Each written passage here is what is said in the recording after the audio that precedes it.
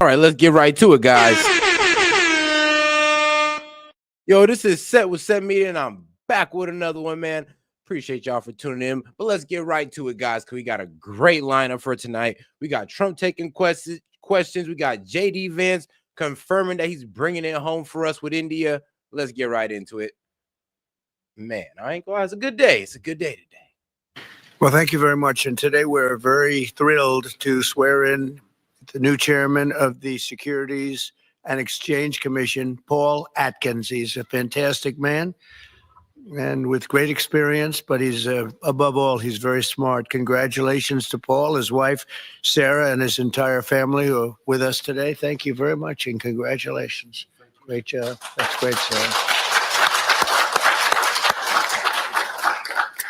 We're also grateful to be joined by our Secretary of the Treasury, who's doing the easiest job. I think it's probably the easiest job right now in government, would you say?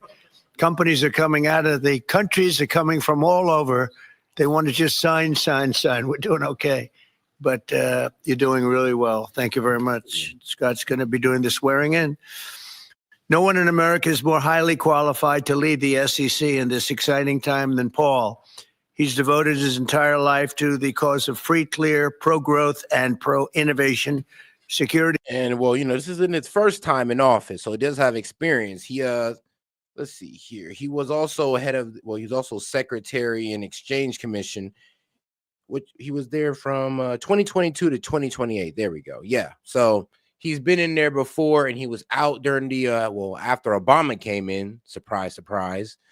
And now he's back in with Trump. So shout out, Trump's bringing back somebody damn near from the Bush days, from the Bush Obama days. These markets. After graduating very, very high in his class, I will tell you, Vanderbilt University School of Law, Paul began a distinguished career practicing securities law in New York City before joining the staff of the SEC in the 1990s. In 2002, Paul was appointed as the commissioner of the SEC, a commissioner, and rode that to a fairly well. He was so respected. He was a role which he promoted economic freedom and represented the agency at the U.S.-EU Transatlantic Economic Council, highly respected the World Economic Forum and the Transatlantic Business Dialogue. After completing his term in 2008, Paul began a successful consulting practice and continued to advocate for a common sense approach to securities regulation. And if you don't know what the SEC is pretty much used for, to simplify it, to really simplify this, is to make sure that we're having fair tradings in our stock market and all that good stuff. So it is a bit funny how, you know, he got out in 08, and Obama and Nancy Pelosi has been, well, multimillionaires ever since. So things do line up. It definitely do. Extremely complicated stuff, and he put a lot of common sense and saneness into it without heavy-handed bureaucracy and the harming of investors and workers and consumers and, frankly, our country itself. Paul has also been a leader in the emerging crypto and blockchain industries and served as co-chair of the Digital Chambers Token Alliance. He's the perfect man to lead this agency at a time when crypto innovators are urgently in need of, and they want so badly, they want it to happen, regulatory certainty and clear rules of the road. In addition to helping build this new framework that will allow the United States to maintain its financial and technological dominance long into the future, Paul will end the weaponization of the SEC and stop the lawless enforcement practices that occurred during the Biden administration. They were vicious people. They were vicious and horrible for our country. Yeah. Paul is passionate about protecting American liberty and American economic leadership, and we are truly grateful and honored that he has answered the call of public service, as he always has. He's a man that just, we were looking for the right person for this very important job, and just he was at the top of everyone's list.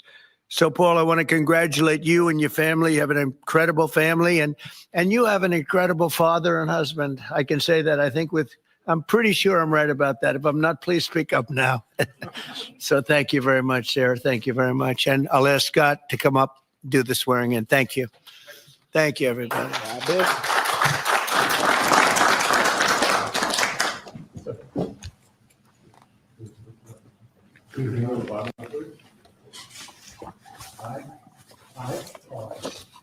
solemnly swear do solemnly swear that I will support and defend that I will support and defend the Constitution of the United the States Constitution of the United States against all enemies, against all enemies, foreign and domestic, foreign and domestic, that I will bear true faith that I will bear true faith and allegiance to the same, and allegiance to the same, that I take this obligation freely Hey, and shout out to my man Hellbat for starting us off. Appreciate the support, bro. He says video by Watop, Waytop, that says why Egyptians aren't allowed in Israel. Posted 2 weeks ago. Haven't watched it, but it sounds interesting. Plus, what's up, brother? What's good? Appreciate the support, my man. Hey, and hopefully your fishing trip was nice. that I take this obligation freely without any mental reservation without any mental reservation or purpose of evasion, or purpose of evasion, and that I will well and faithfully discharge faithfully discharge the duties of the office. But I'm actually happy that this guy's in here because, like I said, he was in there from 2002 to 2008 when Obama came in. And like I said, the SEC is the SEC is supposed to be handling all these fair trading deals in the stock market and all that good stuff. So it is kind of funny how he got out and, Obama, walked in with what? I mean, a couple 100,000 or so, walked out 50 mil up. Nancy Pelosi. Yeah, a lot of inside trading has went down since my man has left his position. So I'm glad we got him back. duties of the office On which I'm about to enter. on which I'm about to enter. So help me God. So help me God. Congratulations. Thank you very much.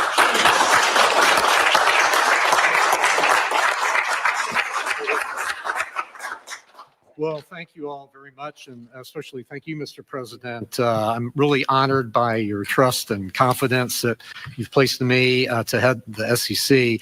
But I really must say the Oval Office has never looked better. One could really describe it as glistening, and I've heard stories about it, and it's true. It's the touch of a confident president leading with optimism towards an American golden age. So thank you for that. And so to my wife, Sarah, and to our sons, Stuart, Peter, and Henry, thank you all for your steadfast love and support. I'm grateful. Yeah, this guy was appointed by George W. Bush. So, yep, back in the Bush days, knocked out during the Obama days, and ever since then, inside training has been rampant. That is a bit crazy how this man leaves his position and things don't go as well. For the sacrifices that each of you have made to enable me to serve America. And thanks to Secretary Besant for administering the oath as well. But a note about my family real quickly. Today would have been my father's 114th birthday. Colonel Atkins was a veteran of World War II and Korea. And yesterday would have been my late mother's birthday. So it seems altogether fitting to honor them and the example that they've set so that their son could stand here speaking to you all today. So to my friends, my family, my colleagues who've worked with me throughout my career and helped make my appointment by President Trump even possible, thank you for your work and dedication. There are many who quietly serve the nation in mostly unsung roles, and I continue to be the beneficiary of your professionalism and good judgment. So at the helm of the SEC, I can confidently say it is a new day. It's time for the SEC to end its waywardness and return to its core mission that Congress set for it: investor protection, fair, orderly, and efficient markets, and capital formation.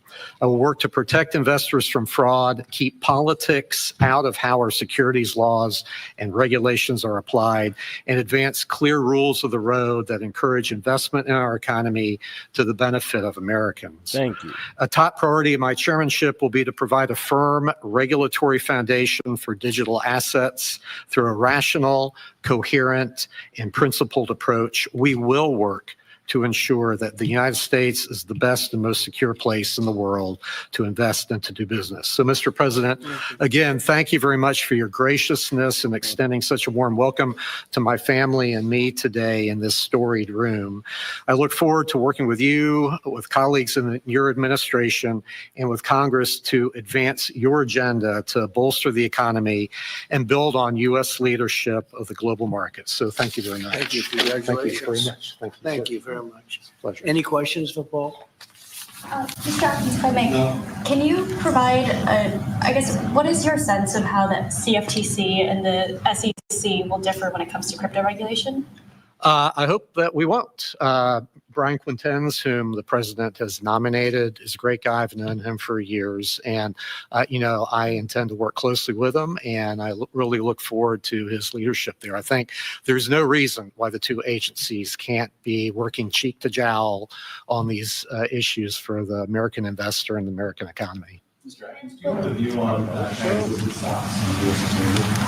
Well, that's subject of statute, and Congress has acted, and I look forward to diving into those issues. Mr. Atkins, do you have a sense, will the Democratic commissioner continue in her role? Her term, I guess, goes through, ended last year, and I guess she can hold over till the end of the year. So it's up to Mr. President and Congress to deal with that. Mr. President, on China, your press secretary has suggested that some progress is being made. Are negotiations actively underway? And do you agree with Secretary Bessent, who has suggested that the current standoff with China is not sustainable? We're doing fine with China. We're doing fine with almost every country. Everybody wants to have involvement with the United States. As you know, we were losing $5 billion a day during the Biden administration, during that last year, was a horror show, what they were doing on trade, $5 billion a day. And now we have it down to a very low number because we're getting 25% from the automobile industry, from autos. We're getting 25% for steel, 25% for aluminum, and we're getting the baseline of 10%. And think of it, we're losing almost $2 trillion on trade. And those days are gone. We're not going to do that again. We're not going to let that happen. We're being ripped off by almost, I don't say every, but very close to every country, everywhere in the world, just being ripped off left and right. You had no leadership. You had people that didn't know what they were doing. And we're going to turn the country around. We have a very nice phrase, make America great again. That's what we're going to do. And it's going to start with trade. We're doing really well. I see the stock market was up nicely, but this is off the good sentiment of what JD Vance accomplished. So like I said, shout out to JD Vance, because we're also about to get into that as well, but because he achieved something great today. Well, I would say this, he definitely moved things along when it comes to our economic future and how things are going to work out with our rare earth and minerals. A transition period, and it's going to be a little while, but we are doing well with every country. Ultimately, we have something they want. And you have to view it that way. We have something they want, and they want very badly. And, it's going to be, they're coming in, they're taking treasure, they're taking jobs when they do that, and they have to pay. And they don't have to pay if they come in and create their own jobs. If they do their product here, if they build their product or make their product in the United States, we have absolutely no tariffs, and we welcome people. But we're taking in a lot of money from tariffs, and our country is getting stronger all the time because the other was not sustainable. Started with China. Are you going to play hardball with them? Are you going to mention COVID? Well, I'm not going to say, no, I'm not going to mention COVID. I'm not going to say, I'm going to play hardball with China. I'm going to play hardball with you, President Xi. No. We're going to be very nice. They're going to be very nice. I'm weak that he actually sat there and did it like that. Like, I'm going to play hardball with you, President Xi. No, we're trying to bring this man to the table by squeezing the F out of his economy. Like, yes, if that's playing hardball, then yeah, you're right. But right now, we're kind of playing a game of chicken with them. And we're seeing, well, who does this affect more? And right now, there's, honestly, I'd say propaganda on both sides. In China, they say that we're scrambling to the stores, rushing to buy stuff. And in America, well, we're pretty much telling y'all the facts of the matter is these guys are having mass layoffs and damn near burning down their factories. So, shoot, tell me who's taking the L, please. And we'll see what happens. But ultimately, they have to make a deal because otherwise they're not going to be able to deal in the United States. And we want them involved. But they have to, and other countries have to make a deal. And if they don't make a deal, we'll set the deal. because we're the ones that set the deal. Scott and Howard and myself and others. Okay, then the president pretty much saying, look, bro, if they don't want to come with a deal, we're going to get aggressive with a deal. We're just going to come to them and be like, here, this is what we're going to do. And if you don't take that, then we're just going to put back on the tariff. So what y'all were trying to do, because you're not about to drag your feet. Yeah, he's getting a little bit more aggressive. We're going to be setting the deal, and it'll be a fair deal for everybody. And it'll be, I think it's a process that's going to go pretty quickly. We've spoken to many, many countries, and we're getting their views on things. You know, there are a lot of things. They have VAT taxes. They have everything you can have. Don't forget, as an example, the European guys, let's make sure to like the video. We got over 100 y'all in here, man. Let's get the likes up by double tapping that screen. Appreciate the support. But yes, double tap that screen and like the video, or hit the 3 dots up there in the corner. Appreciate the support, guys. And make sure to super chat any question, comments, jokes, or disagreements. I'll be happy to read it out loud and engage with it. All right, let's keep it going. European Union was set up to take advantage of the United States. That's why it was set. And they've done that, but they're not doing that anymore. I mean, shoot, that in NATO. Yeah. Mr. President, will you prevent Hamas from having any role in governing a post-war Gaza? And will Hamas have to be permanently eradicated for a ceasefire to be reached? Well, we're not going to let Hamas do that. I mean, permanently eradicated? Like I said, like, bro, when y'all say permanently eradicate Hamas, y'all damn near saying, like, yeah, let's just take out more Palestinians while saying we're eradicating Hamas. Like, shoot, we can make sure Hamas lose power. Like, well, why has that never become part of the conversation? Like, why can't these guys just lose power instead of us letting Israel, you know, run a bombing campaign on them? Like, well, what happened to just making sure they're no longer in power? We did it with other governments. Why can't we do it with this one? It's a bit strange how we're handling these guys right now. And we're going to see what happens with Gaza. But we've made a lot of progress in the Middle East. Tremendous. Should have never happened. That date, that very special date, October 7th, should have never happened. It would have never happened if I were president. But we'll be stopping that whole situation. Yeah, please. Earlier today, Treasury Secretary Hegseth suggested that with tariff rates as high as they are now, it's effectively an embargo on trade between the United States and China. Do you see it that way? That's true. 145% is very high, and it won't be that high. It's not going to be that high. It got up to there. We were talking about fentanyl, where, you know, various elements built it up to 145. No, it won't be anywhere near that high. It'll come down substantially, but it won't be zero. It used to be zero. We were just destroyed. China was taking us for a ride, and just not going to have. It's not going to happen. We're going to be very good to China. Have a great relationship with President Xi, but they would make billions and billions and billions of dollars a year, and they would build their military out of the United States and what they made. So that won't happen, but they're going to do very well. And I think they're going to be happy. And I think we're going to live together very happily and ideally work together. So I think it's going to work out very well. But no, it's at 145%. It will not be anywhere near that number. On the work that your team is doing on the border. Well, sadly, Kevin O'Leary won't get his way with the whole 400%. Like, bruh. Oh, like, man, China did that man dirty. This man really turned around and said, no, Trump's not going hard enough. We need 400 on him. And even I was thinking, like, yo, who are you trying to do to these people? Like, well, we're trying to slow roast them. Like, bro, you're trying to deep fry them. Are you happy with the rate of deportations right now? Oh, it's amazing what they've done on the borders. Thank you for the question, because honestly, it's one of the great successes. We have virtually nobody coming in illegally. We do have people coming in legally because we want people to come in, but we have nobody coming in through the border virtually. We were having hundreds of thousands of people a month come in under Biden. And they came in from prisons, they came in from mental institutions, they came in from gangs in Venezuela and other countries all over the world, not just South America.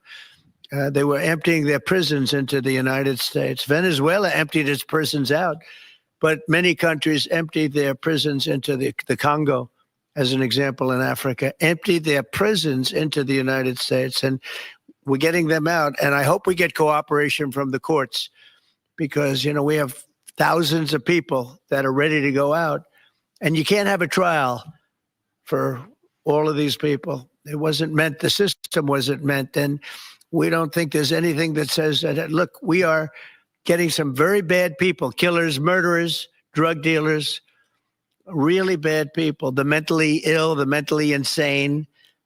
They emptied out insane asylums into our country. We're getting them out. And a judge can't say, no, you have to have a trial. The trial's going to take 2 years. And no, we're going to have a very dangerous country if we're not allowed to do what we're entitled to do. And I won an election based on the fact that we get them out. Yeah, we can't trust these, well, I'm gonna be real with you. We can't trust these democratic cities or states to hold their immigrants.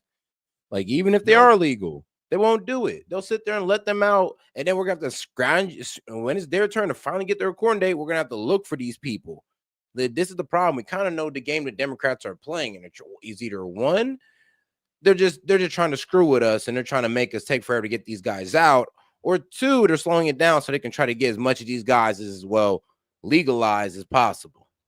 And we've done an amazing job. Look, we've stopped. Everybody admits, even the radical left, we have got the strongest border we've ever had, even stronger than what I had it for 4 years. We had a great border.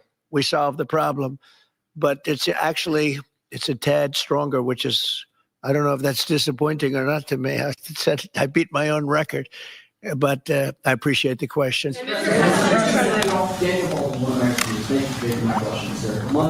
you, Daniel.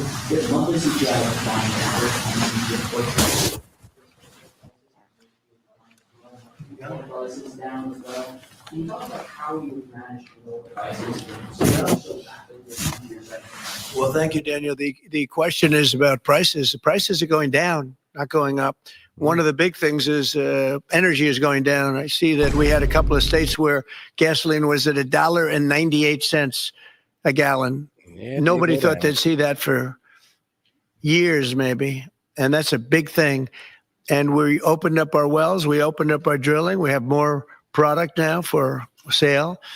And we're also going to be selling outside of the country to a large extent. It's going to bring down our deficits, largely going to bring down our deficits. But if you remember my first week, I was standing here, Paul, and they were screaming about eggs. The cost of eggs have gone through the roof. They were up like 500%, crazy, like 4 or 5 times.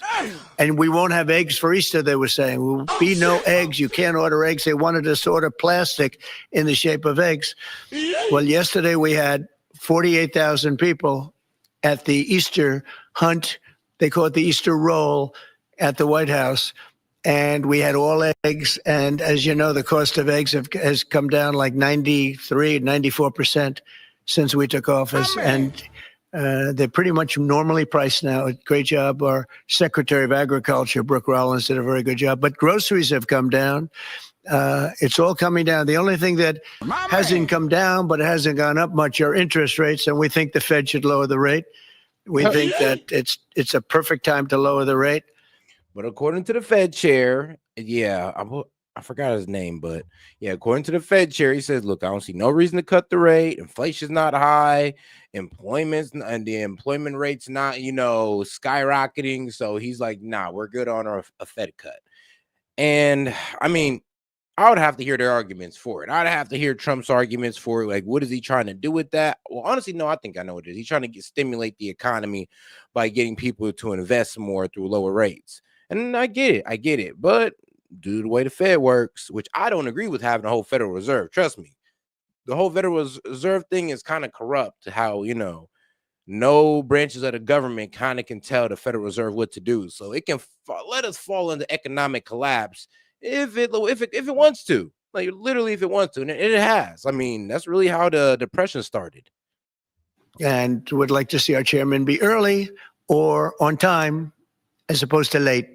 Late's not good. Mr. President, I don't want to talk about that because I have no intention of firing him. Mr. President, there are reports that you're considering doing something for moms across the country, giving them some type of bonus whenever they have a child. Are you considering that? Or Sounds like a good idea to me. Yeah, please. So to clarify, you have no intention of firing Jerome Powell because your economic advisor Kevin Hegseth a few days ago said that you and people in the White House were studying this idea possibly before its term ends. No. Do you have any plans on doing it? None whatsoever. Never did.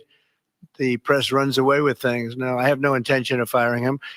I would like to see him be a little more active in terms of his idea to lower interest rates. It's a perfect time to lower interest rates. If he doesn't, is it the end? No, it's not. But it would be good. Like I said, I always do say, those who want to speak on the Depression, let's not be historically inaccurate. Any historian will tell you, even historical economists will tell you that, it was a money tight situation. It had nothing to do with the tariffs. Everybody just bring up the tariff just because Trump's is using it now and they're trying to reference the Great Depression off it. That's historically inaccurate. The tariffs did not cause the Great Depression. We know that. It was the whole point of the whole economy being money tight and the Fed refusing to print more money. That's why we have this whole criticism of the Fed. That's why a lot of people side-eye the Fed like, why are you even around? Actually, you know what's even worse about the Fed? Our presidents before us, our founding fathers, try to stop things from being enacted that was kind of resembling the Fed. And here we are. Timing. She could have taken place earlier. But no, I have no intention to fire him. You can't. I don't want to comment. No offense, but Trump, you can't fire that man. And you're like, sorry. But like I said, the Fed is the only, one of the few entities that, I ain't gonna lie, controls things in the United States that we cannot touch. It controls our money. It controls the rate. It controls if we print or not. But we can't tell it what to do, though. It looks at the economy and it makes their own call. That doesn't matter. Mr. President, you said When can we expect the Epstein documents to be released? The rest of them? Which documents? The Epstein files? I don't know. I'll speak to the Attorney General about that. I really don't know. I know that we've done the RFK, the Kennedy, Martin Luther King is out there very shortly, so we'll find out. But we've really announced we're doing them in full transparency. When we did JFK, people were saying, "Oh, maybe it wasn't all; it was all," and people actually went up to the office and they looked at some things that were, not really easily available, and they were amazed that we gave it all. And I don't know if it solved any problems for people. People still have questions one way or the other, but that I'm not. But 100% of all of these documents are being delivered. Yeah, please. Mr. President, you said you're ultimately going to make a deal with China, but where do things stand right now? Have you talked to him? My relationship with President Xi is great. It's been great for a long time. We've had a very good relationship, and I think we'll make a deal with China. Mr. President, in your meeting with... If we don't make a deal, we'll set it. We'll just set the number, and, I think they'll want to be a part of the United States. We're doing great. This is the golden age, as Paul said. Trump is now getting a little bit more aggressive. He's now telling these countries, is like, look, and most countries are not really dragging their feet, but there are some, and he's telling us, like, look, if you're going to drag your feet, we'll just bring you the price then. We'll set it. We'll set the arrangements. And trust me, these countries don't want that. You'd rather work things out with the United States and them coming to you being like, so it's either you're going to get hit with crazy tariffs or you're going to take this trade deal. Take a pick. Talking about the golden age, it will never be a time like this, in my opinion. And China wants to be a part of that, too. Mr. President, are you meeting with investigation firm, the Butler investigation? Are you getting intelligence briefings? Do you think will I have. I have. I'll keep that to myself. Very personal. Are you concerned about the impacts of tariffs on West Coast ports with just a sharp drawdown in Chinese imports coming in? I think that everyone's going to do well in this country because of tariffs. We have $7 trillion. Like I said, right now the Chinese economy is being squeezed. There's mass layoffs. Corporations are moving operations to Vietnam. China's going through it right now. And trust me, it's like this. Hopefully, Xi will either cave under the pressure of his own party or his party will be overthrown. It's either one or the two, because they can't keep doing this. The only way these communist regimes stay in power is if their people's being fed. And right now, majority of their people are not being fed and they're being laid off. They're pulling up to the job and they're saying, you see all those ports outside? Yeah, well, due to American tariffs, we can't send none of them. Therefore, we have no work for you. Go home. $10 of investment already. You can go back many years, and for a whole year, they haven't had anywhere near that. Mostly, they'd be well under $1 trillion of investment. and we've got 7 trillion. We really started 5 weeks ago. And in just a few weeks, literally, we have 7 trillion, which is a record for a year. There's never been a year with that much. And that's coming in, I think, for 2 reasons. It's coming because of an election that people liked, and it's coming in because of tariffs. And if you look at Apple, Apple's going to start building here. Right now, they're in China mostly. $500 billion. We have the computer, all of the computer chip companies are coming in at levels that nobody's ever seen before, as you know. Jensen came in for $500 billion. You saw that. Great guy, highly respected. Mr. Wei coming in for $250 billion.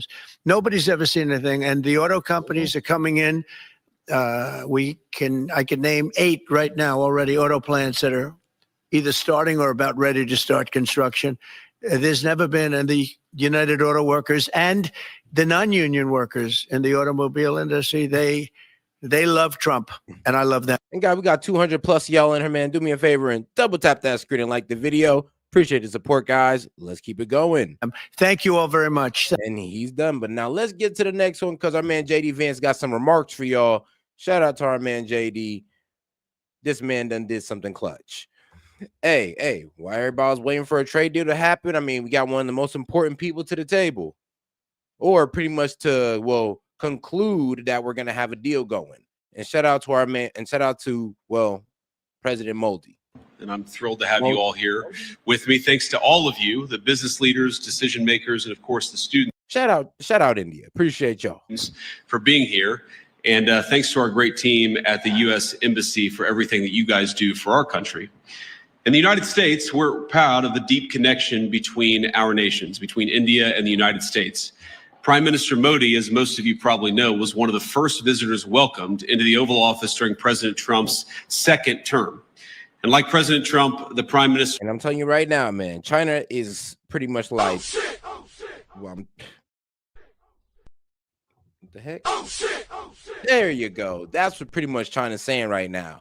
Because it's like, oh, man, they got 1.4 billion people. Well, guess what? We found a way to replace their ass. So, well, they got all these people that we need and all that good stuff. No, we don't. We can't even sell to most of their people. Like, surprise, surprise, because all they do is sell to us, but we can barely sell to them. But guess what? We found a billion people we can sell to. So, yeah, China sitting there like, because we found a different market to buy into. And we don't need their market. We never really did. There was always others.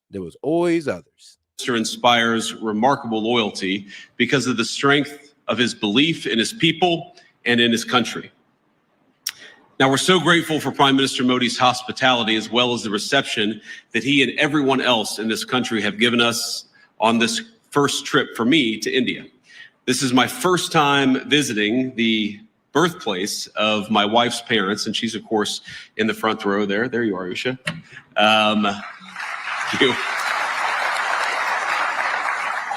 She's a bit of a celebrity, it turns out, in India, I think more so than her husband. But I haven't been here long, but already I've been fortunate enough to visit the Akshardham Temple. Did I pronounce that right, honey? I did okay? All right. With my family this morning, as a matter of fact. And last night, Prime Minister Modi welcomed me, Usha, and our 3 small children at his beautiful home. I've been amazed by the ancient beauty of the architecture of India, by the richness of India's history and traditions, but also by India's laser-like focus on the future. And those things, I think this appreciation for history and tradition and this focus on the future is very much something that I think animates this country in 2025. Now, in other countries I've visited, it sometimes feels like there's a flatness, a sameness, a desire to just be like everyone else in the world. But it's different here. There's a vitality to India, a sense of infinite possibility, of new homes to be built, new skylines to be raised, and lives to be enriched. And there's a pride in being Indian, a feeling of excitement about the days that lie ahead. Now, it's a striking contrast with too many in the West, where some in our leadership class seem stricken by self-doubt and even fear of the future. To them, humanity is always one bad decision away from catastrophe. The world will soon end, they tell us, because we're burning too much fuel or making too many things or having too many children. And so rather than invest in the future, globalist ideas, though, of course. I mean, the whole having too many children. Now, I remember Bill Gates saying that, and he wasn't talking about America. He was side-eyeing Africa when he made that statement, which is a bit troubling. Yeah, I mean, it's really troubling when you got a billionaire side-eyeing Africa like, you know what? That's a lot of black people over there. There's too much of y'all. Y'all need to get down y'all numbers. It's very disturbing knowing that. they too often retreat from it. Some of them pass laws that force their nations to use less power. They cancel nuclear and other energy generation facilities. Hey, and shout out to my man AJ. Appreciate the support, my man. He says JD wife making the things happen for Indians. I know, right? I was like, you know, maybe JD Vance was a very strategic play, and appreciate the support, by the way. But yeah, it must have been some type of strategic play, because there ain't no way she just got in there. Like, he got in there that smooth with India. That smooth, like, got the kids over there, they're chilling with the president. The president Modi's playing with JD Vance's kids. I'm like, oh, we're good. Like, oh yeah, we're really good over there. Even as their choices, the choices of these leaders, lead to more dependence on foreign adversaries. Meanwhile, their message to their friends, to countries like India, is to tell them that they're not allowed to grow. Well, President Trump rejects these failed ideas. He wants America to grow. He wants India to grow. And he wants to build the future with our partners all over the globe.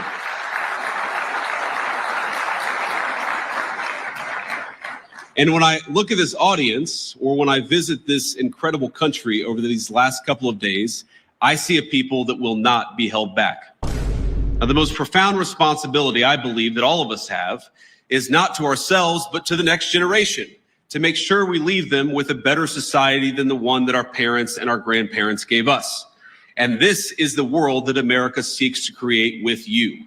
We want to build a bright new world, one that's constantly innovating, one that's helping people to form families, making it easier to build, invest, and trade together in pursuit of common goals. Now, I believe that our nations have much to offer one another. And that's why Oh, guys, let's make sure we like the video, guys. Make sure to double tap that screen. Let's get more people in on the conversation, and let's get the video a push. Appreciate the support, guys. Let's keep it going. We come to you as partners looking to strengthen our relationship. Now, we're not here to preach that you do things any one particular way. Too often in the past, Washington approached Prime Minister Modi with an attitude of preachiness, or even one of condescension. Prior administrations saw India as a source of low-cost labor on the one hand, even as they criticized the Prime Minister's government, arguably the most popular in the democratic world. And as I told Prime Minister Modi last night, he's got approval ratings that would make me jealous. But it wasn't just India. This attitude captured too much of our economic relationship with the rest of the world. So we shipped countless jobs overseas, and with them, our capacity to make things, from furniture, appliances, and even weapons of war. We traded hard power for soft power, because with economic integration, we were told, would also come peace through sameness. Over time, we'd all assume the same sort of bland, secular, universal values, no matter where you lived. The world was flat after all. That was the thesis, and that was what they told us. And when that thesis proved false, or at least incomplete, leaders in the West took it upon themselves to flatten it by any means necessary. But many people across the world, and I think your country counts among them, they did not want to be flattened. Many were proud of where they came from. I mean, yeah, shout out to India. Look, India is a very proud and, well, passionate people. I'll tell you that. They're very proud and passionate people. So if you guys thought you guys would get that globalist BS on them, no, it wasn't going to happen. I mean, the Asian countries, they stand very strong on their nationality.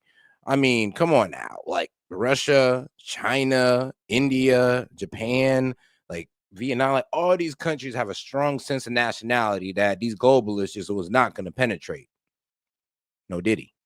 Way of life, the kind of jobs they worked, and the kind of jobs their parents worked before them. And that very much includes people in my own. Well, since we're talking globally, no Epstein. country, the United States of America.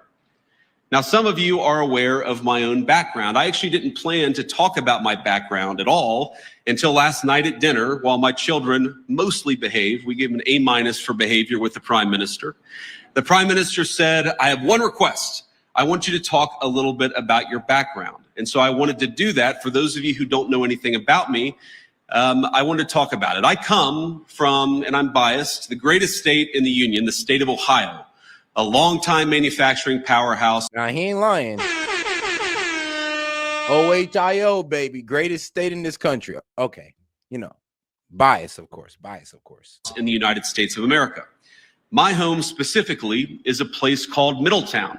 Now, it's not a massive city by any means. It's not Jaipur, but it's a decent sized town and a place where people make things, which has been a point of pride in Middletown for generations.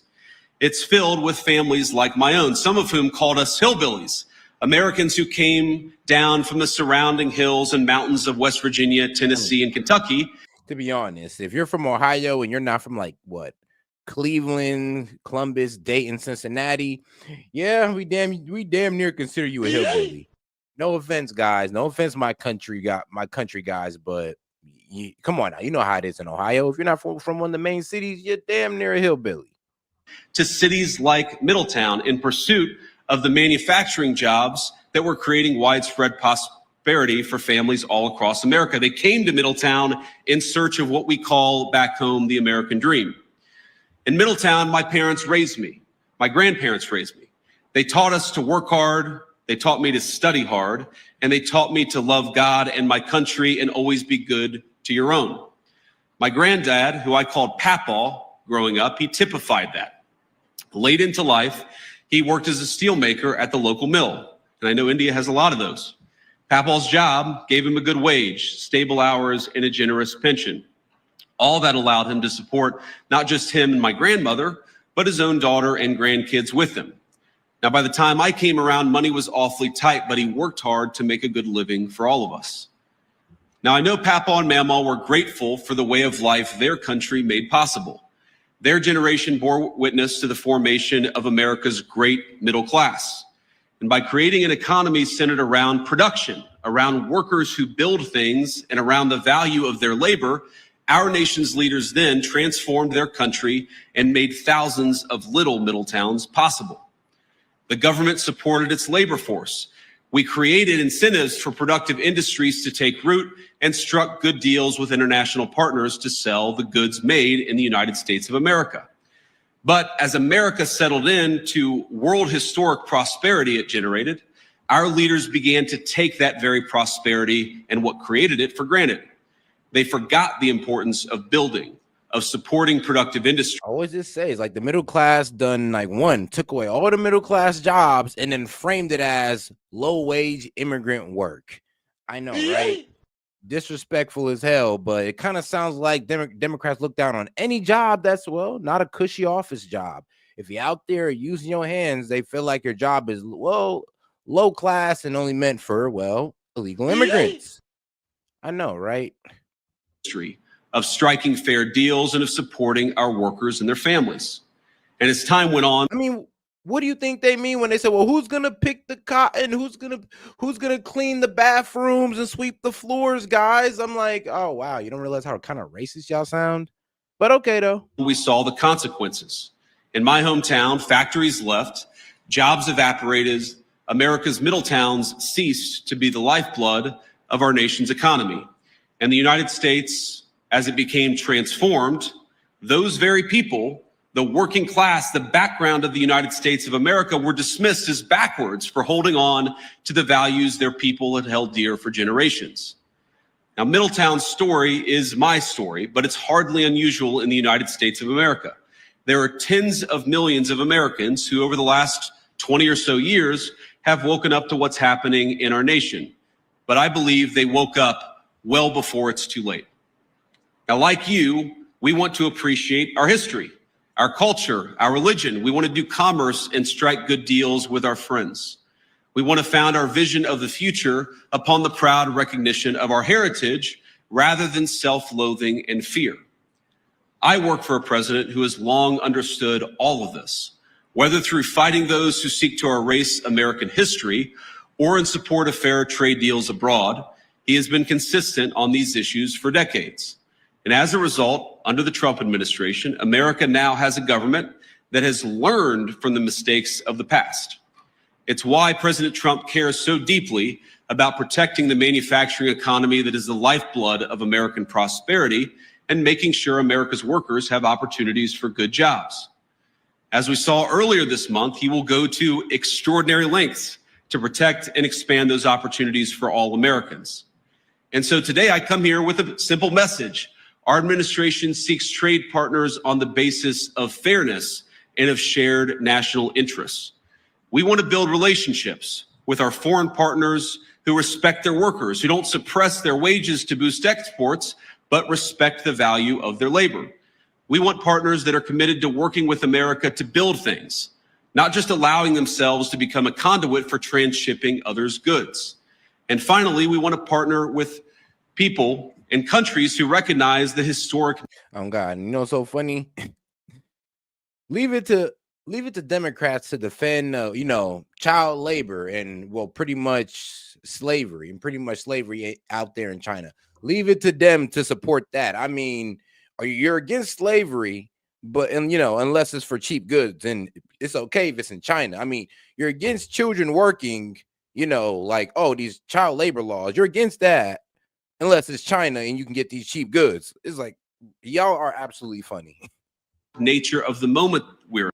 But you know, anytime you point out any type of liberal hypocrisy, this is how they are. Oh, it was a huge movie. He was the lead. No.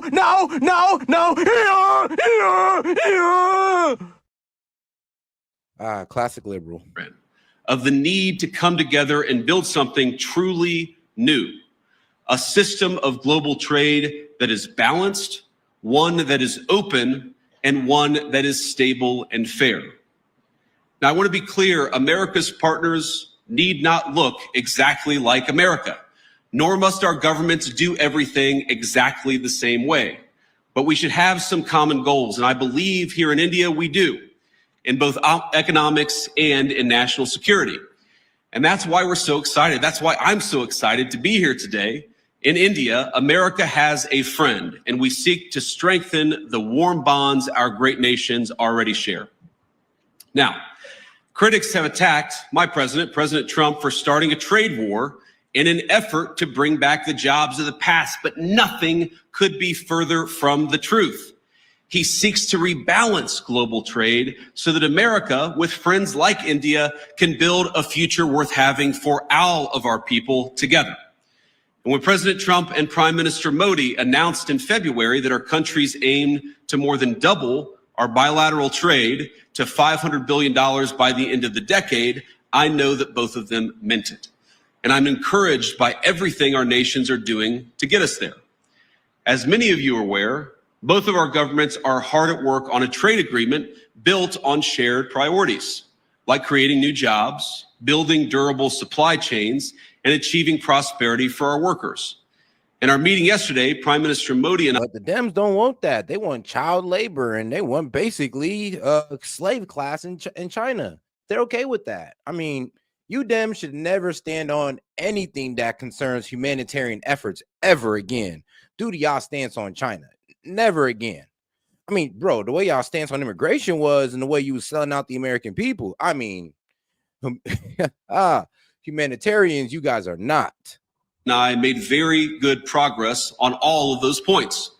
And we are especially excited to formally announce that America and India have officially finalized the terms of reference for the trade negotiation. I think this is a vital step. Thank you.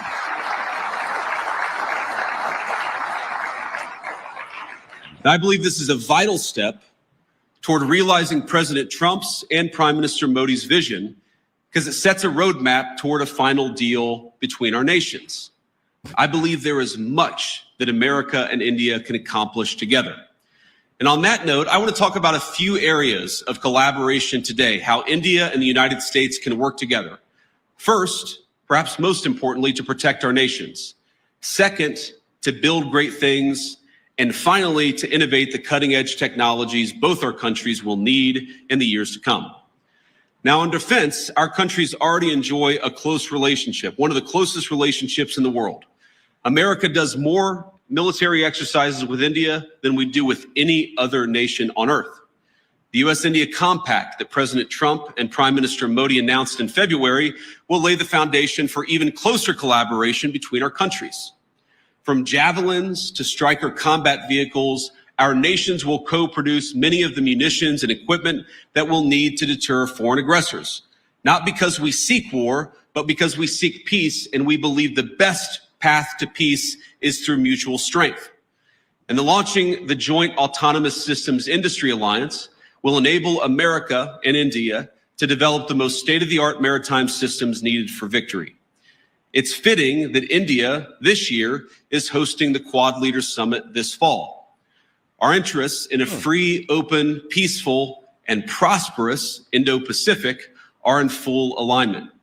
Both of us know that the region must remain safe from any hostile powers that seek to dominate it. Growing relations between our countries over the last decade are part of what led America to designate India a major defense partner, the first of that class. This designation means that India now shares with the UAE a defense and technology infrastructure and partnership with the United States on par with America's closest allies and friends. Okay. But we actually feel that India has much more to gain from its continued. I mean, it is funny though, because as China stopped buying our military equipment, which is mainly our planes, well, guess who ramped up their order? India and Vietnam. So it's like I said, we can easily replace India. I mean, my bad. We can easily replace China. And it wasn't that hard because China's buying power, like what they were buying from us, is easily replaceable.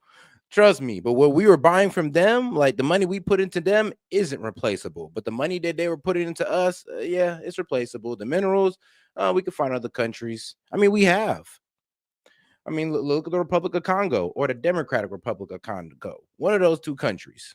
New defense partnership with the United States. And let me sketch that out a little bit. We, of course, want to collaborate more. We want to work together more. And we want your nation to buy more of our military equipment, which, of course, we believe is the best in class. American fifth-generation F-35s, for example, would give the Indian Air Force the ability to defend your airspace and protect your people like never before. And I've met a lot of great people from the Indian Air Force just in the last couple of days. India, like America, wants to build. And that will mean that we have to produce more energy. It's more energy production and more energy consumption. And it's one of the many reasons why I think our nations have so much to gain by strengthening our energy ties. As President Trump is fond of saying, America has once again begun to drill, baby, drill. And we think that will inure to the benefit of Americans, but will also benefit India as well. Past administrations in the United States of America, I think motivated by a fear of the future, have tied our hands and restricted American investments in oil and natural gas production. This administration recognizes that cheap, dependable energy is an essential part of making things and is an essential part of economic independence for both of our nations. Of course, America is blessed with vast natural resources and an unusual capacity to generate energy. So much that we want to be able to sell it to our friends like India. I mean, yeah, to a very large market like India. I mean, shoot, the market's way better than China's market. I'll tell you that right now. We believe your nation will benefit from American energy exports and expanding those exports. You'll be able to build more, make more, and grow more, but at much lower energy costs. We also want to help India explore its own considerable natural resources, including its offshore natural gas reserves and critical mineral supplies. We have the capacity and we have the desire to help. Moreover, we think energy co-production will help beat unfair competitors in other foreign markets. But India, we believe, can go a long way to enhance energy ties between our nations. And one suggestion I'd have is maybe consider dropping some of the non-tariff barriers for American access to the Indian market. Please and Now, we've thank talked you. about this, of course, with Prime Minister Modi. And look, President Trump and I know that Prime Minister Modi is a tough negotiator. I mean, yeah, because out of everybody that dropped their tariffs, India wasn't one of them. All India did was just come to the table and say, look, we ain't dropping our tariffs, but we'll definitely talk about something now. It's like, well, yeah, we're not going to drop tariffs, but we'll definitely talk about a deal. So shout out to JD Vance for going and seeing these guys personally and working something out. And yeah, finding a way to get us access into that. Well, how much people did they got? Well, it's over 1 billion, or is it about at 1 billion? Shout out. We found 1 billion people to replace China with. And you guys thought they were irreplaceable. He drives a hard bargain. I ain't gonna lie, man. Y'all be sounding like an ex-girlfriend. Like, you'll never find nobody better than me. You go out there, you won't find nothing. Bro, as soon as I step outside, I see everything I need. Y'all are funny. It's one of the reasons why we respect him. And we don't blame Prime Minister Modi for fighting for India's industry, but we do blame American leaders of the past for failing to do the same for our workers. And we believe that we can fix that to the mutual benefit of both the United States and India. Let me give an example.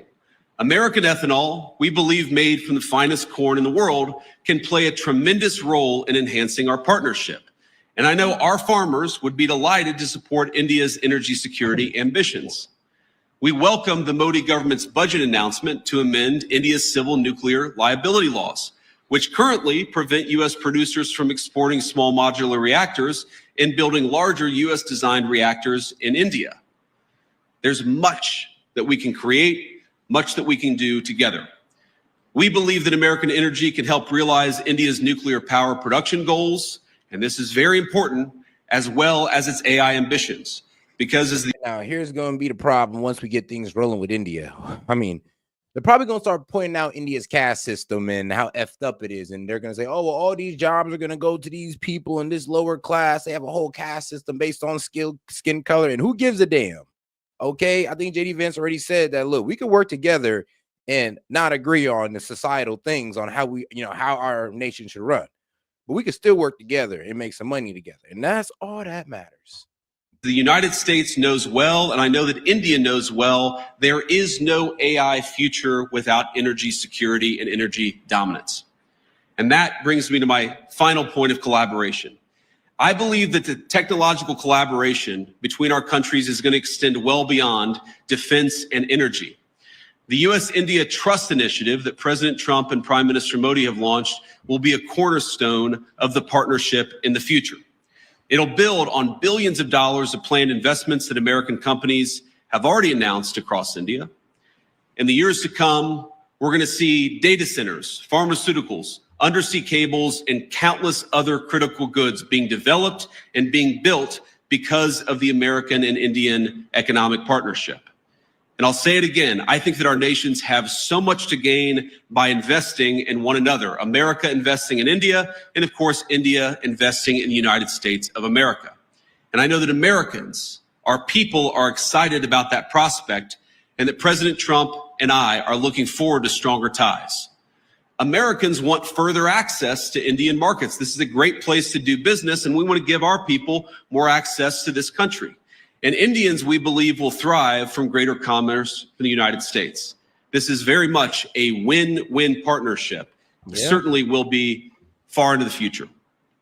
And as I know this audience knows better than most, neither Americans nor Indians are alone in looking to scale up their manufacturing capacity. The competition extends well beyond cheap consumer goods and into munitions, energy, infrastructure, and all sorts of other cutting-edge technologies. I believe that if our nations fail to keep pace, the consequences for the Indo-Pacific, but really the consequences for the entire world will be quite dire. And this, again, is where India and the United States have so much to offer one another. We've got great hardware, the leading artificial intelligence hardware in the world.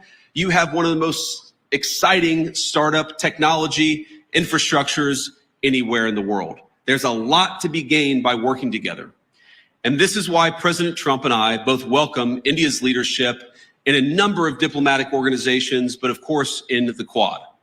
We believe a stronger India means greater economic prosperity, but also greater stability across the Indo-Pacific, which is, of course, a shared goal for all of us in this room, and it's a shared goal for both of our countries.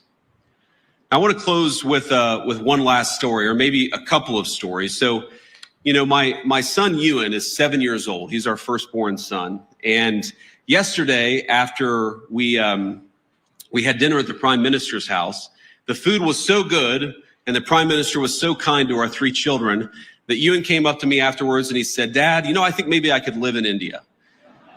And but I think after about 90 minutes in the Jaipur Sun today at the Great Palace, he suggested that maybe we should move to England. So you take the good with the bad here. But I want to talk about Prime Minister Modi because I think he's a special person. I first met Prime Minister Modi at the AI Action Summit in February, and we had a lot of important discussions on AI and other policies to prepare for. The Prime Minister also managed to figure out that my son Vivek was actually turning 5 years old on the trip. This was in Paris just a couple of months ago. So think about this. Amid a huge international policy conference, he took the time to stop by where I was staying, wish our second son, Vivek, a happy birthday, and even bring him a gift. Ush and I were both genuinely touched by his graciousness. You know, you know, and I can admit that JD's wife has a lot to do with this at this point. It does sound like he's getting the sweetheart deal on knowing that, well, I'm pretty sure his wife is either from India or has parents that are from India. And I'm pretty sure the Prime Minister of India can get around that. He's like, all right, I'm comfortable with you because I know you're sympathetic towards my people. It's like, of course, JD Vance is sympathetic towards Indian people. His kids are Indian. So it is good to know that. I mean, I would be comfortable with that too. It's like, oh, you're telling me this world leader's kid got an Indian wife, kids are Indian. Yeah, okay. It does sound like he might have a little bit of favoritism towards India. And I mean, that's perfectly fine as long as it's America first. And we've been even more impressed by his warmth since we arrived in India. Now, it's interesting. Some of you may know that when you're a politician, your kids spend almost as much time in the limelight as you do. And the great things about kids is they are brutally honest. They're brutally honest with everybody, whether you want them to be or not. And our 7-year-old, our 5-year-old, and then our 3-year-old baby girl, Mirabelle, it's interesting. They've only really attached themselves to, they've only really liked, I should say, they've only really built a rapport with 2 world leaders. The first, of course, is President Trump. He just has a certain energy about him. But Prime Minister Modi, it's the exact same thing. Our kids just like him. And I think that because kids are such good, strong of characters, guys said this is a Modi or Moji. This is a Modi Glaze session. I'm here for it. I mean, hey, bro, if he's about to open up his economy to us, those like, whoa, millions upon millions of people, a billion population. Yeah, I'm all for it. Let's go. I'm all for it. Hold on. And their people got more buying power than the people of China. So more of our products could possibly be bought. Yeah, I'm all for that because the people in China can't even afford their own damn products.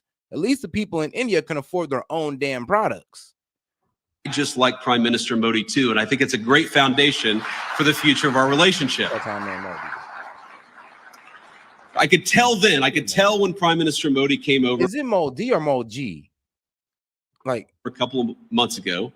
And I believe today that he is a serious leader who has thought deeply about India's future prosperity and security, not just for the rest of his time in office, but over the next century. And I want to end by making a simple overarching point. We are now officially 1/4 into the 21st century, 25 years in, 75 years to go. And I really believe that the future of the 21st century is going to be determined by the strength of the United States-India partnership. I believe. Actually, I kind of want to be a dick and point this out. It's like, bro, name something that's 100% made in America. Guns. I mean, why not? America, motherfucker. America. A lot of weapons are made in America. Man, quit playing with us, man. When it comes to our weapons, we make that shit here, baby. Thank you. What? All right, let's get right back to it. I believe that if India and the United States work together successfully, we are going to see a 21st century that is prosperous and peaceful. But I also believe that if we fail to work together successfully, I know I still got the Made in USA sticker on the cross, but why? Patriotism, baby, patriotism. the 21st century could be a very dark time for all of humanity. So I want to say it's clear to me, as it is to most observers, that President Trump, of course, intends to rebalance America's economic relationship with the rest of the world. That's going to fundamentally will cause profound changes within our borders in the United States, but of course with other countries as well. But I believe that this rebalancing is going to produce great benefits for American workers. It's going to produce great benefits for the people of India. And because our partnership is so important to the future of the world, I believe President Trump's efforts, joined, of course, by the whole country of India and Prime Minister Modi, will make the 21st century the best century in human history. Let's do it together. God bless you, and thank you for having me. All righty. And all right, like I said, shout out to India. All right, now let's get into our man Hegseth defending himself because, yeah, he got a lot to defend. Great job. Great show. Ask the Houthis how he's doing. Everybody's happy with her. We have the highest recruitment numbers I think they've had in 28 years. No, he's doing a great job. It's just fake news. Well, that was President Trump doubling down on his support for Defense Secretary Pete Hegseth 24 hours ago, denying a New York Times report about sharing sensitive information on another Signal chat called Team Huddle. Here to set the record straight himself, the current Secretary of State, Pete Hegseth, former host right here on Fox and Friends. Pete, Hey, great Brian. to see you, Mr. Secretary. Great to see you. So your thoughts on what's been reporting of Team Huddle and the Signal chat that the New York Times says took place between you, your wife, and your brother, and some others. So, Brian, if you remember, a text that took place between him, his wife, and his brother are we really discussing this? Well, there's no way, bro. Because I thought I heard it wrong when CNN was covering it, but I got really like hint. What are y'all coming at? Like, what's going on here? Fox and Friends, Pete, Hey, great Brian. to see you, Mr. Secretary. great to see you. So your thoughts on what's been reporting of Team Huddle and the Signal chat that the New York Times says took place between you, your wife, and your brother, and some others. Mm-hmm. So, Brian, if you remember when this all started, the first go around, because this is the second go around, right? They peddle old stuff, they kick it back up.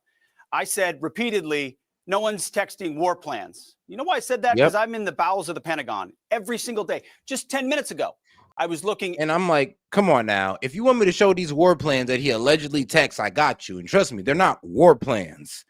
I even had one of the veterans hop up in here. Shout out to my man Gerard. He hopped up on here and pretty much said, yeah, those aren't war plans. And maybe y'all never seen war plans before. And you know what? Be honest, me neither. But what Hegseth wrote down, I ain't gonna lie. If those are war plans, those are some shitty war plans, bro. I'm like, that ain't tell me nothing. At actual war plans of things that were ongoing or pending things to happen, because that's on a regular basis on classified systems. That's my job for the war fighters, for the President of the United States. I look at war plans every single day. What was shared over Signal then and now, however you characterize it, was informal, unclassified coordination. Oh, guys, let's get the likes up. Let's get the likes up to 60 likes. Appreciate the support, by the way. But let's go ahead and double tap that screen and like the video. And we are 27 super chats for opening up the call-in line and running Conspiracy Hour. I appreciate the support, guys. Let's keep it going. For media coordination and other things. That's what I've said from the beginning. At the beginning, it was left-wing reporters from The Atlantic who got a hold of it and then wanted to create a problem for the president. This is what it's all about, trying to get at President Trump and his agenda. Now, here at the Defense Department, because, Brian, I want this to be very clear. We take the classification of information very important. It's very significant to us that we safeguard it. And so when we had leaks, which we have had here, we did a serious leak investigation. And through that leak investigation, unfortunately, we found some folks that we believe were not holding to the protocols that we hold dear here at the Defense Department. Through that investigation, they have been moved on, and that investigation continues.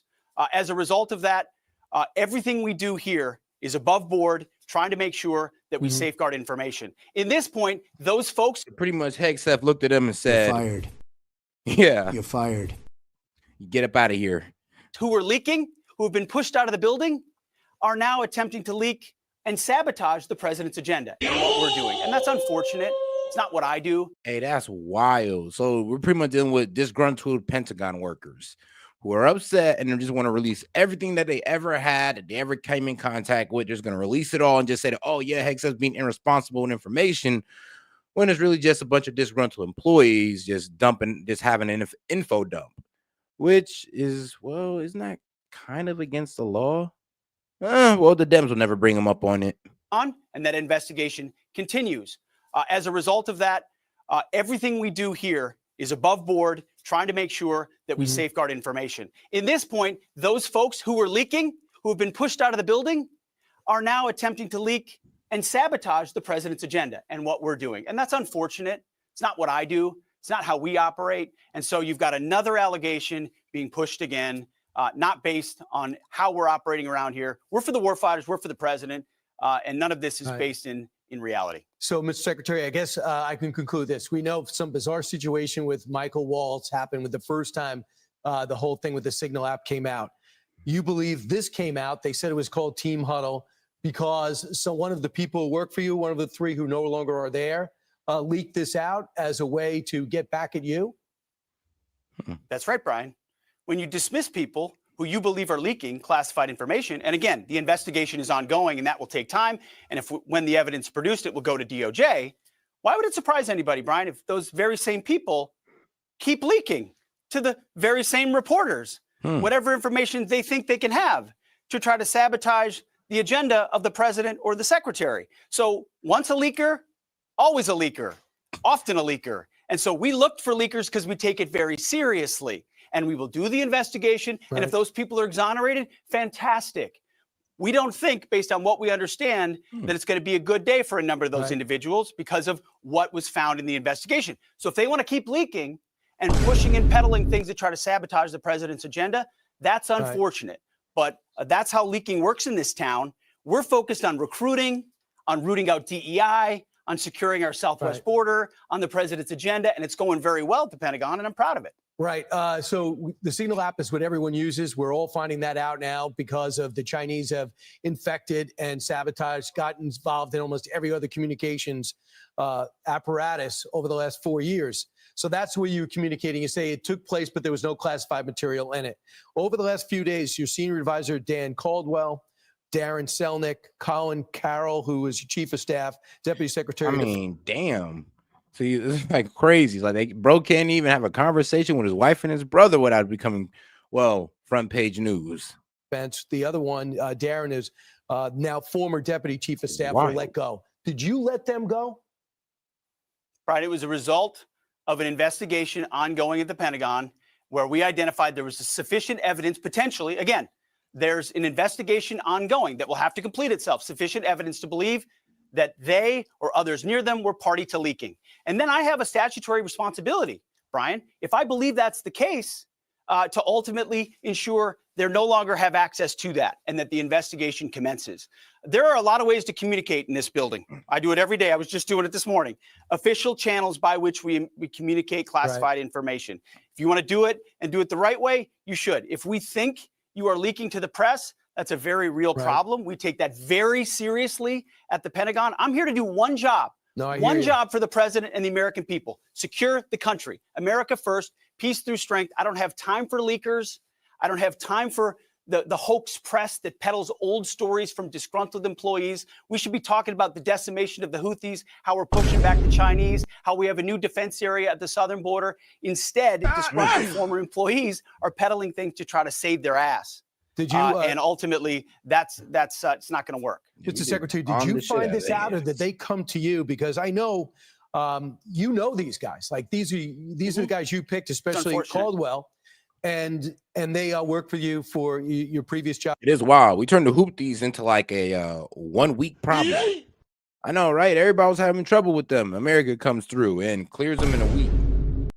Before you got over to Fox.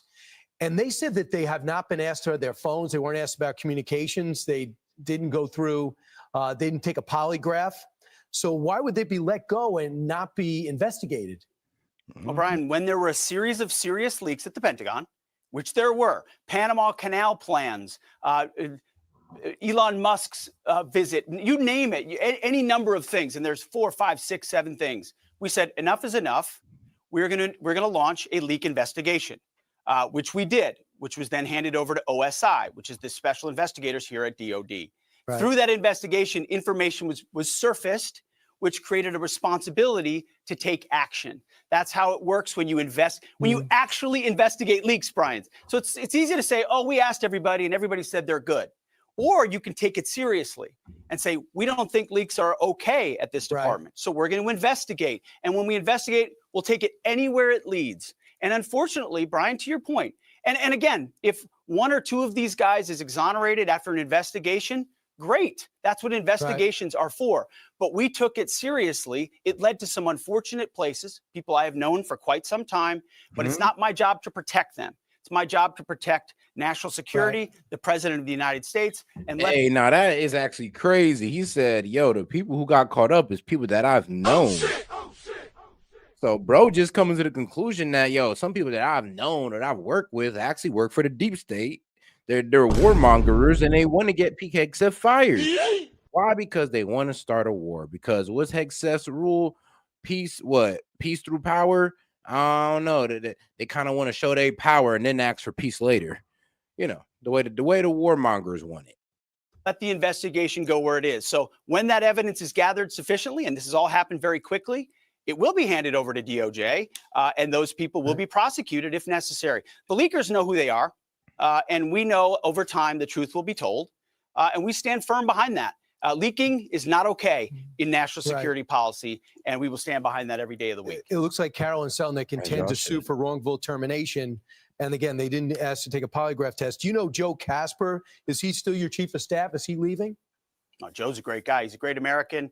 He has done a fantastic job for us at the Defense Department, securing the southwest border, getting a beachhead here at the Pentagon. He's staying with us, going to be in a slightly different role, but he's not going anywhere, certainly not fired. You make changes over time, and we're grateful for everything Joe's done. So, as you know, one of the people that left, he says he was not fired, he let go. Other people said he was fired. John Hewlett, a former Pentagon spokesperson, decided to put this in Politico and say, here's a quote: "It's been a month of total chaos at the Pentagon, from leaks of sensitive operational plans to mass firings. The dysfunctional, now a major distraction for the president, deserves better from his senior leadership. President Donald Trump has a strong record on holding his top officials to account.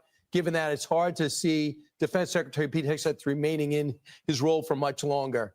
You know him. I know he was let go. He had a great idea to get rid of Jackie Robinson, being sarcastic, from the Pentagon. Your thoughts about that statement? Anybody that knows John knows why we let him go. We did a lot of favors for John. He did some good work up front. Then he was moved along and asked to move along. Now he's misrepresented a lot of things in the press. It's unfortunate. We did right by him. We tried to help. He's spinning it otherwise. It's too bad. It's politics, I guess. Mr. Secretary, do you think you take this job, you come in with war experience and all your great background, do you think there's a lot of people who don't want you there, and there's some type of deep state forces that want to make sure you don't stay there?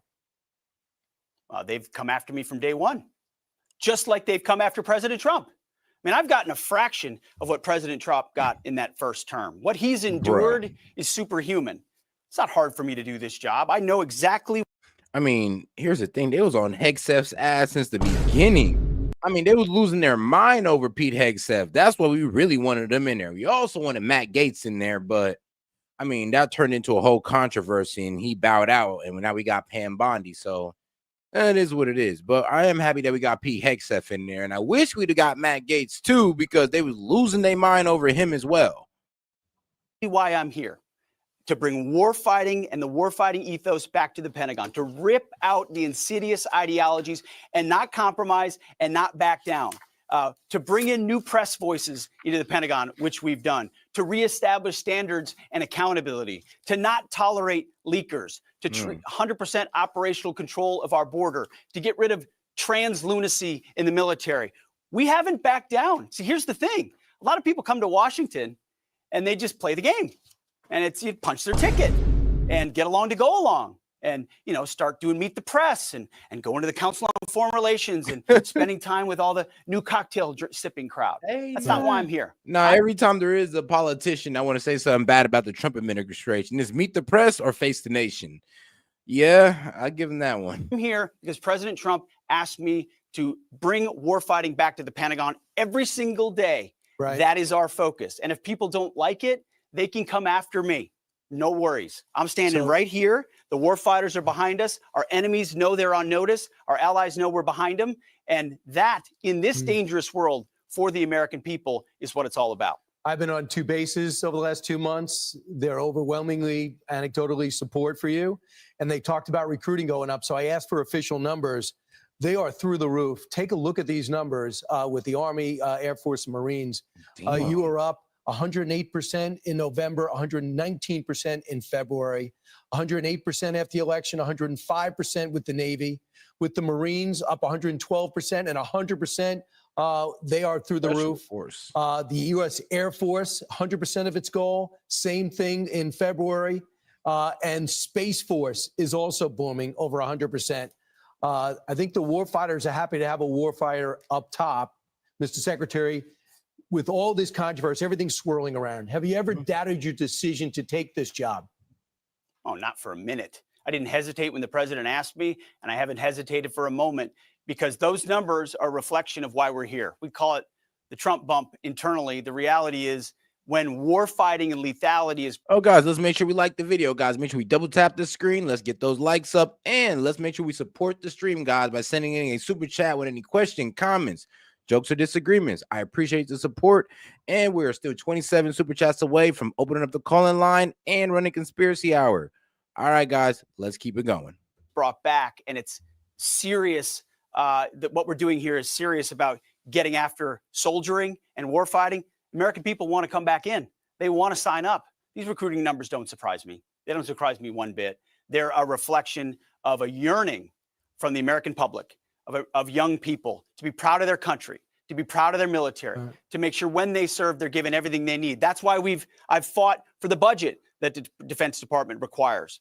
And the president has said, we'll have our first $1 trillion budget, because my kids, my 14-year-old, if he joins, he's going to have a great military. He's going to have peace through strength because of the historic investments of this president. So no, I haven't blinked, and I won't blink because this job is too big and too important for the American people. And I'm grateful for every opportunity the president has given me. And I was grateful to see the Hegseth Army on the Easter egg roll yesterday in the backdrop. They are ready to go. Mr. Secretary, thanks so much. All right, now let's get to the next video. And guys, I already initiated the goal of, if we can get 20 super chats in the next 3 hours, hey, I'll go ahead and run that Conspiracy Hour for you guys. We can have a fun one. If not, like I said, hey, we'll just go ahead and end the stream on that note. Appreciate the support, guys. Let's keep it going. All right, let's get on to Miss Levitt. On Saturday evening following the funeral service. I can also the president will depart from Washington on Friday morning and return to the United States on Saturday evening following the funeral service. I can also confirm the dates of the president's trip to the Middle East. He will travel to Saudi Arabia, Qatar, and the United Arab Emirates from May 13th until May 16th. And on Thursday of this week, President Trump will welcome Norwegian Prime Minister at the White House for a working visit. The two leaders will discuss trade and regional security. This will be the 13th head of state visit of President Trump's term already. At the border, President Trump continues to deliver on his promise to make America safe again. The Wall Street Journal captured the Trump effect in a recent article. Border crossings grind to a halt as Trump's tough policies take hold. U.S. Customs and Border Protection recorded its lowest southwest border crossings in history in March, and we're seeing the same successes at our northern border. Here's how the New York Post put it. Northern border sector previously overrun by illegal migrants sees dramatic drop in crossings.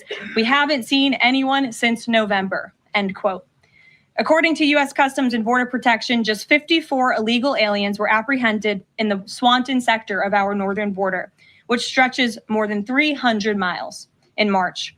This is a drastic 95% drop from the more than 1,000 border crossings that were caught in March 2024. This is a main hotspot area that recorded more than 80% of all apprehensions along the northern border during the 2024 fiscal year. And new reporting from the Washington Times fully highlights the difference in Joe Biden's disgraceful approach to the border compared to President Trump's. Under Trump, border catch and release has dropped 99.99% from worst Biden month. You can't get much better than that. This statistic in particular is astounding. Border Patrol agents caught and immediately released 189,604 illegal aliens into the United States in December 2023 at the height of the Biden border crisis.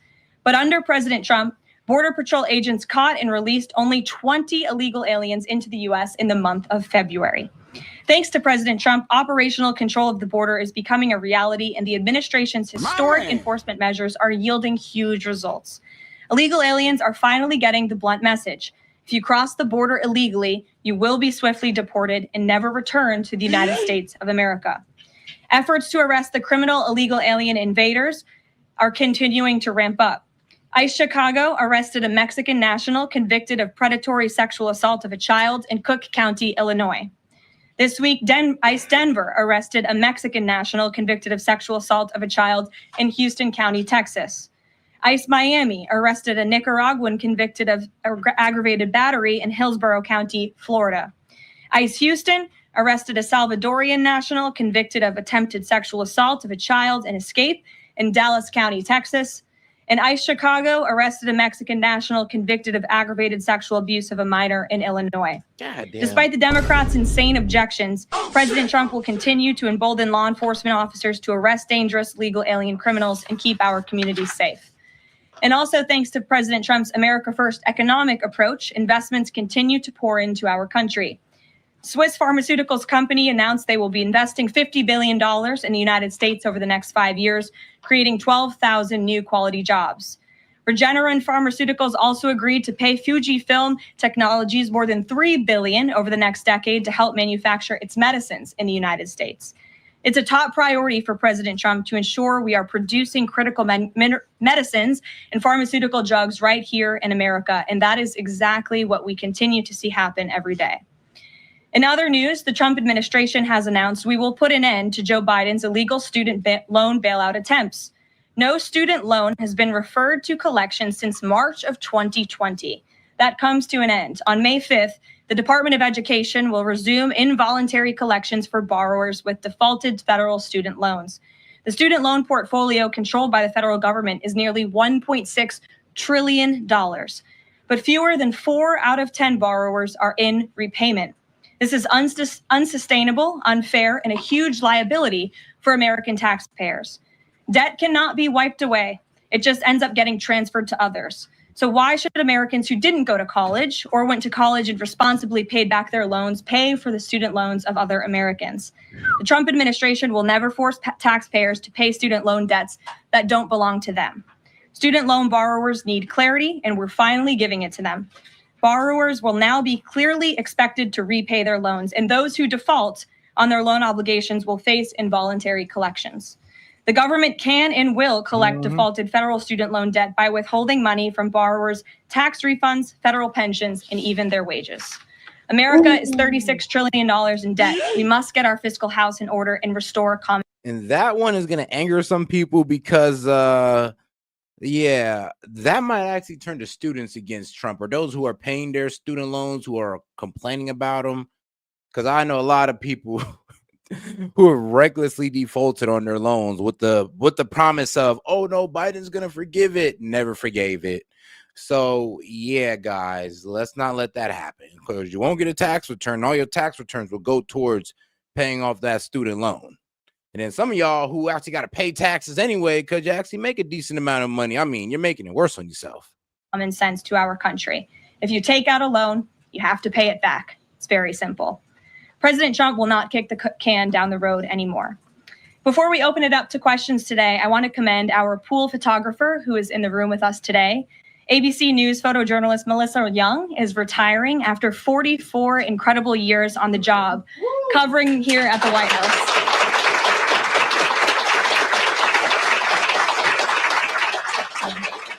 Hey, shout out.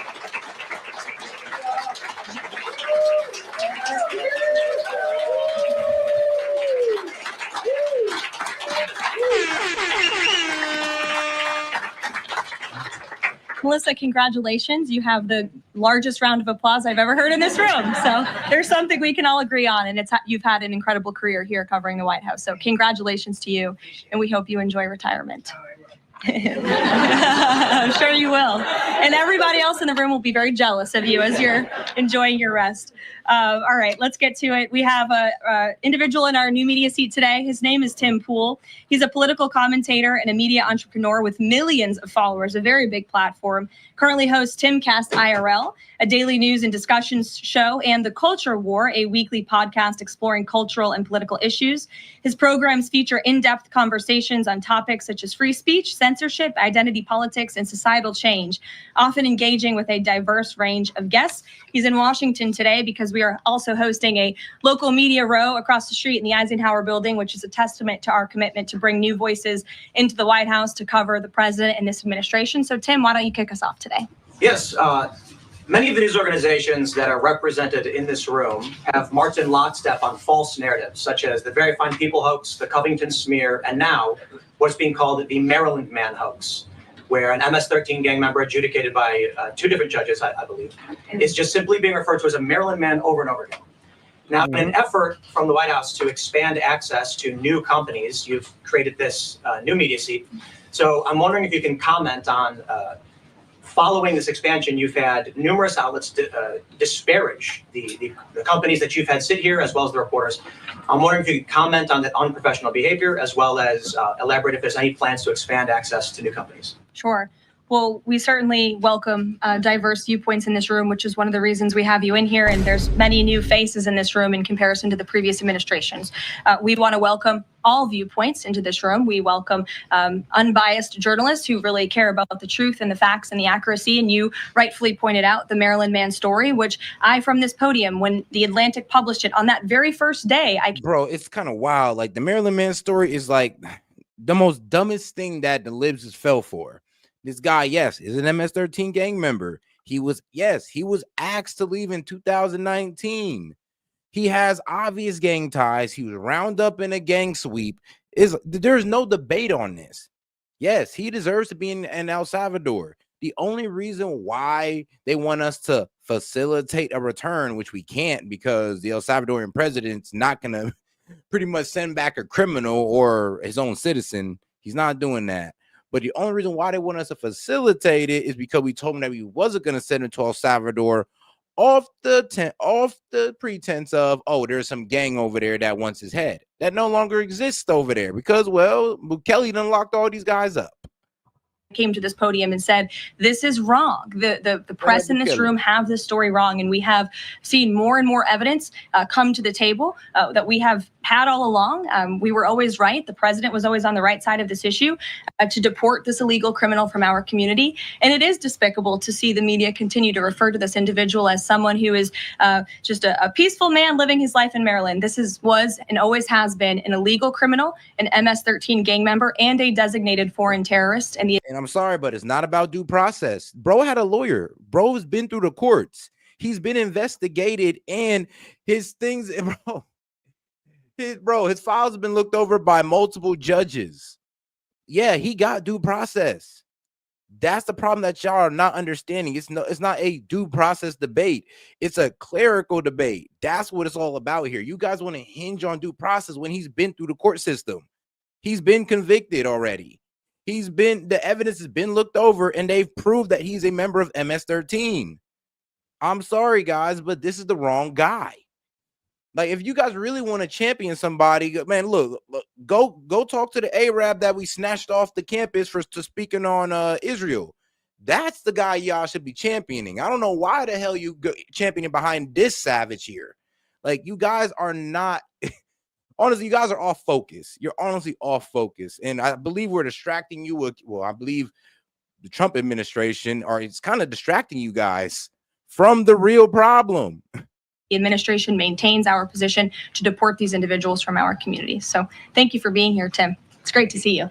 Thank you. Dasha, why don't you kick us off? Thank you, Caroline. You're welcome. I really appreciate it. I have two questions, one on the Pentagon and another on the economy.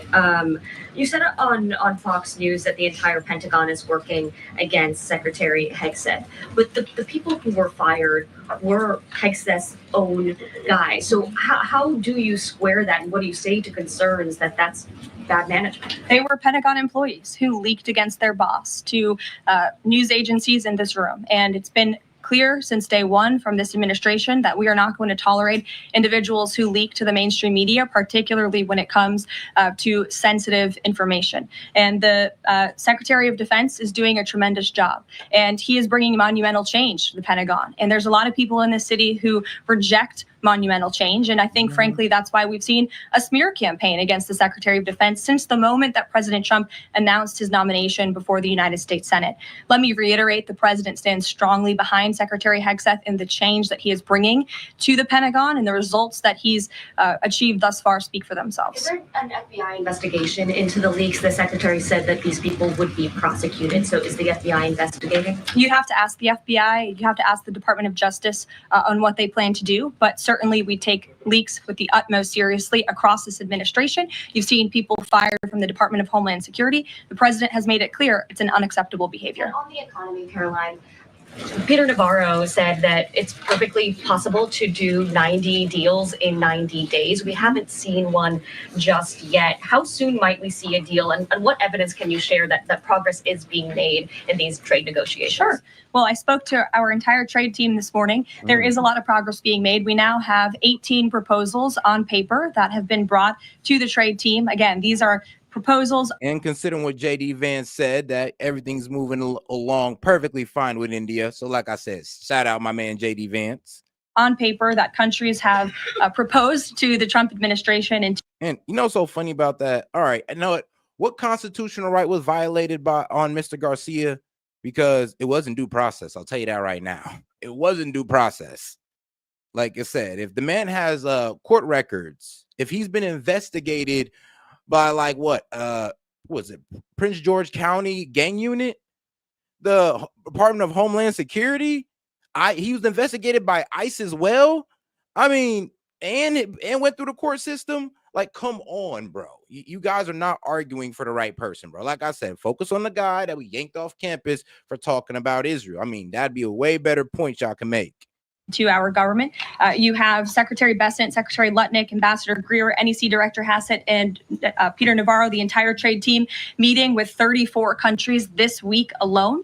We are moving at Trump to ensure these deals are made on behalf of the American worker and the American people. And just yesterday, it seemed to get a little bit lost in the news, and I think it's a disservice to the American public that it did. The vice president announced terms of reference for a trade deal with India. That is a big deal.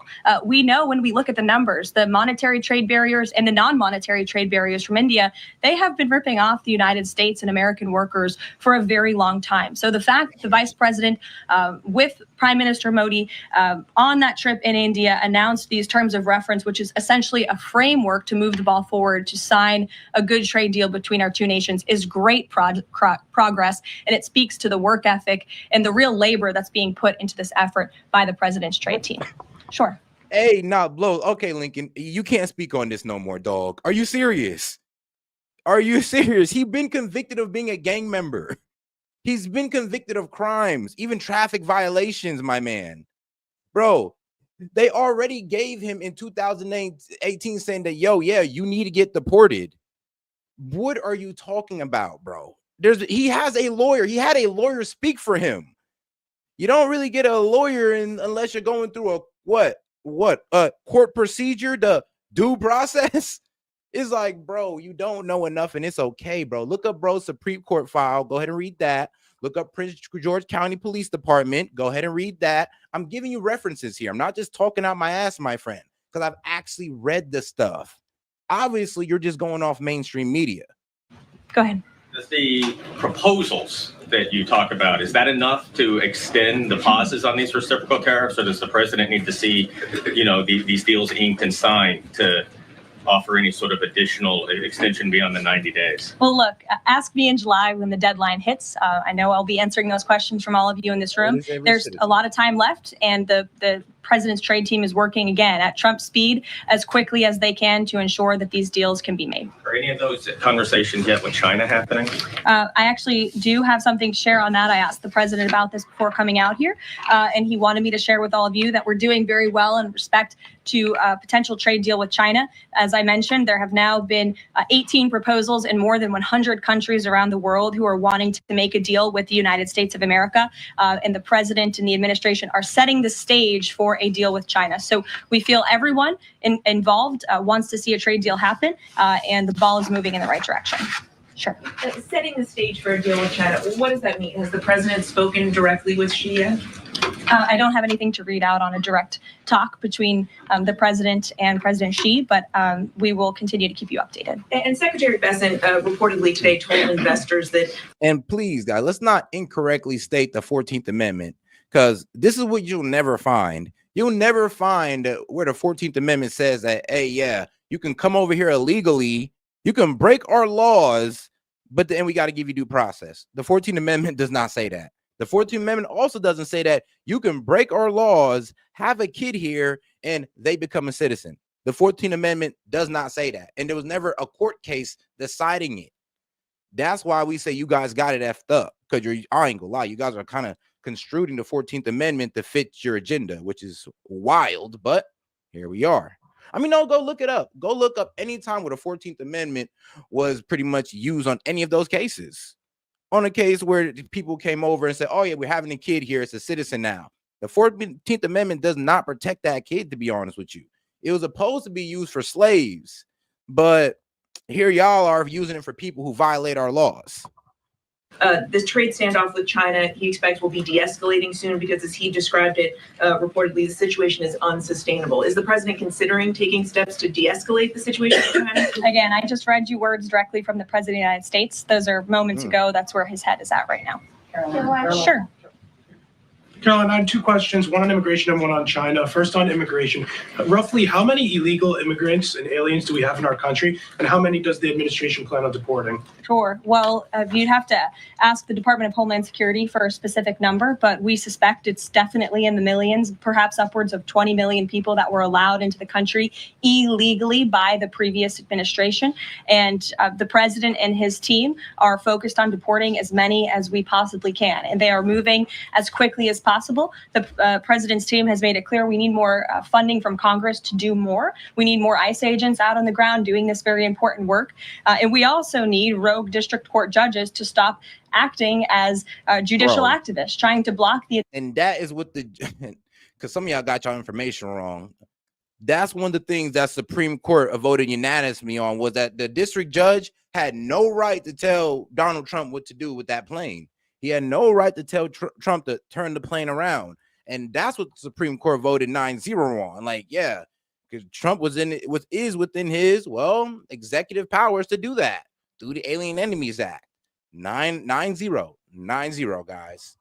Administration from deporting illegal criminals from our nation's interior. The American public elected the president to do this, and he's following through with that promise. And we have over 250,000 Chinese nationals in our country right now on student visas. Does the administration believe there's any national security concern when it comes to those over 250,000 Chinese nationals in our country? Well, as you know, when it comes to foreign visas, the Secretary of State has the right to revoke visas of those who we feel are acting in a adversarial way to our foreign policy interests here in the United States.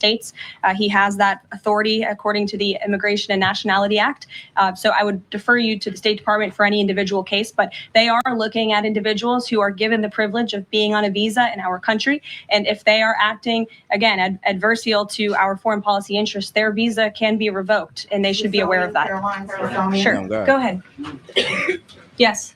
I'm calling on you. Thank you, Caroline. You're welcome. Over the last few weeks, several countries have warned their citizens about travel to the U.S., and the Department of Commerce's own stats know that show that from a lot of countries, the number of visitors is falling.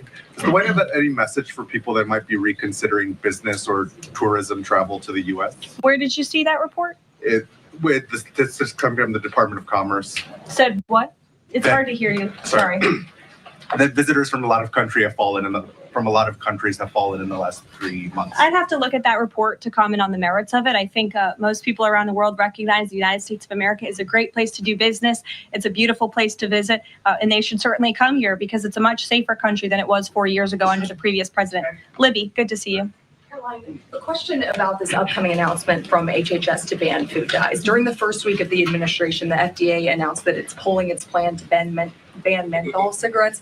So 2 questions for you. How do you square a ban on menthol cigarettes being pulled and then announcing this ban on food dyes? And then how does the president feel about this upcoming ban that RFK is going to announce? Sure. Well, look, the Secretary of Health and Human Services, the president nominated him because he trusts him to make this country healthy again. It's not just a slogan. It really is a movement that has broken ground across the country. There's millions of people who believe in RFK Jr., Secretary Kennedy, and what he's doing. I don't want to get ahead of HHS with this historic announcement later and the details of it, but obviously the secretary feels that he has reason and evidence to announce the ban on artificial dyes later, and I'll let him. Yeah, we definitely do have that coming up later on. That yes, our man RFK Jr. is coming out pretty much explaining the harmful effect of these dyes in our food. So yeah, everybody side eye your Fruit Loops and look at it crazy because they got you. Speak to that this afternoon. Phil. The president started the process of reclassifying more than 50,000 federal employees as Schedule F.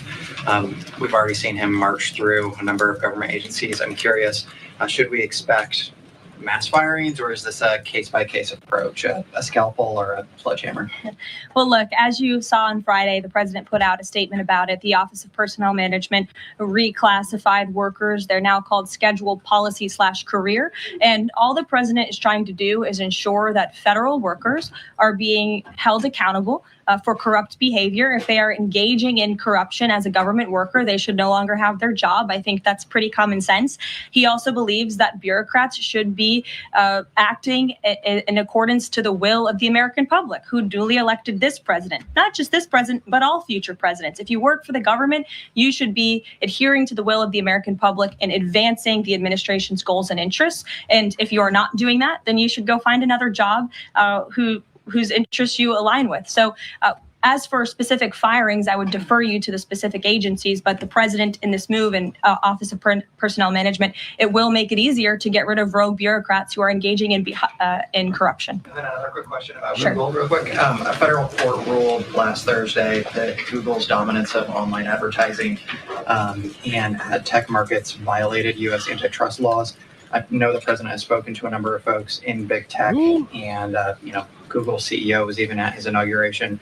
I'm curious. I mean, yeah.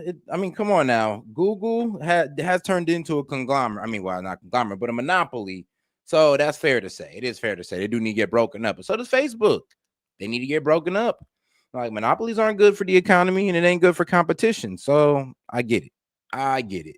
Curious, what is the? But then again, though, I mean, like, to be fair is fair. If we're gonna go after those guys, I mean, shouldn't we go after like BlackRock and I don't know, like some of them big major television companies as well? You know, like, just saying. I mean, they're built up of multiple stations, multiple companies as well. So how come they get to run free and Google and Facebook can't? I'm just saying. I'm just making the point on that. President's reaction to that court ruling. I'll have to ask him, and I'll get back to you, Phil. Thank you, Caroline. You're welcome. John. Thanks a lot, Caroline. Some economic questions for you. Kevin Hegseth has been a key economic advisor to the president in both of his terms.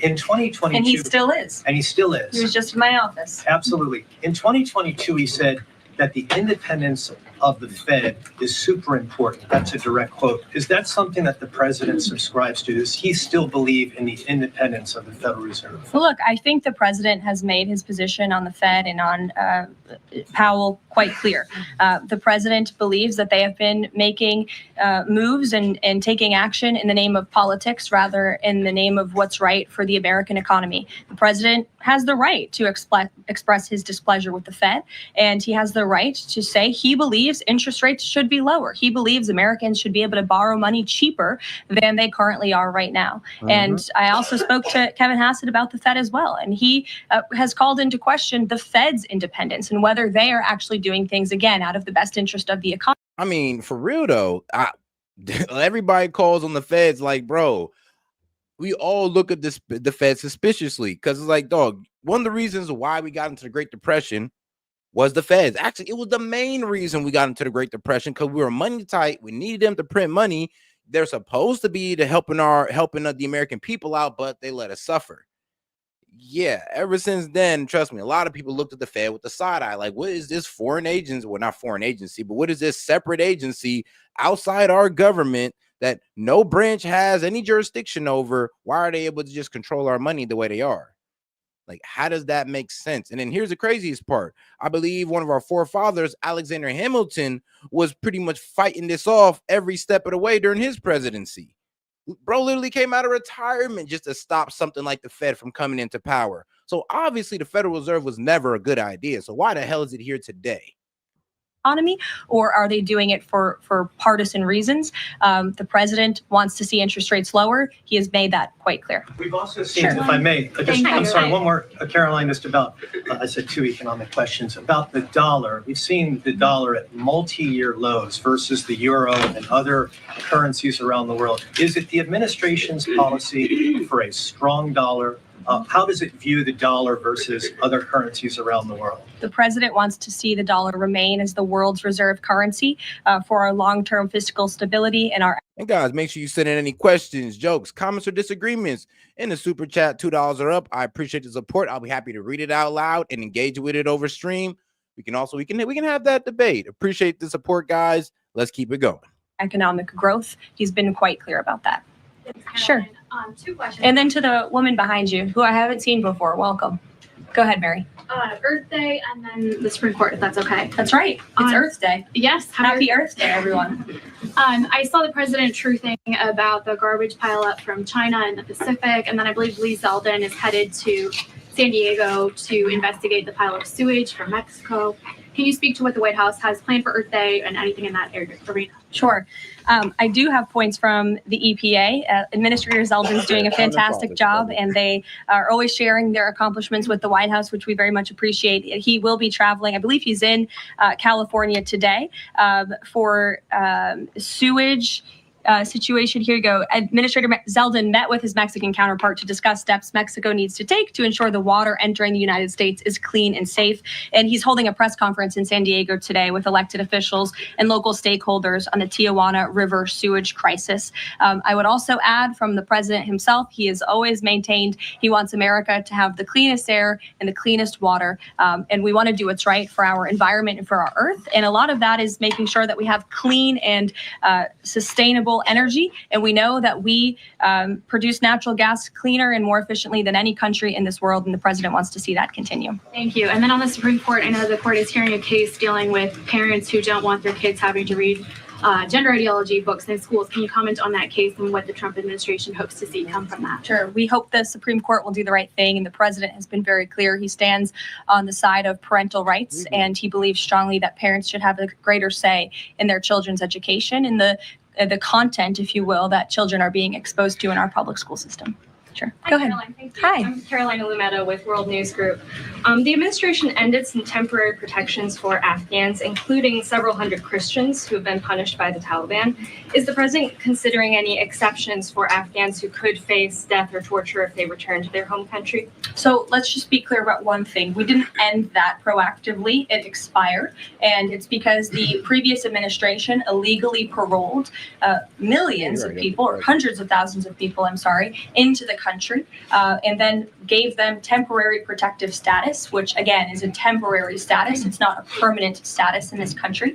And if there are individuals here who came in through the Biden administration who want to claim asylum, there is a legal process to do that. And those cases will be adjudicated by a judge on a case-by-case basis. We have a legal immigration process in this country for a reason, and all this administration is trying to do is effectuate that. Reagan. Questions for you Sure. on immigration. March deportation numbers were down slightly from the same time period last year. SCOTUS recently ordered a pause on deporting turned-day Iraq members with the Alien Enemies Act. I'm curious. Yep, that is what the Supreme Court did do. They paused, and I mean, there was a bit of an outrage on that. A lot of people are pretty much saying that the Supreme Court should have stayed in their lane with this one, but here we are. So yeah, the Supreme Court paused the gang member deportations, and I ain't gonna lie to you, I think there was like 2 of them that was in dissent. It was a 7-2 decision. The 2 that was in dissent was pretty much saying like, yo, what are we doing trying to tell the president or get in the way of the president's Article 1 powers? That is outside of what the judicial branch is supposed to be doing.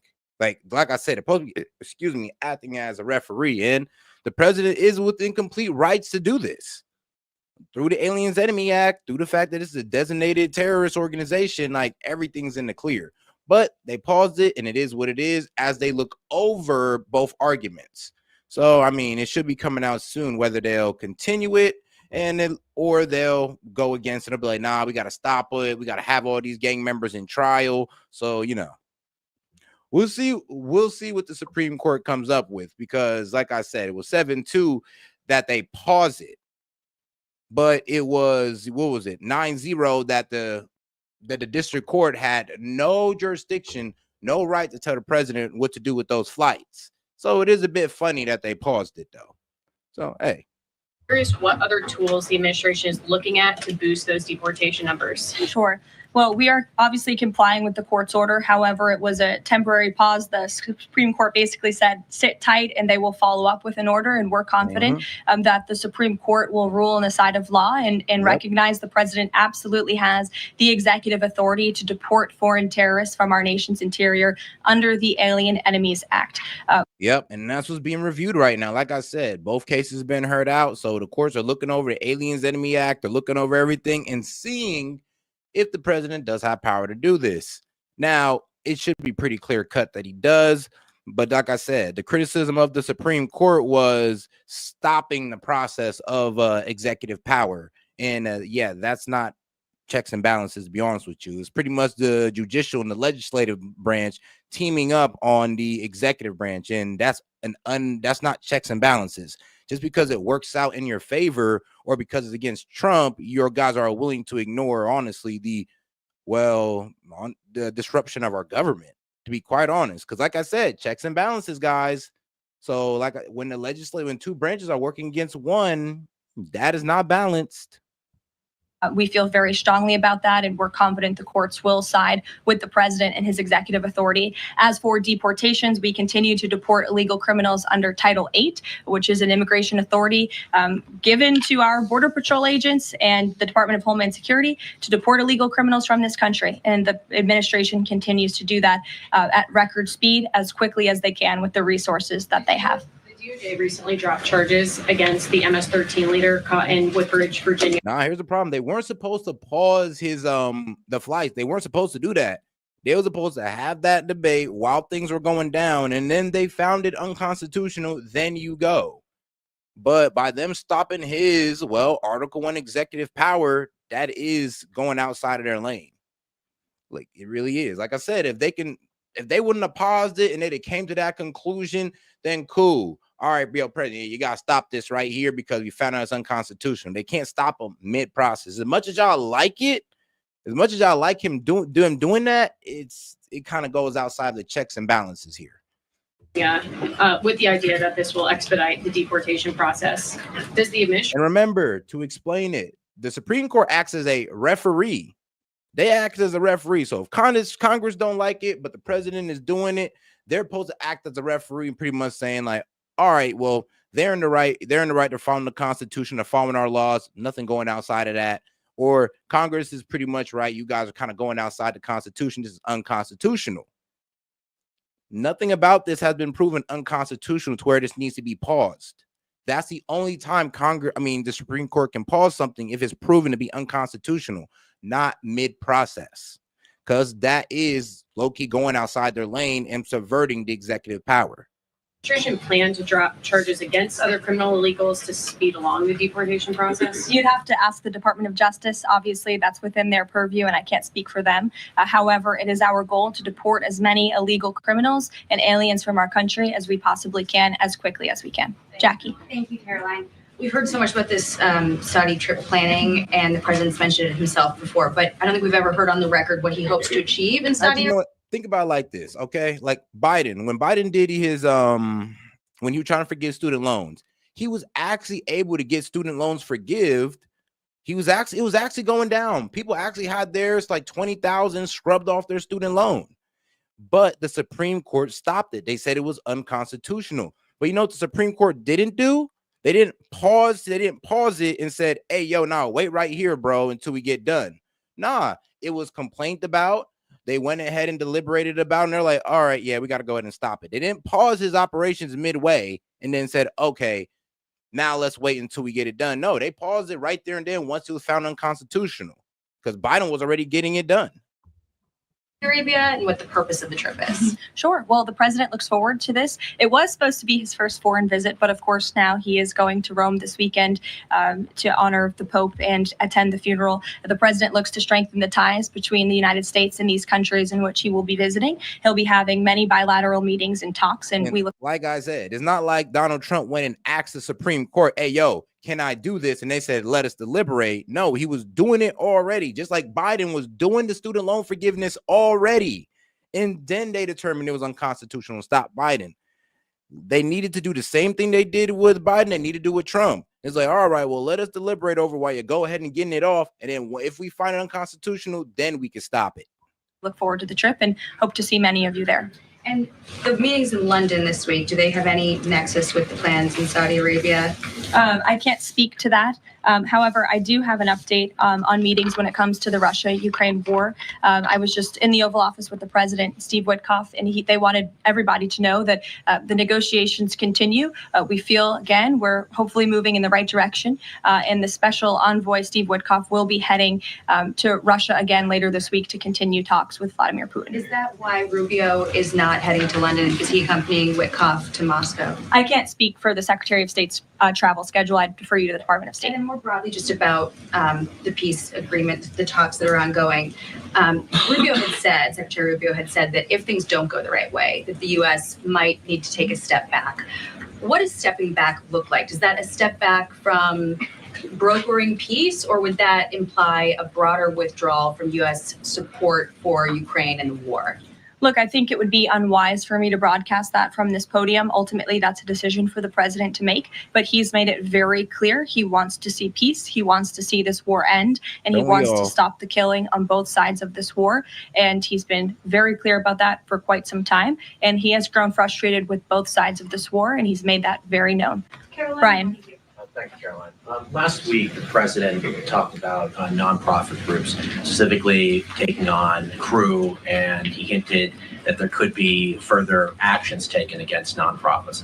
Does the White House have any plans for any sort of actions against NGOs, nonprofits, or other similar groups? Is any of that coming up? Is that being worked on at this time? I'll have to check it. You know what? I believe the president is in good standing with this Supreme Court because he got everything working for him. I mean, Aliens Enemy Act. He made sure he designated these guys terrorists. Make sure he designated these gangs as terrorist organization. These guys are effectively terrorists. Yeah, all his paperwork's in order for the Supreme Court. I'm not gonna lie. It does look like everything is gonna lean in Trump's favor with this one, and you guys are gonna be mad about it. But hey, it is what it is. Like, yeah, I'm gonna say I'm out like 70-30. 70% the Supreme Court goes in Trump's favor, 30% they don't.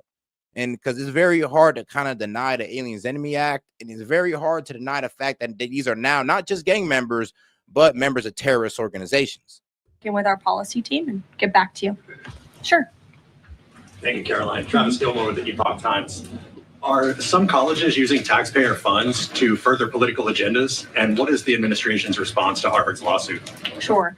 Well, the president has made it quite clear that it's Harvard who has put themselves in the position to lose their own funding by not obeying federal law. And we expect all colleges and universities who are receiving taxpayer funds to abide by federal law. It's quite simple. And the president made it clear he's not going to tolerate violations of federal law. He's not going to tolerate illegal harassment and violence towards Jewish American students or students of any faith on our campuses across the country. And so we will be responding to the lawsuit in court. And again, it's quite simple. If you want federal dollars, obey federal law. And just quickly follow up on China. Any response to reports that China is targeting U.S. trade allies with potential retaliatory measures for supporting U.S. agendas?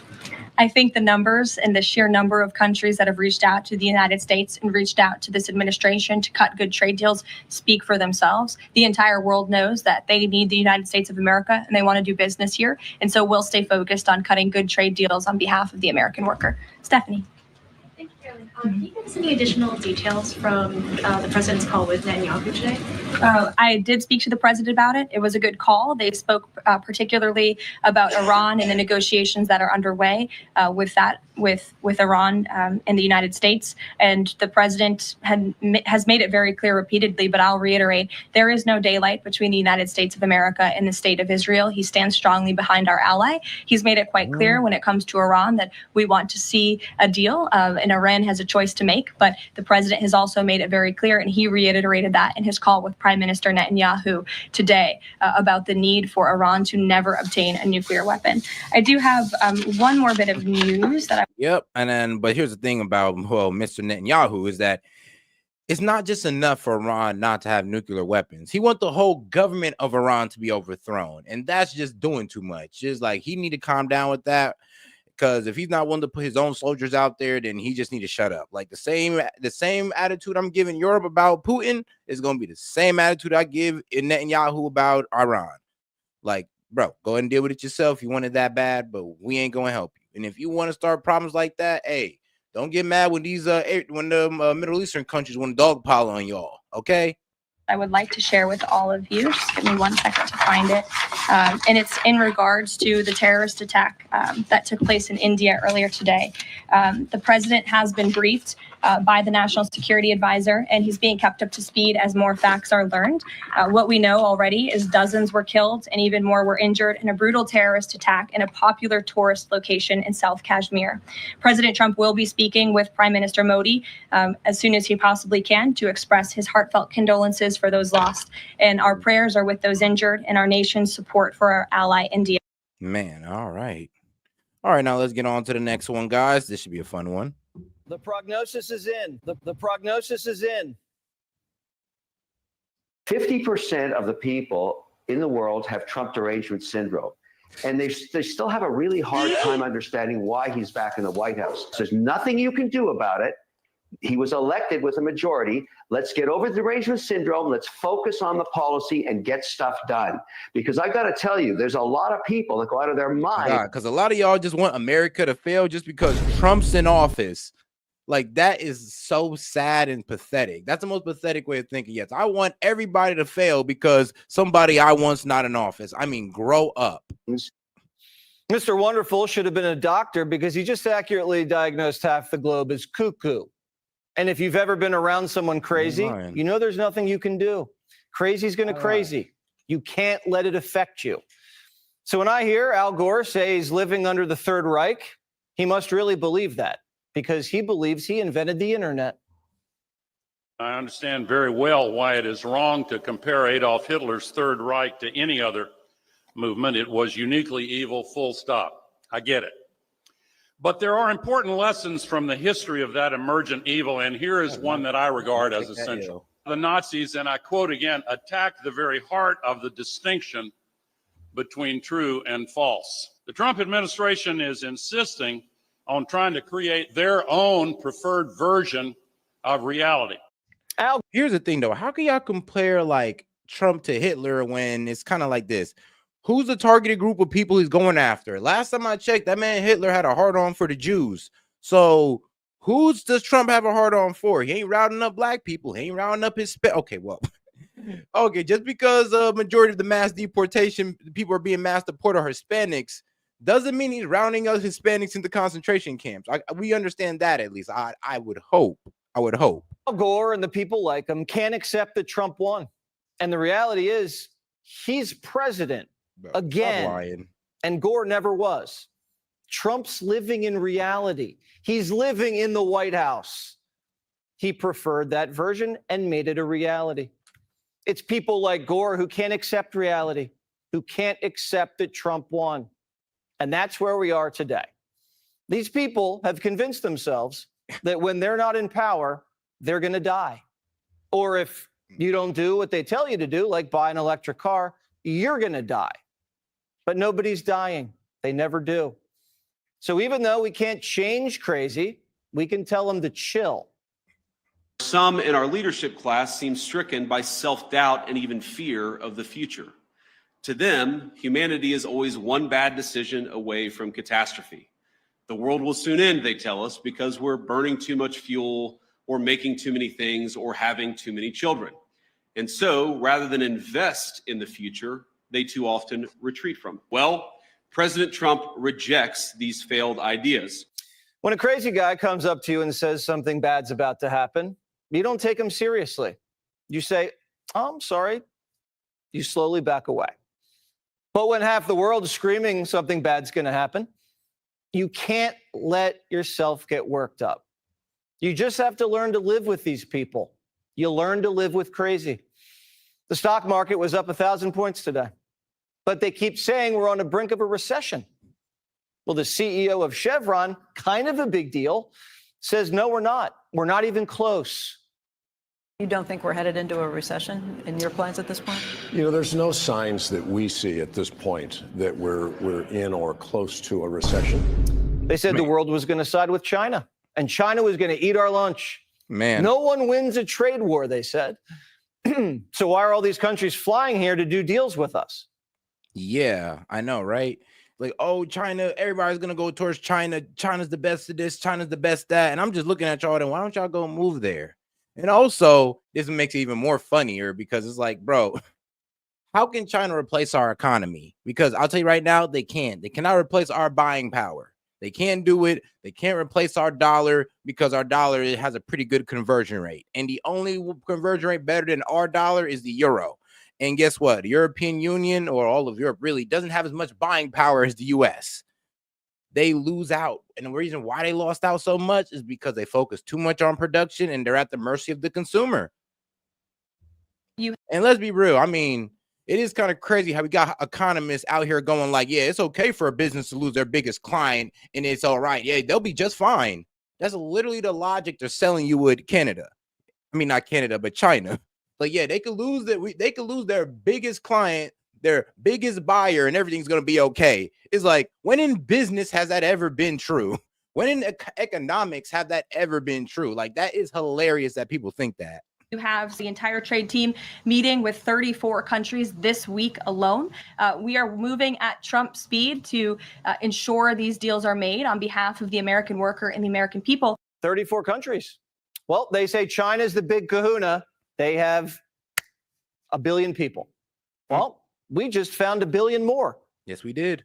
We are especially excited to formally announce that America and India have officially finalized the terms of reference for the trade negotiation. I think this is a vital step. Well, they say we were living in Nazi Germany, so how do you explain all these countries flying here to have lunch and invest? Is India a Nazi collaborator? See what I mean? The Europeans just announced a $50 billion manufacturing investment here. 12,000 jobs made in America. Does that sound like a recession? Is that chaotic? I mean, but here's the thing, though. They don't know about that. Y'all don't know about this. All y'all are doing are looking for all the negatives. Every day you wake up, you look for one reason to say that Trump's plan is not working. You look at the economy day by day. Look at, bro, if the Dow Jones ain't doing good, I'm sorry, but if the Dow Jones is doing good and S&P 5 is doing good, you'll go find another stock that's not doing good today and say, hey, yo, look what stock is doing bad because of Trump. You guys are delusional. You're delusional. You're so delusional that you don't even know what's going on around you. Like, if you pay attention, the plan's working. These countries are bending the knee and they're low-key turning their face away from China. Even Japan turned their face away from China like, yeah, we're not dealing with you. Like, bro, here we are, China trying to go behind our back, deal with other countries, trying to make them a back door, and these countries don't want to do it. Maybe the process can seem chaotic to some people because it's never been done before, but the results aren't.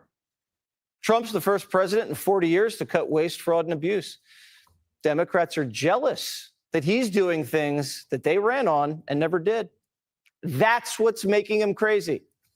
Their dirty little playbook was to say they were going to do stuff, never do it, and then just keep running on it again and again and again so they can be politicians for life and get rich insider trading and taking half the week off.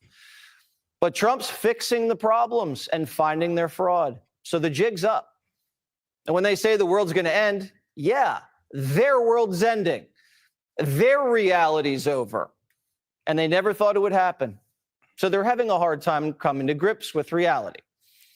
Clinical psychiatrists call this a psychotic break, when you sever yourself from reality and live in a different world that you've created in your own mind. These are the people we're dealing with.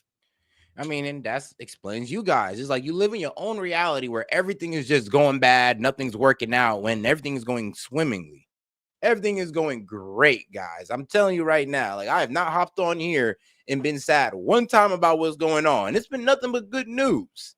So it's kind of funny how y'all hit me with the, oh, well, what countries is going? Oh, well, what countries lining up? There's plenty of them. Trust me. Oh, well, China does this. Well, China's doing this and that. I'm just like, trust me, all the countries that you guys are saying China trying to backdoor us with, they've already came out and said, yeah, we're not doing that because we don't want those problems with the US. Everybody damn near depends on our, well, buying power, and they can't turn away from us. As much as you guys want to kind of spread the idea that they can, they can't. They said we couldn't just shut down the border without Congress, remember? That was a lie. He did it. And we just saw the lowest border crossings in the history of March. They're down 99.9% from Joe. The White House says you can't get much better than that. Trump's proving that the president has more power than they wanted you to know. Yeah. And they're terrified next time they're in power. Voters are going to expect more. Well, Trump did it. Why can't you? Trump closed the border, cut trade deals, lowered gas prices, slashed waste.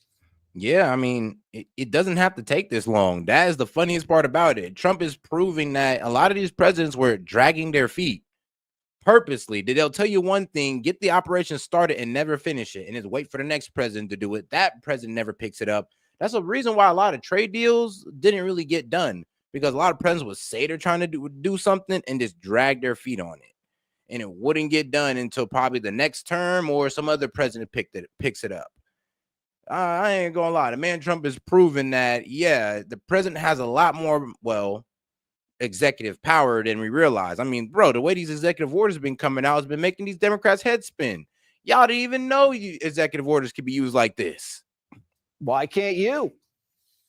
Voters are going to expect results now. And the crazy people who usually run the show don't want voters expecting results, because that means voters are going to judge them. And politicians, they like to be the judge.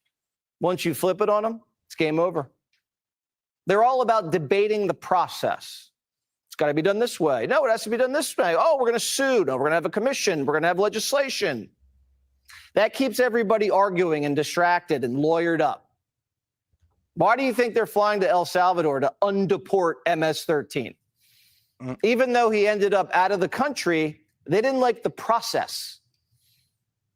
The El Salvador 4 are still down there waiting to get margaritas with a gang member. But he's in jail because he's a gang member. So now they're just doing CNN hits from the hotel. Why did you feel it was important to travel to El Salvador now? Well, the main thing is that in this country, on taxpayer money, everybody is entitled to due process. This is bigger than about just Kilmer Garcia. This is about due process in the United States. The due process is not a optional. That is a must right in the United States of America. Donald Trump is following the same authoritarian playbook as others around the world, and by just not following the law. The El Salvador 4 don't care about due process. They just want to slow down the process. Trump deported these bad hombres so fast that it's making Democrats look feckless. So they want every illegal alien gang member to get a lawyer, a hearing, and a year of appeals at least. And then they want to make Trump look like he's breaking the law. Remember, that's what they tried the last election and it didn't work. I mean, ain't that crazy though? It's like they want us to give court cases to all these illegals so we damn near never get them out of here. We can't trust these Democrats to hold these guys in their cells without releasing them. So we kind of see where y'all going with this. And here's the thing. I mean, the liberals who aren't politicians, they don't get what's really going on here. Like, they don't get how they're literally asking for criminals to be stuffed in there or to pretty much stay in their country. And then you're asking us to go and grab a criminal out of his own country. You guys sound crazy. What's the definition of insanity? trying the same thing over and over again and expecting a different result. Barack Obama deported 3 million illegals. No one called him a dictator, and no one said citizens are next. Obama's people didn't even think it was controversial. Will this administration continue to oversee the deportation of 400,000 people a year? As long as Congress gives us the money to deport 400,000 people a year, that's what the administration is going to do. That's our obligation under the law. We will be strategic about how we do it.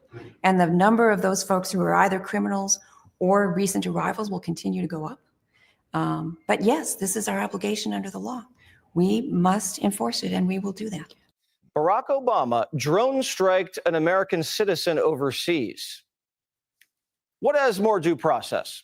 Your president murdering you with a missile without a hearing, or your president flying an illegal alien home? These people are crazy. But what happens when you stand next to a crazy person? You look good. You don't even have to do anything except not act crazy. And the funny thing about crazy people is that they don't know they're crazy. So Republicans are offering to pay for any Democrat who wants to go to El Salvador. Just one condition. They have to live stream the whole thing and snap plenty of selfies. Bruh. It's like handing a crazy person an iPhone. You don't know what's going to happen, but you're going to laugh. I mean, and the so-called smart Democrats, the strategists, they're all in. They say, let's all go to El Salvador. And if you remember, like I said, these guys, and we're talking about the guys on the plane, the Tren de Agua gang, they don't get due process due to the Alien Enemies Act. The Alien Enemies Act is the reason why they could, kind of subvert due process. Kilmar Garcia, he got due process. So the due process is not the argument for him. Deep breath. Gonna try not to scream about all of this, but I'm gonna scream about it. Okay, good. Right now. Good. Yes. Thank you, because I can't anymore. My head's gonna pop off my body. I'm so pulsing with rage right now over this thing. It's like, if we are not willing to stand up here, then I don't know what we are fighting for or what we stand for or who we are. This never happened when Nancy was in charge. She wouldn't let her members fly to foreign countries for photo ops with MS-13. The guy has MS-13 tatted on his knuckles. Even Nancy knows better than that. Man, she had everybody disciplined. And if you got, I'm gonna be honest with you, I think Nancy was probably one of the smarter of the Dems. Like, she could see a plot. You guys cannot. Y'all are so thirsty to hop on anything that, you end up making yourself look stupid, like with Kilmar Garcia. Like, now with this whole due process argument for the illegals that we put on, or the gang members we put on the plane, I mean, like I said, it could be debated through the Aliens Enemy Act if you guys want to go down that route, I guess. But maybe you should read that act first before you guys come to the debate, because you just read that out and it's done. I mean, maybe you want to debate the semantics of what's an invasion or an incursion on America, but hey, it sounds like Trump's in pretty good standing with that. And Kilmar Garcia, like I said, he received due process, so it's a non-argument with him. Got out of the line, she'd cut your throat. Now Hakeem's running the show, and he's afraid of his own base. So the base is out of control. AOC's beefing with Fetterman, Dave Hogg scrapping with Carville. Colleagues are trying to coup Schumer. If Al Green had shaken that cane at Trump and Nancy was there, she would have grabbed it and broke his kneecaps. She'd never tolerate Jasmine Crockett and her little shenanigans. Pelosi was the psych warden, kept all these kooks in line. And unlike the first term, Trump's not even bothering with these people. He's focused on the big stuff like peace, trade, and borders, and letting the results speak for themselves. Click here to subscribe to the Fox News YouTube page to catch our hottest interviews and most compelling analysis. You won't get it anywhere else. Shout out to my man Waters. All right, now let's get it going to our man RFK Jr. as he announces the ban on these dyes in our food. I mean, thank God. I mean, this is something we should all be able to appreciate. You feel me? Democrat or Republican, conservative or liberal, we should all be able to appreciate this at least. Thank you, Governor Morrissey. Thank you, Speaker Schultz. Thank you to Dr. Mark Hyman, who's been my friend and partner on these issues for over 20 years. Thanks, Vonnie Harry, who's been an extraordinary leader. Now, Lincoln, bro, dog, you're not wrong. You're not wrong. I'm telling you this right now. When it comes to the due process for Kilmar Garcia, he already got it. When it comes to due process for these gang members, they don't have the right to it because of the Aliens Enemy Act. Like, you can keep on, y'all can keep on screaming about due process, but you cannot ignore the Aliens Enemy Act. And if you want to, then you are being intellectually dishonest when you're making your arguments. And then Marty McCary, just because you don't like it doesn't mean you have to keep it out. Like, bro, there's elements of arguments that I don't like because, it means that kind of shifts the argument in y'all direction, and that's okay. It's called dealing with the facts. So grateful that you agreed to join the administration. And Jay Bhattacharya, will you guys come up here and stand behind me? We have an amazing team at HHS. When my uncle was president in the 1960s, we had the healthiest people in the world.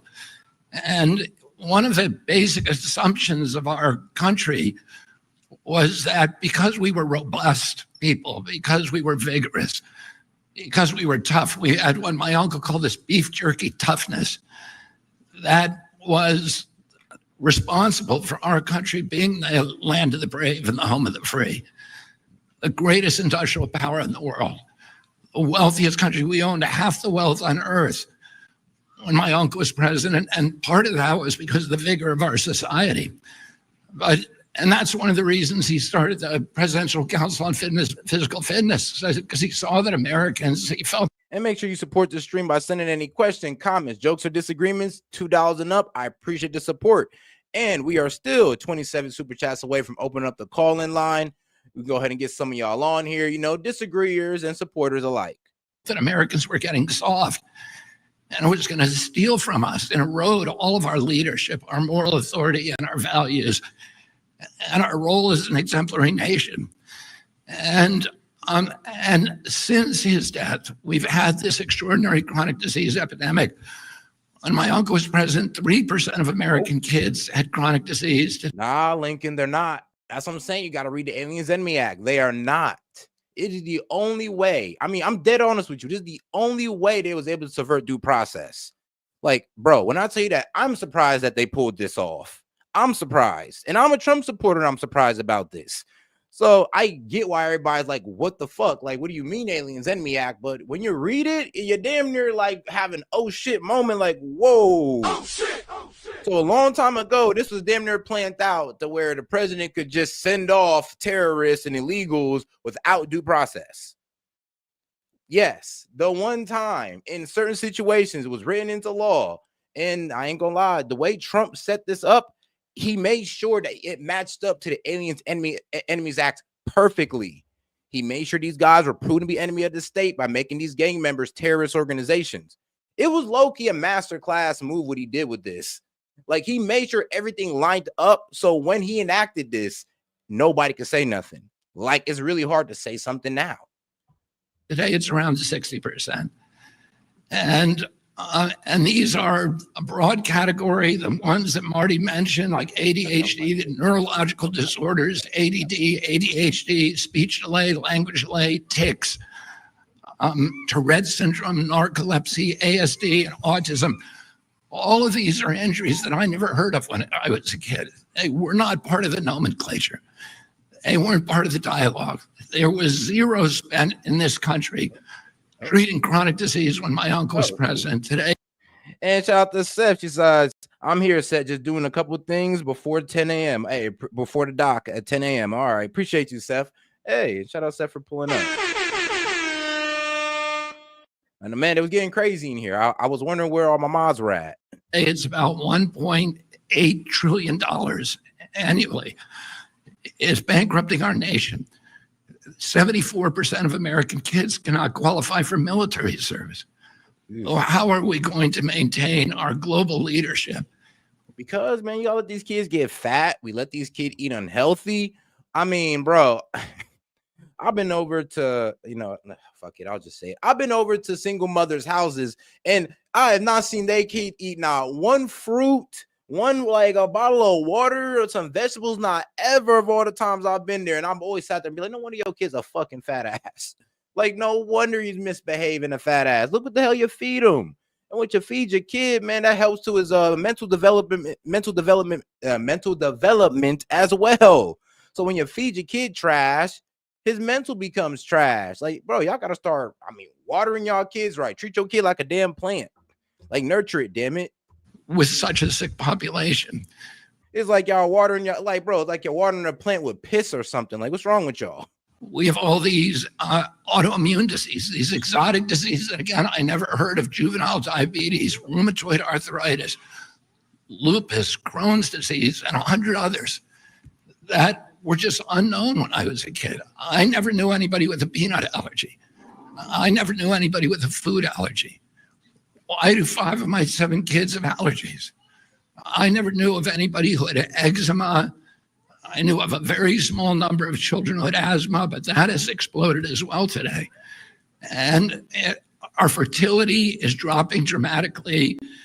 Teenagers in this country today have the same testosterone levels as 68-year-old men. Damn. Our girls are reaching puberty 6 years early, from 10 to 14 years old. And this is existential for our country. And we have to address it. And one of the probably, when I met with, and I want to commend the food companies for working with us to achieve this agreement or this settlement.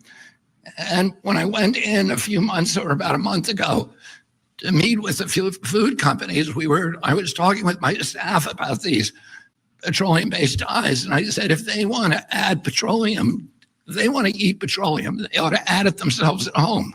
But they shouldn't be feeding it to the rest of us. And nah, for real though. These you corporations, y'all want to put these red dyes in there? Y'all want to put petroleum and tar? Add it at your house. Feed it to your children, but don't put it on ours. Without our knowledge or consent.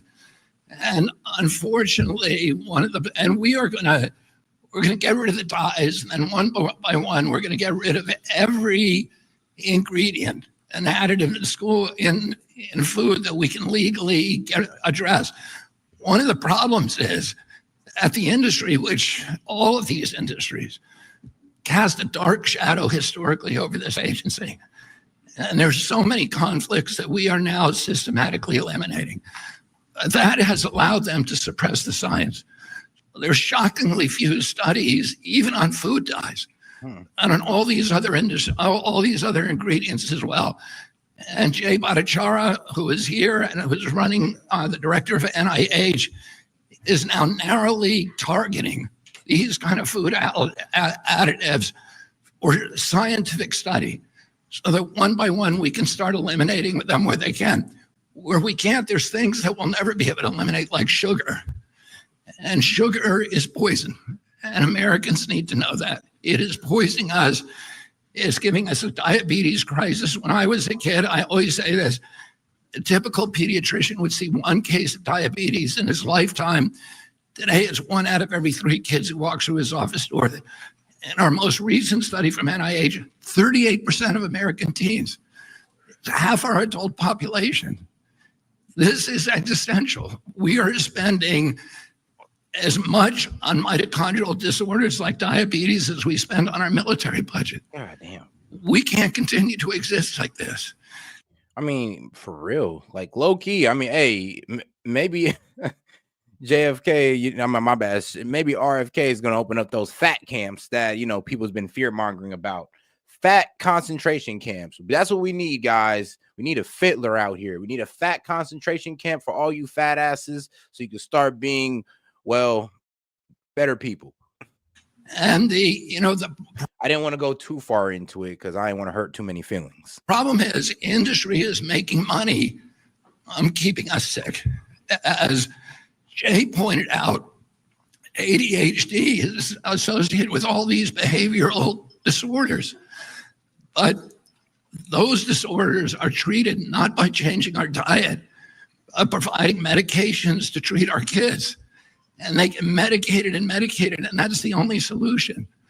And, I would point out that there is part of the etiology of these diseases is a kind of media malpractice, a mass psychosis that has our media not talking about this. And one of the possible reasons for that is the amount of money that's coming from the pharmaceutical companies into our media and from these food companies for the advertising.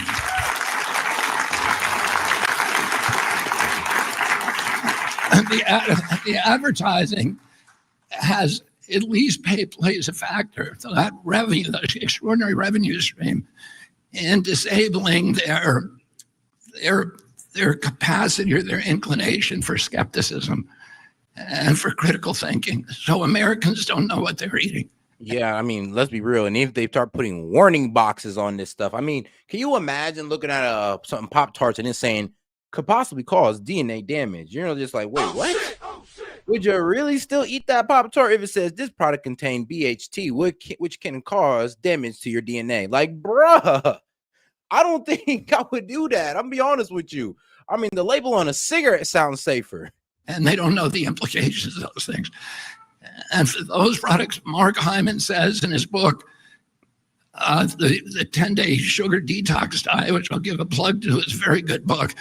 He talks about how dangerous sugar is and how it's as addictive as crack. Mm-hmm. And our children are addicted to it from when they're little kids. Our agency recommends, I think, a huge amount of sugar for kids from when they're born.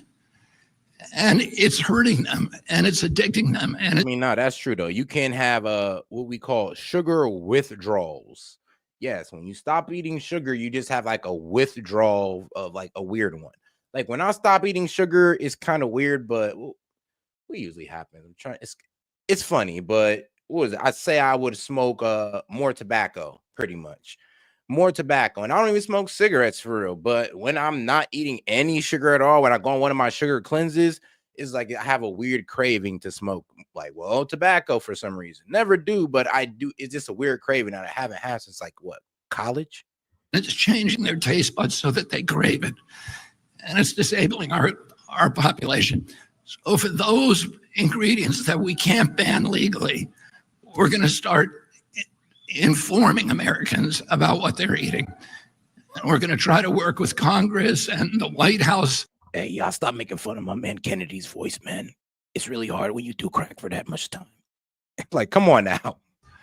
Make sure that we have adequate labeling so mothers who go into the grocery stores know what is good for their children and what is not. I want to say one other thing about the moms. When I went and spoke for the first time, and I met with the heads of all the food industry companies. One of the things that they said to us is that the worst thing for us is if we have a patchwork of legislation in all these different states, because then we're not capable of marketing nationally distributed products, because we're going to have different regulations in every state. Mm-hmm. And they didn't want that. And that's one of the reasons they came to the table with us. I want to thank Speaker Schultz. And I want to say one thing this is also going to do is also going to help sell our foods on the global market. Because, there's some reasons why some of these countries have like food bans on us or import bans on our food. Some of it is unnecessary. But then some of it's actually pretty damn valid because we allow certain chemicals or produce in our foods that they don't allow, that they know cause health problems down the line. But and you know, our government knows it as well, but they just don't give a damn. Thank Governor Morrissey, and I visited many other governors in Virginia and West Virginia, in Arizona and Utah and other states that are banned, that are having these local bans. Those bans have given us leverage to make demands in the food company. And the only reason that those states have banned these products is because of these ladies and millions of more across the country, the warrior moms who have powered the MAHA movement. I mean, trust me, bro. The mothers do not play about their kids, bro.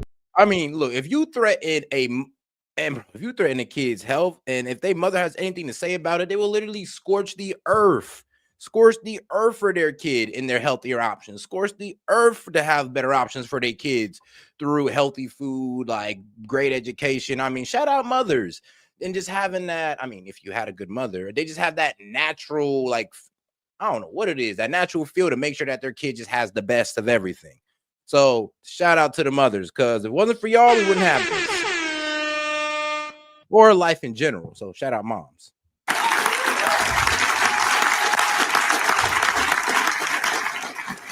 And I just want to urge all of you, it's not the time to stop. It's the time to redouble your efforts, because we have them on the run now. And we are going to win this battle. And 4 years from now, we're going to have most of these products off the market, or you will know about them when you go in the grocery store. So I want to thank you.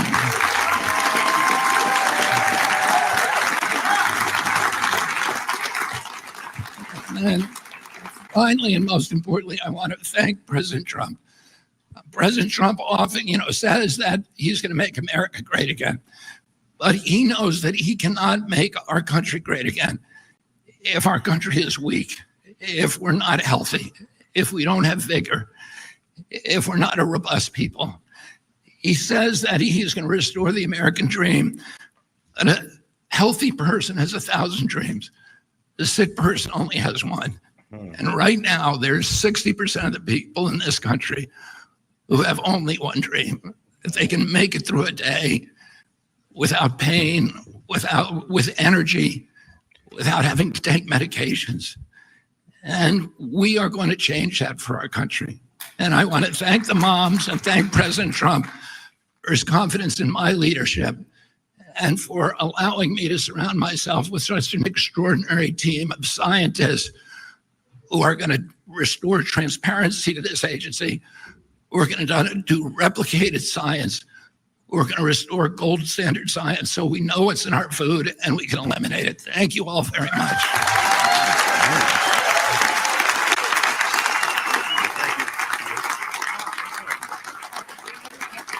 Which is zero.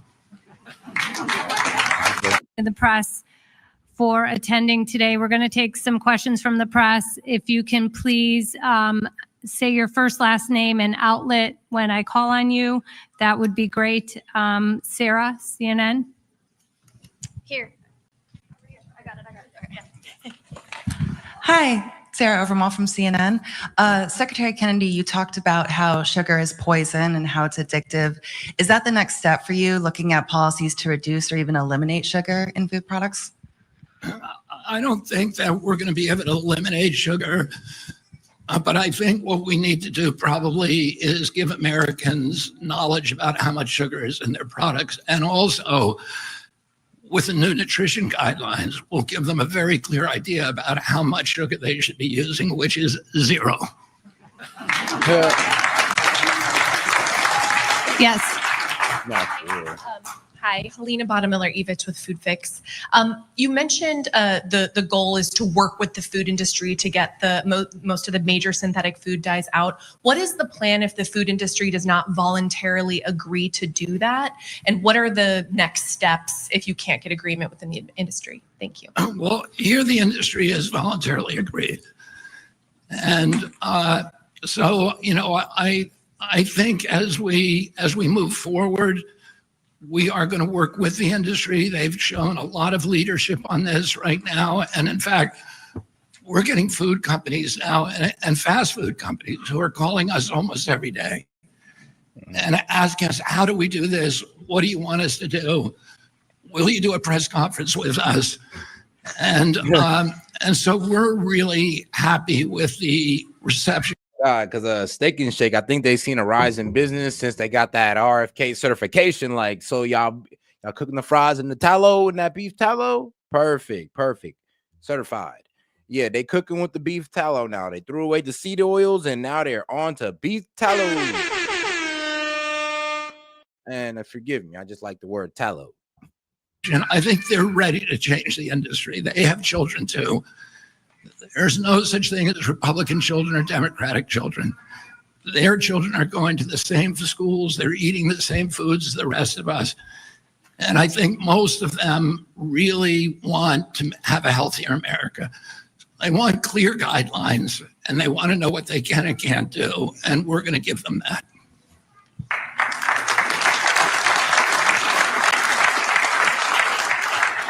Yes.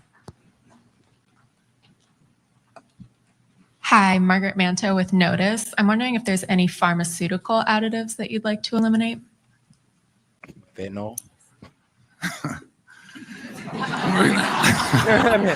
We're gonna start on that next. I don't have anything particular. That's where everybody's kind of looking at you weird, buddy. Like I said, you did champion on hitting the pharmaceutical companies pretty hard. So we like that you're getting the food done, but we do hope you get around to those vaccines and pharmaceuticals, my man, please.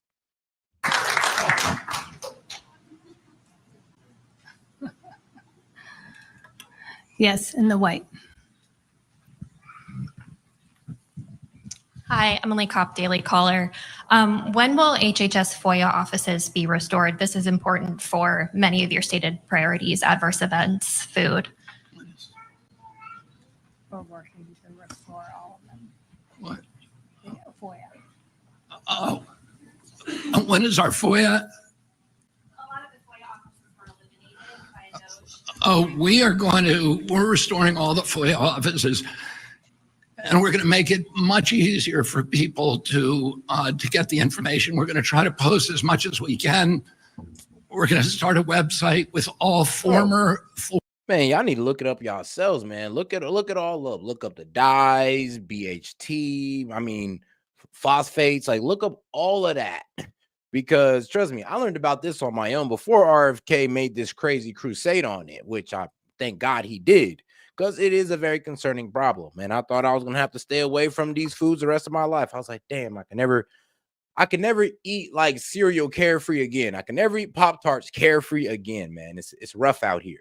FOIA requests and the documents that were produced so people don't have to do it again and again. And we're going to try to get as close as we can to total transparency in this agency. You know, I spent a lot of years litigating under FOIA, and I experienced the frustration of going year after year and being stonewalled by the agencies. A lot of the people who are in HHS right now come from that background. So we all understand how important it is to have, clear communications. The papers that we produce in this agency do not belong to us. They belong to the American people. And shout out to my man AJ, says RFK captured by Mossad blackmailing.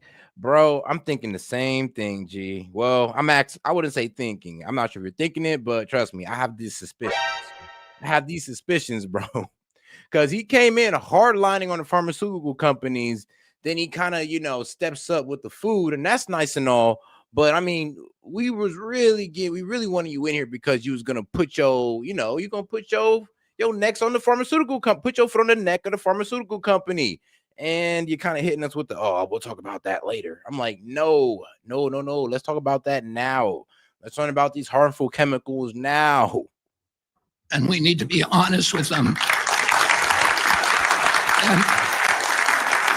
And let me just answer the question before you about the drug. But here's the thing. I just don't think you want to attack the vaccines. I don't think you want to attack Big Pharma. I'm just going to be honest. And the pharmaceutical products and the additives to the pharmaceutical products. Right now, Jay Bhattacharya is working is assembling teams all over the country of scientists at universities and research centers to look at all of those products so that we can have, one of the problems is we don't have good science on everything. And we need to have science before we take policy action. And that science has been suppressed systematically for decades because of the conflicts in this agency. We're going to remove those conflicts. We're doing the science, already doing it. And we'll be announcing a series of grant opportunities this summer on all of these different ingredients. And we're going to have good information for the American public, and then we will take appropriate action. Ashley. Ashley DeMello with Fox News Digital. Will there be a way for Americans to identify products that are complying with this phase out? That are such as labeling or? we're looking at labeling. Labeling, we have to go to Congress for. But one of the things that we're going to do is we're going to post all the information we have about every additive on an open source website, so that. And shout out to my man Hellbat. He says, I mean, Smooly was there with him after he got sworn in. So if that's saying anything, there you go.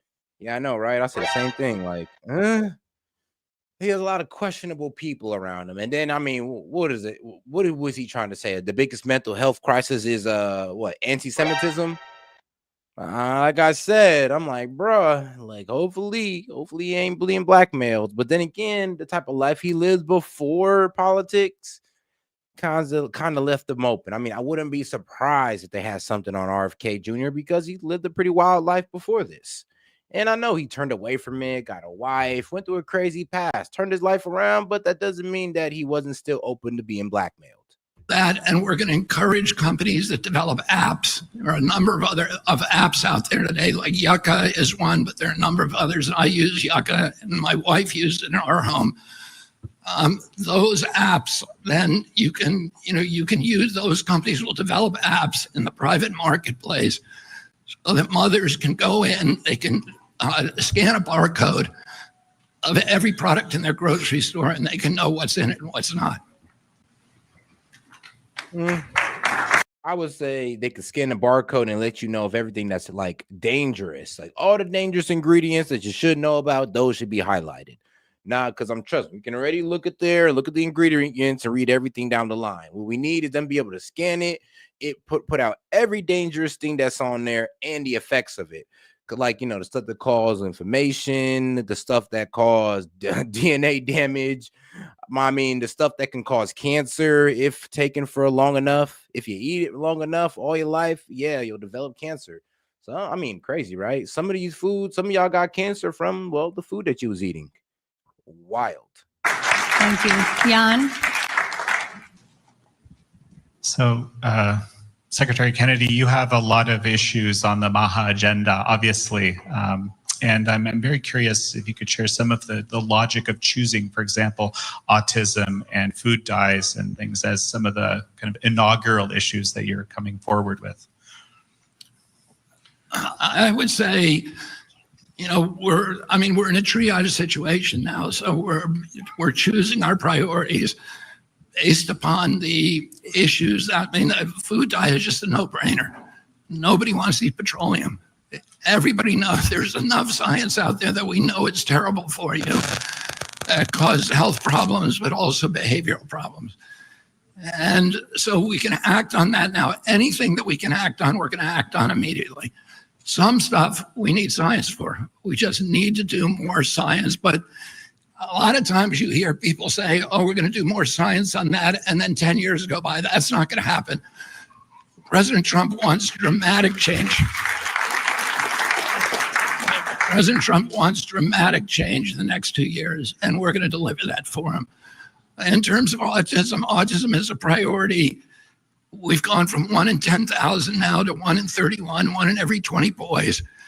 This is 1,000 times more impactful to our country from an economic point of view, from a moral point of view, from just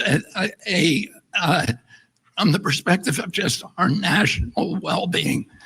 That it has to be, it's costed by 2035. It's going to cost us, autism alone, just one of these chronic diseases will cost our country $1 trillion a year. We have to end that, and we have to end that because the children and the families are suffering so terribly. So that has been a priority for me for 20 years, and it will continue to be a priority, and we are going to find the answer very, very quickly, and we're going to eliminate the exposures that are causing it. All right. Yes. Run around here.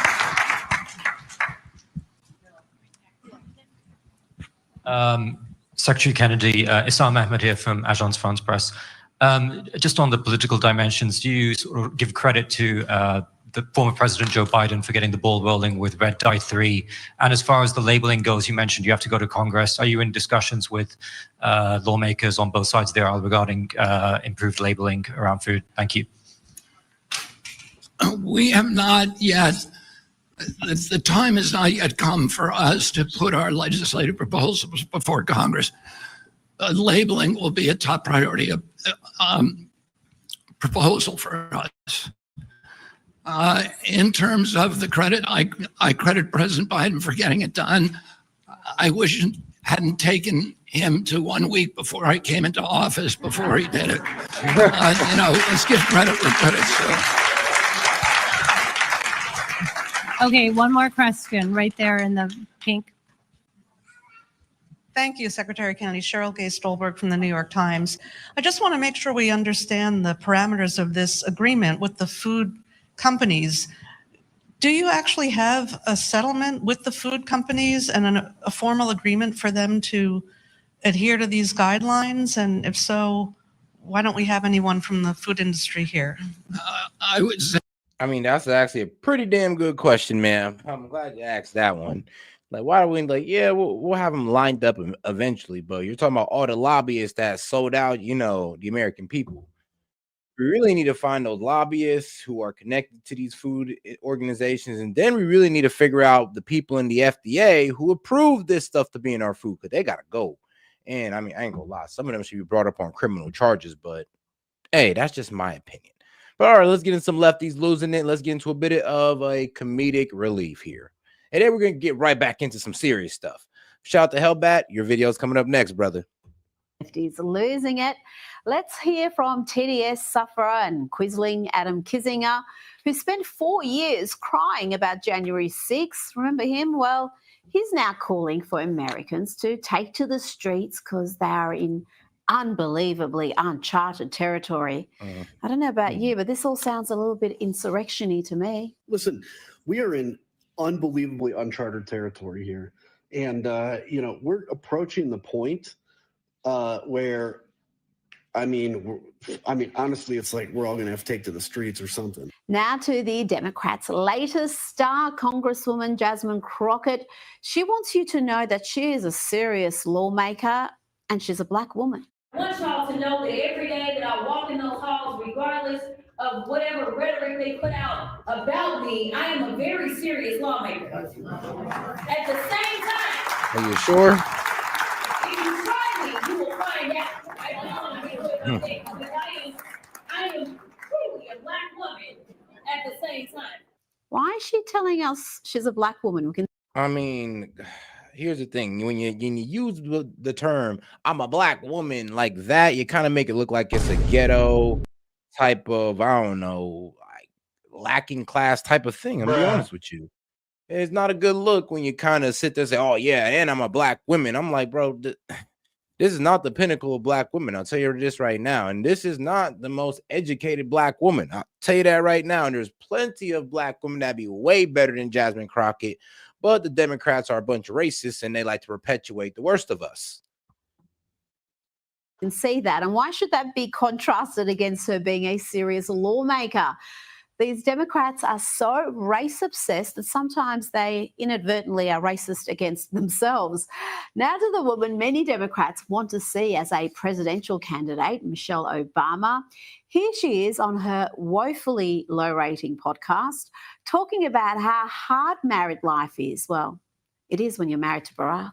I think sometimes people who date don't realize that, in long-term relationships, you're gonna have deep dips, and you're gonna have a bad year. You're gonna have I tell people, and folks think that this is harsh. It's like you're gonna have a bad decade. Yeah. I've been married to my husband for 30 plus years. I don't know, when your husband is, allegedly, and I say allegedly, gay. I could see how it would be a tough 10 years. Yeah, if your husband was allegedly gay, I could see how you'd have very, very tough periods in your marriage. The truth is, if you add it all up, even the year, if the odds were you're going to be married to your partner for 50 years and 10 of those years could be bad,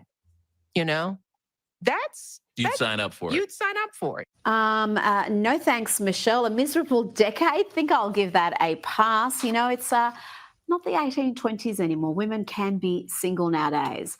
Let's hear from a couple of mask-wearing trans activists. Oh man, I ain't gonna lie, Rita. I ain't gonna lie. Michelle Obama was kind of cooking with that point. I am not gonna lie to you. She was kind of cooking.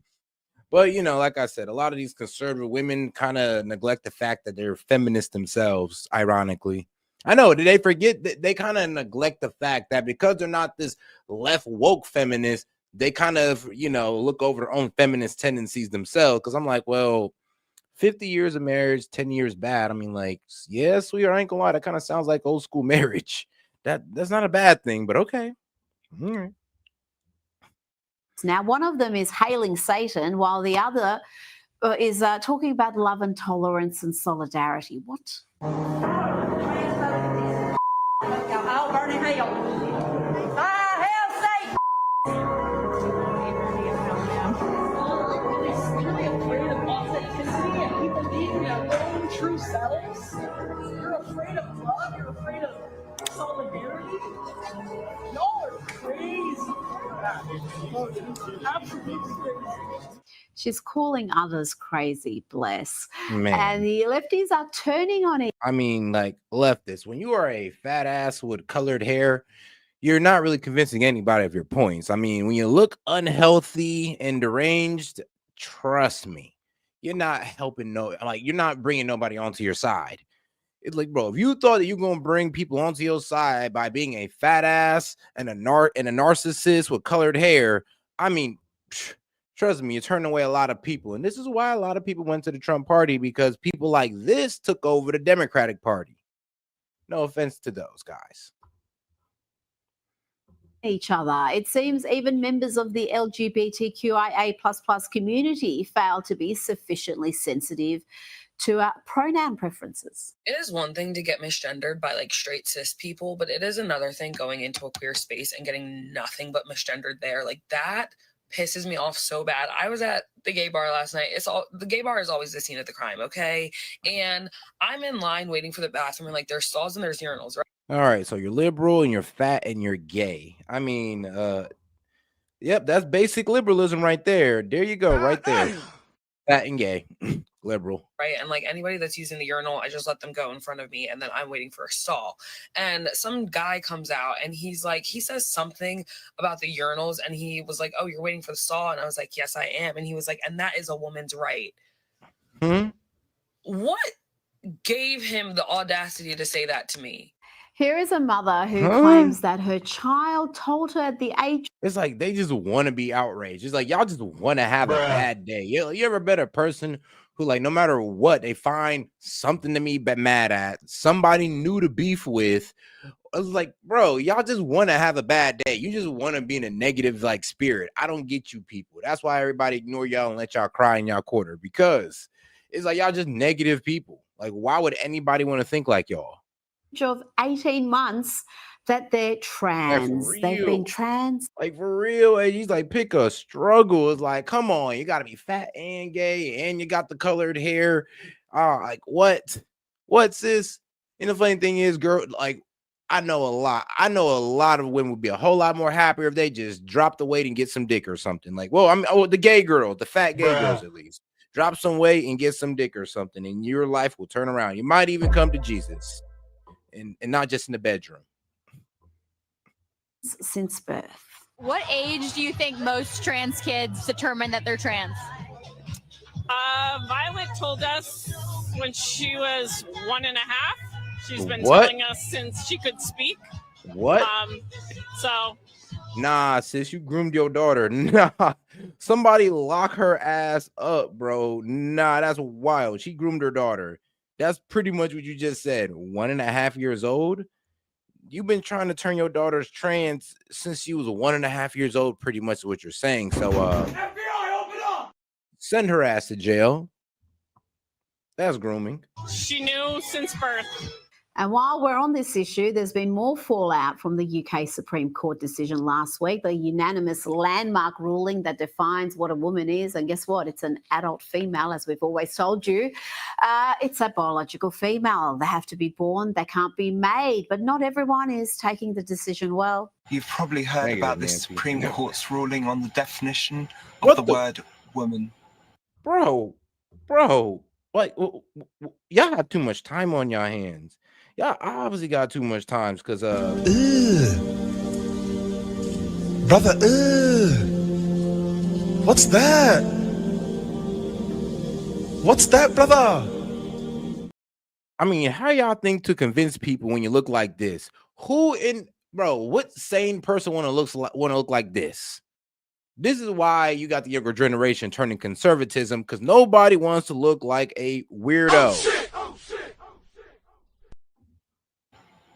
This will have some real serious implications. It will have some consequences. But I want to tell you one thing. They can make their laws. They can specify their definitions. They can take away my rights. But there's one thing that they'll never be able to take from me. All them piercings in your body? All them piercings in your mouth? Like, shoot, I can name a couple of things they won't take away from you. And that's who I am. I'm a trans woman. And whoa! What? Hey, yo! Nah, that's a trans woman. I can. Brother, what's that? What's that, brother? I thought this was like a man, but it's a trans. Bro, what? I'm lost. Yep, y'all got it on this one. And I'm proud, and they'll never be able to take that from me. And this next leftist feminist claims that this victory for women's rights is in fact a victory for the patriarchy. This old fool seems to think that women who are well built or who have short hair will be mistaken for men and will have to prove their womanhood. Seriously, that's the argument. Have a listen. Please stop talking about this court decision that was made yesterday about the definition of what a woman is and framing it within a victory for a feminist context. It is not. Those people are like leftovers from the 1980s. They are like, well, girl, where do you think you from? Exclusionary feminists. They are nothing to do with a modern feminist movement. And this is absolutely not a victory for women's rights. You realize what you have done. You know, we now all have to prove that we are women. Are you serious? Are y'all that stupid? I mean, no. Let me give y'all grace. Bro, are y'all that delusional? Like, what are you saying? No, bro, it's pretty obvious to tell who's a woman is. The problem is, I guess, that you liberal women were so deranged, so delusional that you were seeing this guy with a wig on and a whole full beard as a woman. You was literally seeing that man as a woman. Is that really what you're telling us? You couldn't see the difference, but regular people can. Like, that's a crazy argument right there. If you think we're just gonna start checking all women's private parts because I'm not sure if you're a man or not. No, we can tell. We can tell. Sorry, it's pretty hard. Sorry, trans women, but it's pretty hard to hide your manly features, and we can tell. In order to get the services that we feel most comfortable in. Technically, I will have to prove that I'm a woman to be able to be searched by a female officer if I'm arrested. But sweetheart, we can tell that you're a woman, okay? Like, nobody got to take a guess. By the police. I mean, you can say, well, you look like a woman and you sound like a woman, but so do a lot of my trans female friends. But, man, lie again. I could tell. Stop the cap. Stop the cap. I could tell, bro. I could tell when some of these guys or some of these people sound like kind of like a man. They got like a raspier voice. You could tell they're trying to sound like a woman, especially the broke transgenders that were too broke to afford the surgery. Yes, I know. There's like two different transgenders. There's the ones that got money that's able to afford the bullshit. And then there's the broke ones who just throw on a wig and says, I'm done. I know, what lazy, about my right? friends who have got polycystic ovary? I mean, God damn it, if you're going to try to be a woman, at least put some damn work into it. Don't just throw a wig on and say, I'm a woman. Damn it, at least go out there and go full force, even though I don't agree with it. I don't agree with it. But, hey, if you're going to be, if you say you that, man, go all the way. Syndrome and are a little bit hairy about the face. What about my friends who are quite tall and well built with square jaws and look a little bit masculine? What about them? This is not a victory for women's rights. Sweetheart, I don't think she can honestly tell the difference between a woman and a transgender woman. I honestly don't think she can tell. I truly think she's that confused, guys, to where she did not tell the difference between a regular woman and a transgender woman. Like, she cannot tell the difference. She don't know the difference between an actual woman and a dude wearing a wig. Like, are you serious? You don't know? Okay, well, at least we know where the confusion is.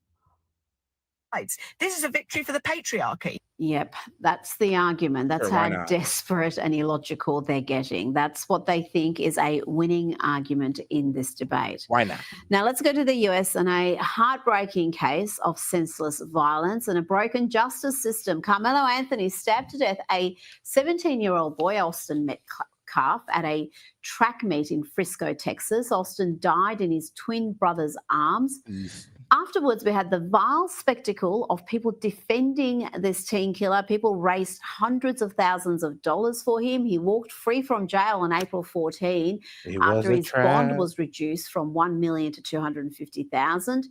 I ain't gonna lie, this whole story is a race baiting trap. It is real. I mean, it's not like this is actors or anything, but it's a race baiting trap. Okay, guys, they're trying to sow more division. Let's not let this turn into a George Floyd situation. Okay, honestly, it's like they reversed it. It's like a George Floyd reverse situation. This time, it's the black man in the hot seat instead of the white officer. So it is what it is. And since then, his family and his representatives have played the victim. Here, a representative, Dominique Alexander, attacks Austin Metcalf's father, the victim's father, Jeff, for attending a press conference held by the Anthony family. That was disrespectful and just shows you all the character. He was not invited. He knows. Whoa. Hold on. He's not allowed to go to a press conference to the man of the kid that killed his son. I'd have been like, bro, kiss my ass. I'd have been like, bro, you were being hella disrespectful to this guy's father right now. He already said on public television that he forgives this guy. Now you're telling him he can't be in the room? Like, dog, like, shut up. Like, bro, that was an idiotic comment, and it was hella disrespectful. Family. That was disrespectful and just shows you all the character. He was not invited. I mean, the character of the father who immediately said that he forgives the Carmelo Anthony, that character, the character right there, the saintly character of a man who forgives another man for killing his son. That character you're talking about, you sure you want to go there, buddy? Because I'm making me wonder the type of character you have to even dare say some shit like that. Like, the disrespect is on a whole different level. It's like, bro, that father's character is it's better than mine. It's better than 99% of ours. Because I ain't gonna lie, let somebody do that to my brother, I ain't gonna lie, I'd have been going for Carmelo Anthony's head. I wouldn't sleep at night until that nigga is dead. But sorry about that. I'm sorry. That's just me. Okay. Sorry about that.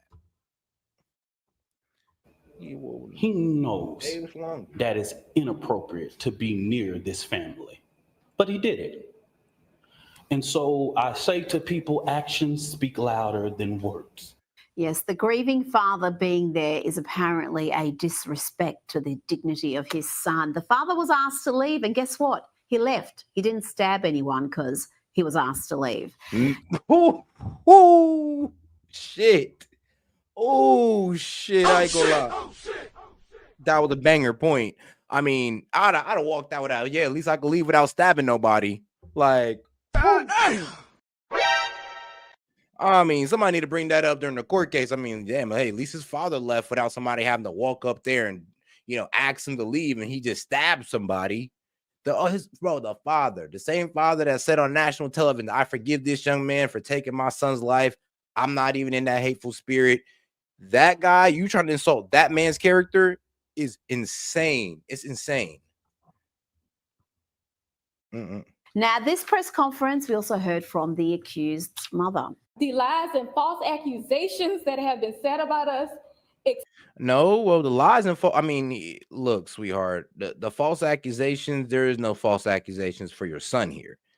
Not him at all. And now here's the thing. He's like the way the story laid out, it's still pretty damn weird of why he threatened that. I mean, why he pretty much went under that tent. They said it was raining, right?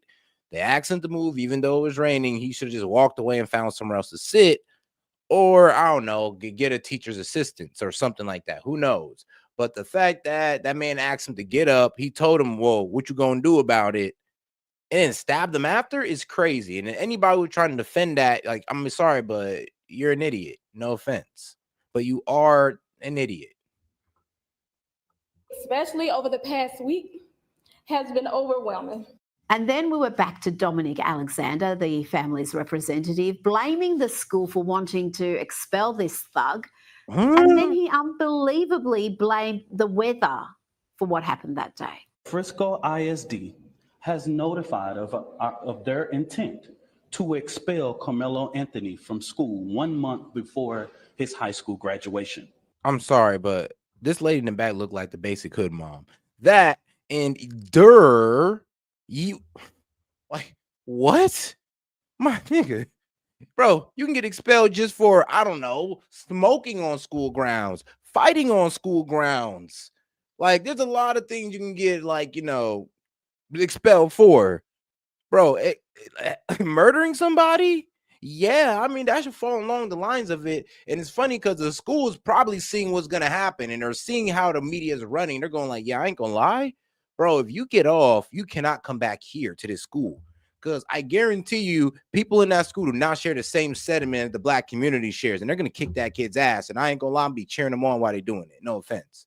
Not no offense, but I'm sorry. But if y'all think that, oh, but he's a black man and all that, nah, buddy. Nah.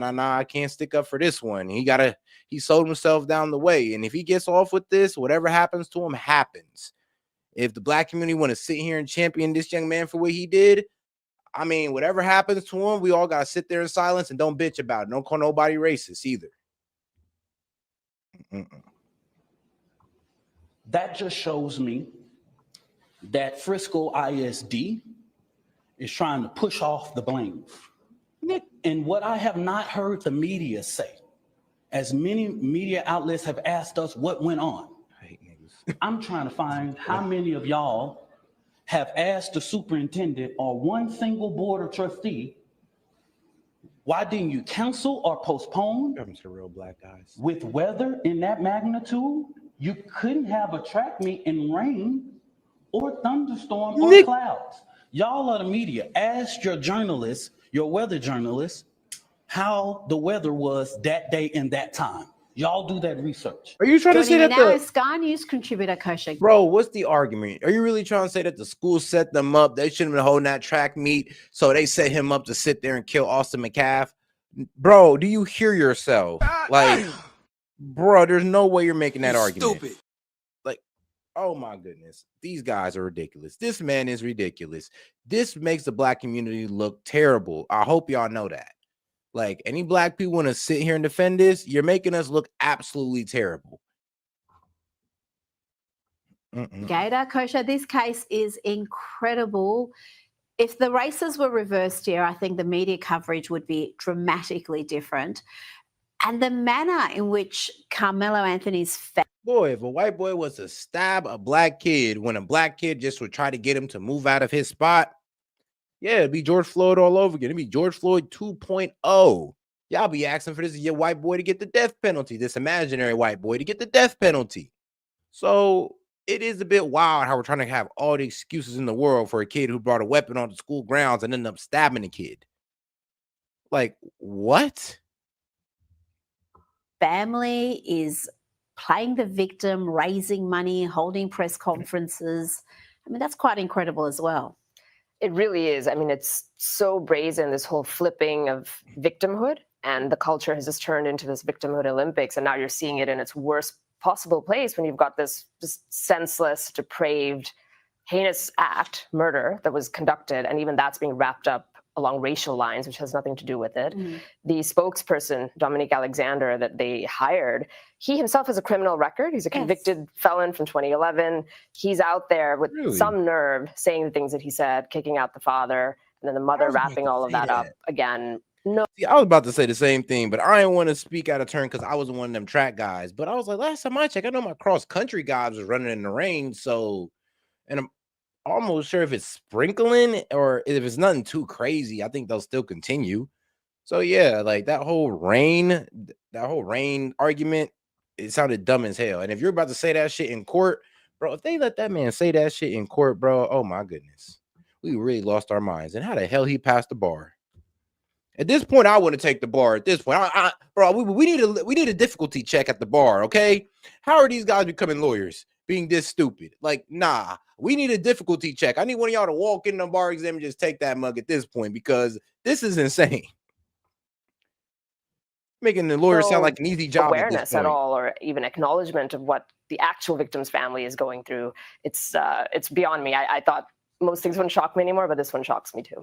It really just shows a sickness that exists in America right now with those who are just race obsessed, and they want to look at this through a racial filter, and they just cannot cope with the fact that the victim here happened to be white, the aggressor happened to be black. That shouldn't be the issue. It should be the fact there is a teenage boy who's dead, who died in his twin brother's arms, and he's forgotten whilst the victim is being lionized and hundreds of thousands of dollars being raised for him. Wild. Now to more leftist lawlessness, and one of Tim Walz's state employees stands accused of causing around $20,000 in damage, vandalizing Teslas. Here he is, filmed. Looks like he's keying cars there. There's. I mean, at Wall's office. What you mean? They say key a Tesla every day as part of their quota. Yes, when you walk in and work for Tim Walls, you grab you a tampon, you grab you a key, and you go out and you do your daily quota of keying one Tesla a day. Ample footage of these alleged. Make sure to grab that tampon on the way out. Incidents. Dylan Brian Adams is a Completing fiscal the quota. policy analyst at Minnesota Quota State complete. employee. He's been arrested kosher, and this comes just a few weeks after we heard Tim Quota Walz, complete. the failed vice presidential candidate, mocking Tesla's share price falling, attacking Elon Musk repeatedly. And to see these acts across the country, people going around vandalizing cars belonging to individuals, I'm not advocating for attacking dealerships, but when you're actually attacking the personal property of someone, I mean, really, again, we talked about a sickness that exists. This is another example of it. It is another example. And I think the meta point is that the left is getting a bit violent. I ain't gonna lie, y'all getting a little bit concerning out there. But, well, we'll leave it up to the sensible lips to hold y'all together. And if not, hey, I mean, if y'all do decide to pull January 6th, we'll be right here. We'll be right here with the I told y'all so. We'll be right here with the I thought we were insurrectionists, guys. Like, so what's this all about? I thought y'all were above that. Like, come on now. You might want to calm down before y'all do something y'all regret. But all right, man. Shout out to my man Hellbat. Let's get right into this. That's why not a single Egyptian can enter Israel. All right, let's hear the reason. Once there used to be an old rusty fence here, constantly knocked down by the shifting sand dunes. Its main purpose was to serve as a border marker between Egypt's Sinai Peninsula and Israel. It had been there for a long time and didn't really bother anyone. Sure, cigarettes and all sorts of banned substances were smuggled across the border, but this issue, though persistent, was considered, let's say, minor. Israel wasn't planning on doing anything about it. But then all of a sudden, everything changed. Armed incursions into Israel through this open border, followed by illegal migration from Africa, made Israel decide to put up a real security barrier here. Work started in 2010, and, well, coffee won't drink itself, so I'm going to fix a cup, and we'll pick up where we left off.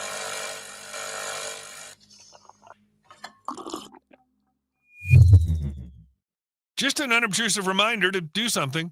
To begin with, the separation barrier was originally planned as a response to the high number of illegal African migrants, mainly from Eritrea and Sudan. Every year, tens of thousands of people tried to cross Israel's border from the Sinai Peninsula. At the end of 2010, the Israeli Immigration Authority reported that 700 illegal migrants were crossing the Egypt-Israel border every week. Damn. That was about 300% more than at the start of 2010.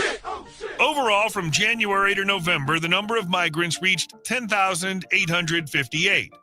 And that's despite the fact that in 2009, only 4,341 illegal migrants were registered. So what happened? It's actually pretty simple.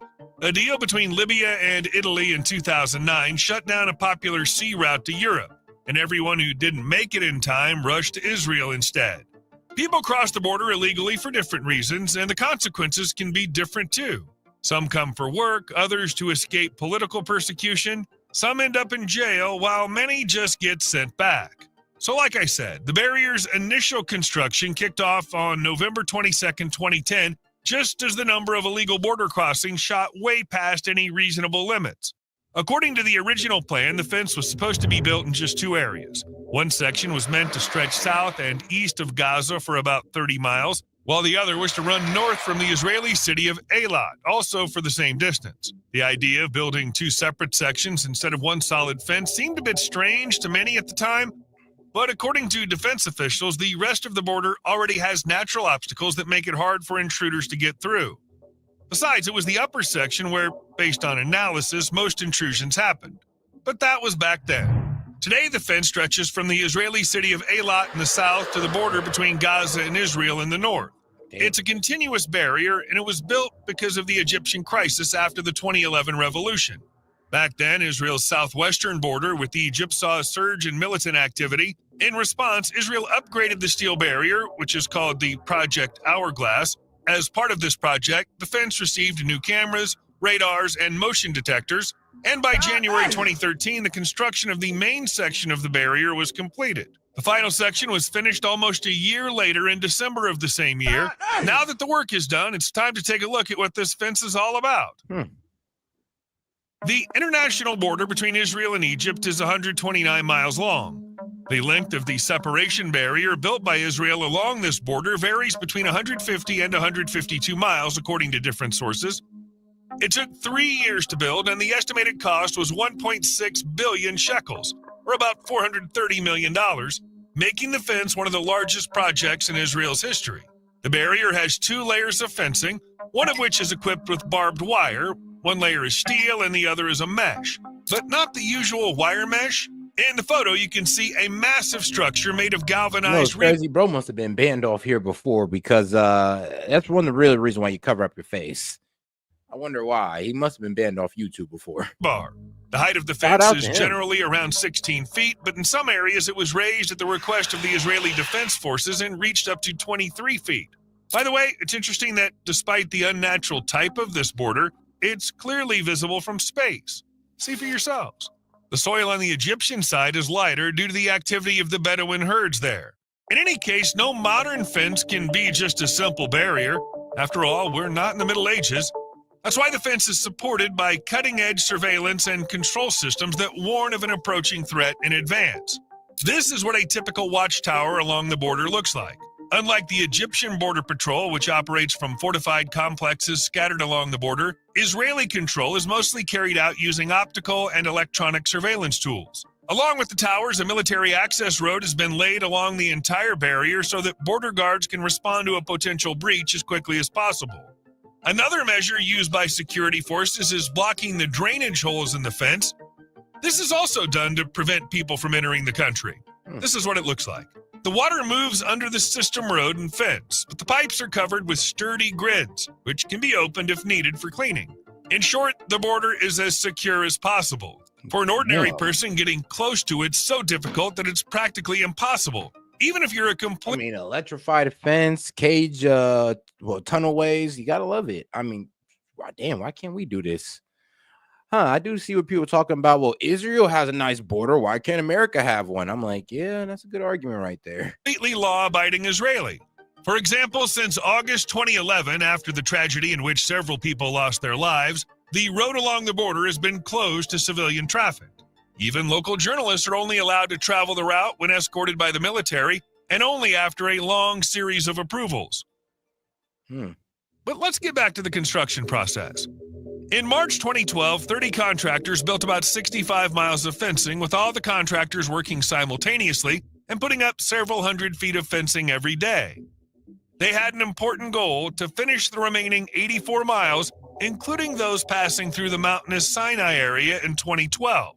However, the main stretch of 143 miles was completed only in January 2013. They were just a bit behind. The project was finally finished in December 2013. Despite the tight deadlines, it was a very massive project. According to the data provided by the Israeli army, around 20% of the country's iron consumption was used for its implementation, which in total amounted to 24,000 tons. Also, around 100,000 trucks worked to clear the area where the fence was being installed. and they constantly had to come up with some unusual solutions. For example, in the remote areas of the south of the country, it was a problem to find contractors who could work under such tough conditions, and the conditions were really tough. There were no water sources nearby and no access to electricity, so setting up a fence along that route was quite a challenge.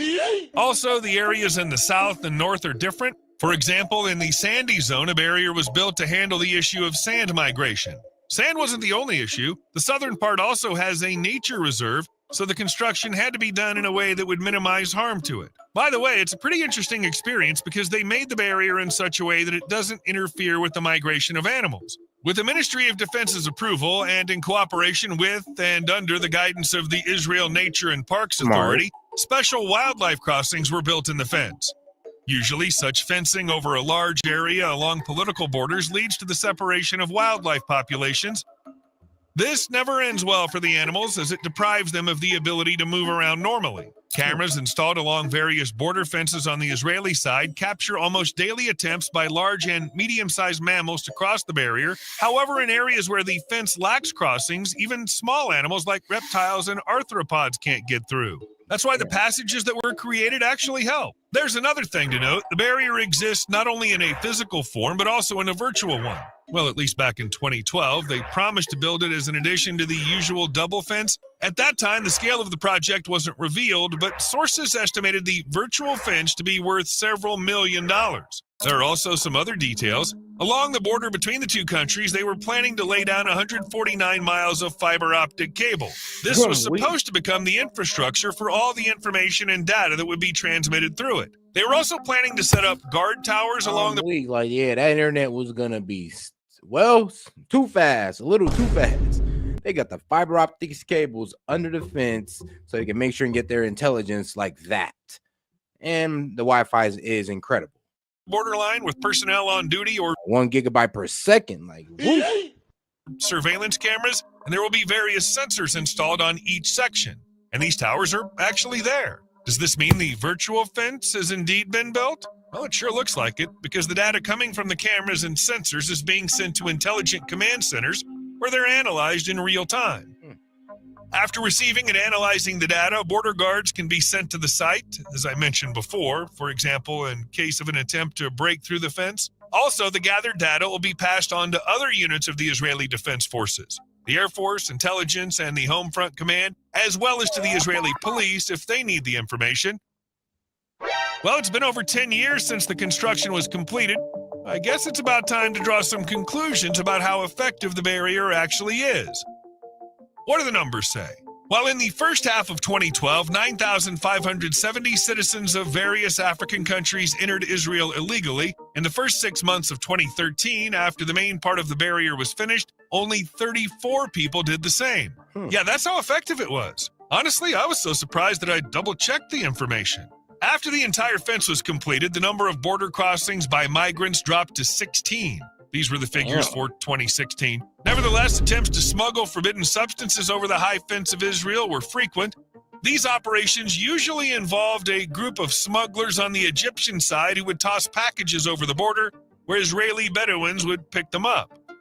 I'm not joking, they really throw the contraband over the fence. Moreover, smugglers on both sides of it have studied every inch of this fence. There are smugglers you can pay about $5,000 to $7,000 and they'll help you get over the fence. First, they take the person to the border in a closed van. Then they carefully inspect the fence and even send up a drone to check the area for border guards. Only once they're sure there are no soldiers or police around do they set up a ladder against the fence. And these are just regular ladders, nothing high tech. Climbing over the fence takes only 5 minutes. Of course, illegals also need to make sure that fence is wood, because electric fence, you put it up, you put a steel, we put a steel ladder against an electric fence, boy. Avoid getting caught by the authorities in Israel, but if that does happen, they don't give up the names of their accomplices for their own safety. Whatever the case, all of this led the authorities to increase the fence height from 16 to 23 feet over a stretch of 10 miles, but I've already mentioned that. Actually, this increase helped reduce the number of illegal immigrants. Though you'd think it's just 6 feet. Not all attempts to cross the barrier happen from above. Israeli authorities also claim that there are tunnels under the Egypt-Israel border which are used for the illegal transport of weapons. Egypt, however, denies this claim. Egyptian officials are confident they've successfully destroyed all such tunnels in the past and recently improved their infrastructure to prevent smuggling. For better or worse, you can't find any photos or videos of these tunnels online. Maybe this is classified information? But the smugglers were clearly inspired by the existing passages between Egypt and Gaza. Most likely, they're similar to those dug through the border to Israel, so that's what I'll show you. In fact, Israeli authorities got concerned back in 2021 about the construction of 4 tunnels between Israel and Egypt, and it was for good reason. Traders of illegal substances were planning to use them to smuggle, well, illegal stuff. They said the tunnels are hundreds of feet long, and some of them even reach the barrier at the border. They also analyzed the cost of building such tunnels from 5 to 10 million shekels, which is about $1.3 to $2.3 million. During the digging, the tunnels are lined with concrete and steel materials to prevent them from collapsing and are equipped with emergency lighting along the entire length. Remember the tunnels from Mexico to the U.S.? Well, they're building something similar here. Criminals work 12 hours a day, mostly in the evening and at night, deliberately digging in several places at once so that the police and army won't detect all the tunnels. And although the fence is built in such a way that tunneling under it is difficult, these tunnels are clearly interfering with the military and police operations. Meanwhile, criminals from the diaspora claim that they'll succeed in crossing the border, and according to one of the tunnel construction project members, they're using former Bedouin scouts who served in this area and know the terrain well. Why build tunnels so long, you might wonder? The answer's simple. They start digging about 3,280 feet from the border so they can get to the fence without using cars or ATVs. Plus, this way, they don't have to worry about getting caught while they're still on their way to the fence. Nobody can see you moving underground. And even though various sources in the Israeli police claim they're watching smugglers working along the border, the police refuse to reveal their plan of action against them. Well, that makes sense. By the way, it looks like they've been building tunnels there for a long time, at least since 2012. Yeah, as soon as the fence went up, the tunnels appeared too. Action and reaction, all that stuff. But time goes on and border guards have to face new challenges. For quite a while, the border was relatively calm until a few serious incidents took place in 2024. All of them were related to smuggling, shootouts, and deaths. And drones. Technology is advancing, and smugglers no longer need to reach the barrier with their cargo, especially since they risk their health. Instead, since around May 2024, criminals have been actively using drones, and this method of smuggling is gaining momentum. Smugglers on the Israeli side of the border quietly approach within 0.6 to 3 miles of the fence so that no one sees them. Then they send drones to the Egyptian side and land them there, about 0.6 to 1.8 miles from the fence. Their Egyptian colleagues load drones, usually with banned substances and weapons, and then Israeli smugglers send the drones back. Sometimes, before sending a drone with a load, they send a smaller drone first as a scout to check the area. If it gets shot down, the damage will be smaller. Imagine the military surprise when they discovered this scheme. At first, they didn't even understand what was going on. They just noticed that these smugglers stopped showing up. It wasn't until a couple of months later that they realized what was going on, and now, in order to prevent drones from flying across the border, the troops are allowed to open fire on them. The Israeli Defense Forces have also deployed electronic warfare systems that can jam or take control of drones and land them. However, all the border guards are worried that attempts to smuggle using drones could turn into a much more serious threat. For example, it could escalate to drones carrying explosives or planes large enough to transport people across the border. And it looks like everything is really moving in that direction. Just recently, in March 2025, Whoa, drones that can carry people? Sure, let me find out. Israeli security forces intercepted dozens of heavy drones.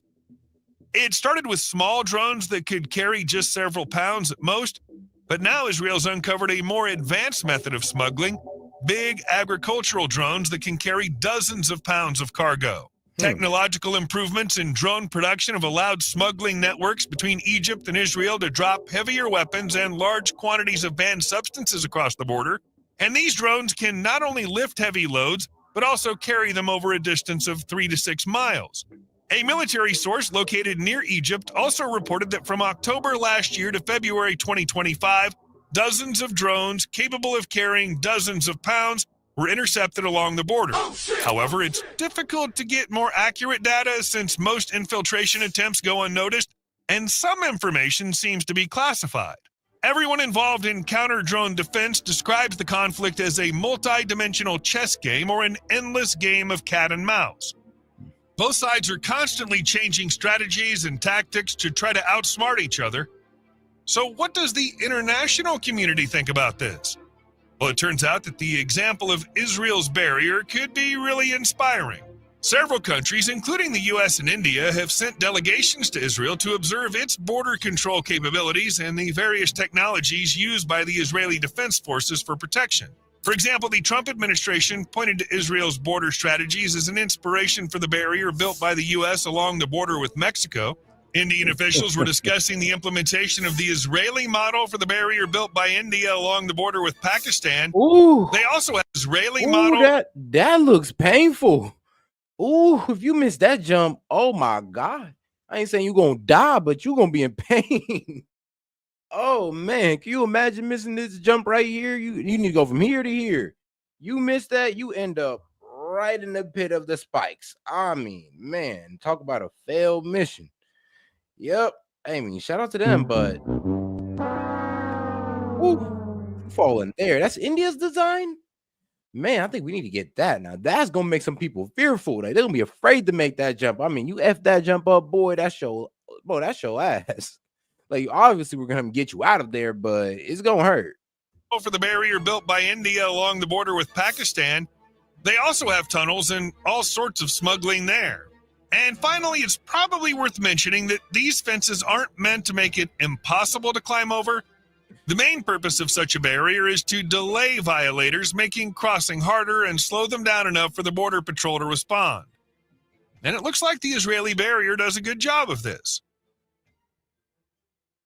Major smuggling operation. In 2022, Israeli forces foiled an attempt to smuggle illegal substances into the country from Egypt worth over $1.2 million. What do you think stopped the dealers from getting their goods through?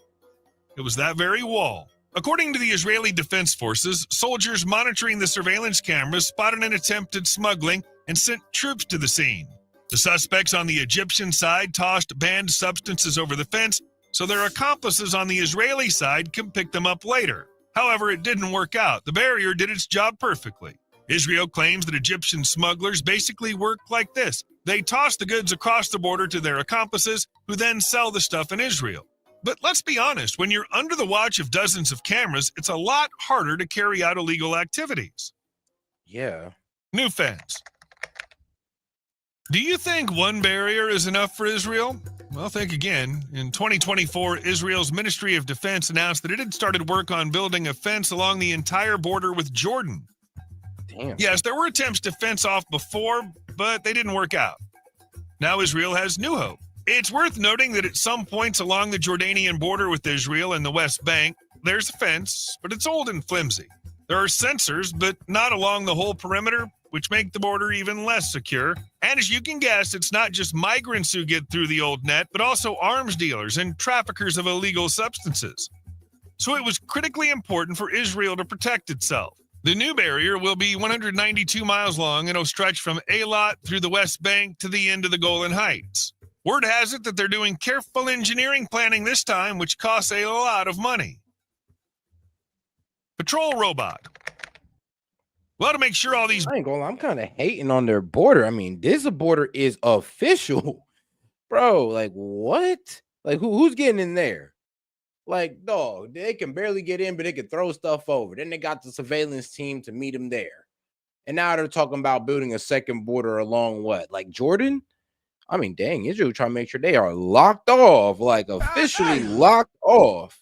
Barriers in Israel do their job 100%. The country turned to technology. In 2021, the Israeli defense contractor Aerospace Industries unveiled a remotely controlled armed vehicle that, according to them, can track infiltrators and open fire.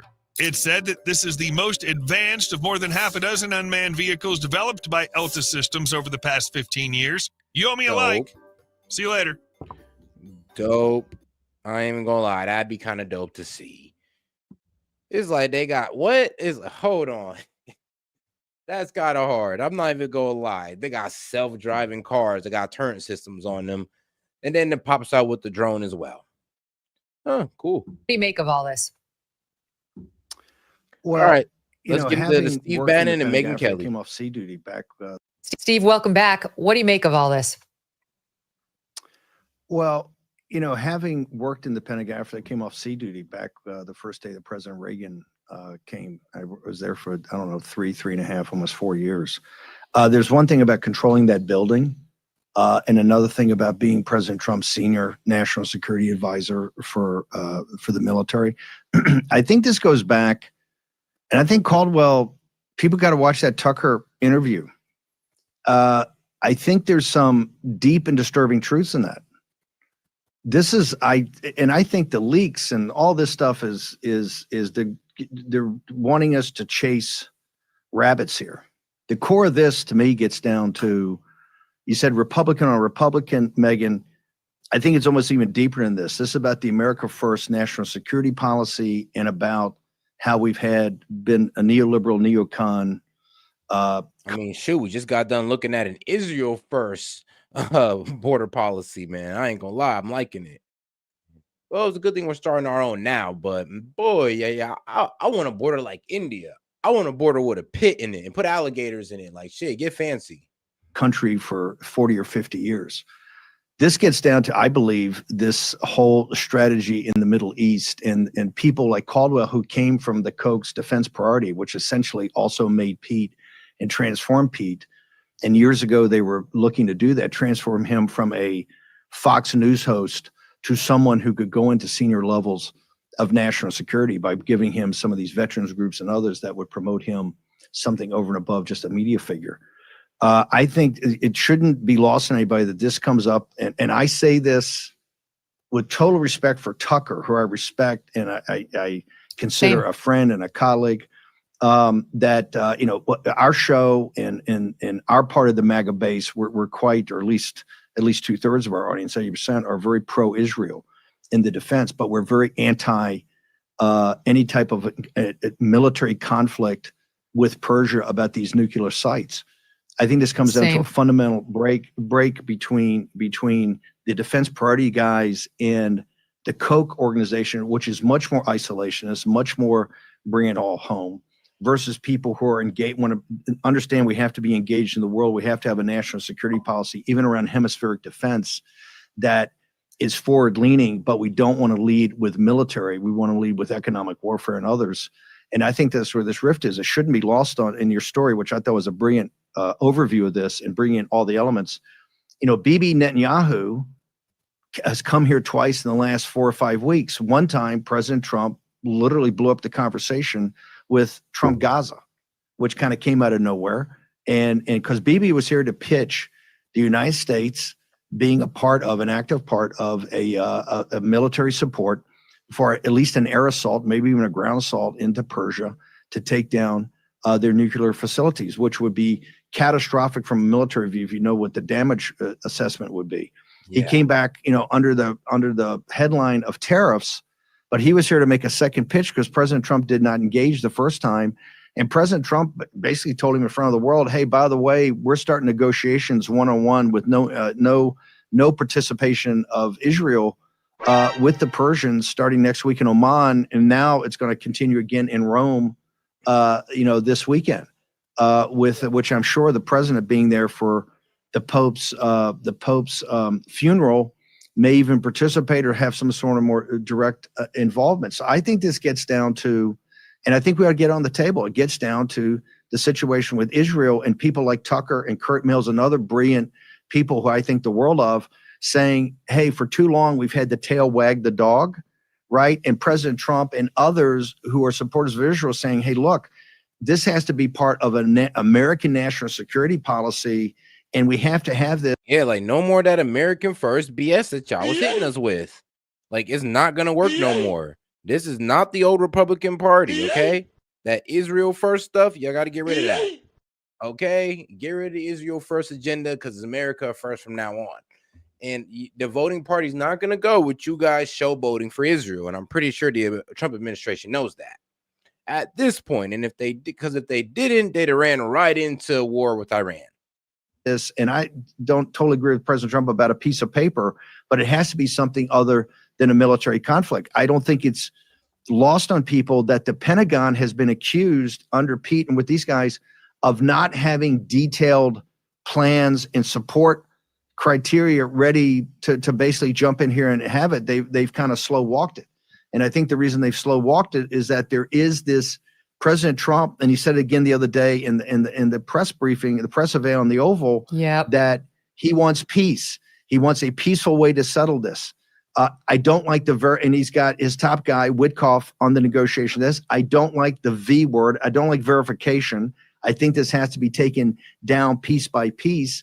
And I think we have to go up the escalatory ladder on economic warfare. Number one, my question is, why are we allowing, they say 1.5 million, but it's really almost 2.5 million barrels of oil a day to leave Iran that funds the mullahs and goes through the Straits of Hormuz through Straits of Malacca to China. And it's 22% to 25% of China's output, of which, oh, by the way, we're engaged in an economic war right now. I think going up the escalatory ladder, which would say, hey, I've been in a carrier battle group, off the coast of Iran for the hostage crisis in the Persian Gulf. We've got 2 carrier battle groups right now in the Red Sea, keeping the Suez Canal open. Just move one over, over to in front of the Straits of Hormuz, and let's do a blockade, a naval quarantine of everything, and the mullahs will be gone in 100 days. Now you're going up the escalatory ladder, but I think all of this in the Pentagon.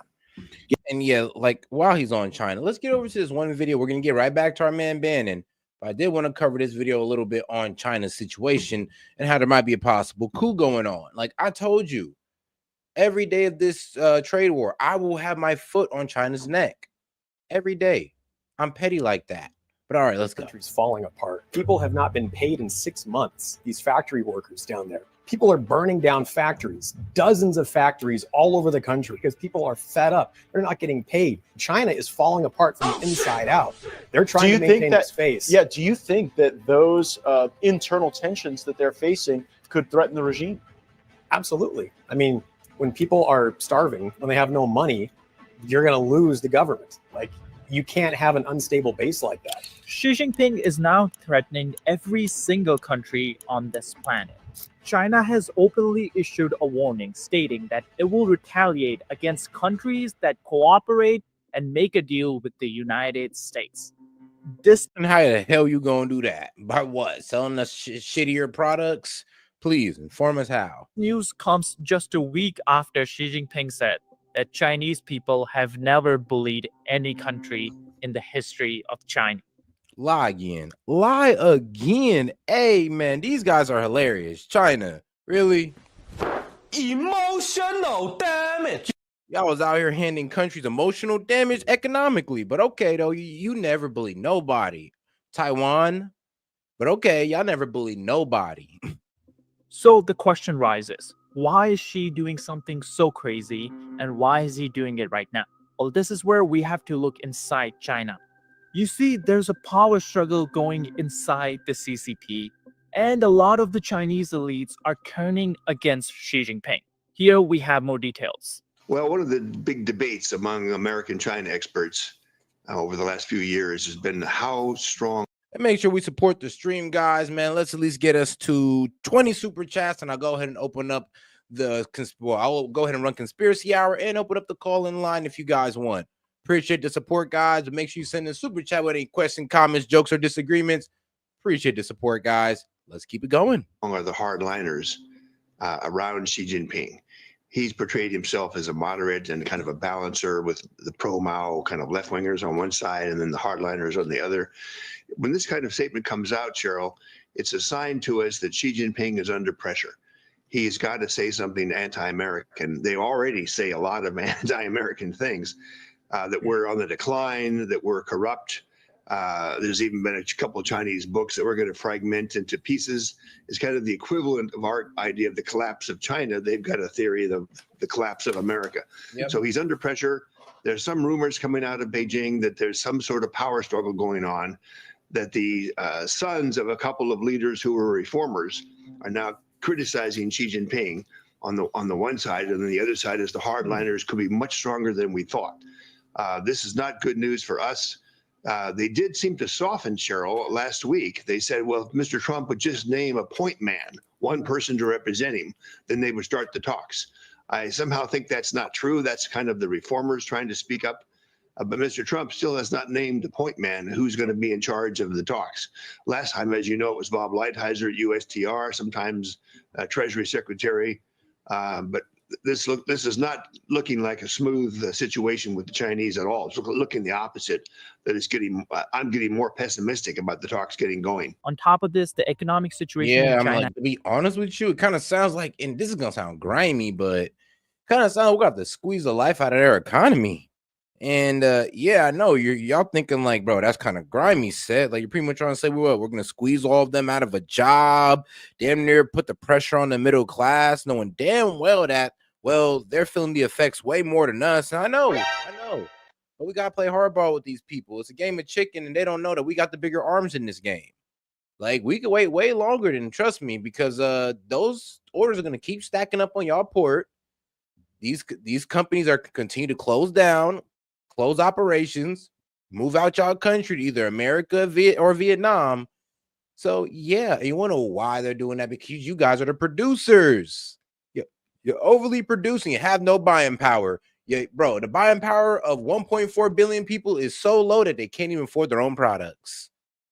And they need other countries to afford their products. So while they're being cut off from other countries and cut off from their products being sold to their biggest buyer, yeah, trust me, I'm pretty sure their economy is pretty much, well, it got gutted and it's bleeding out day by day, and ain't nobody stitching it up.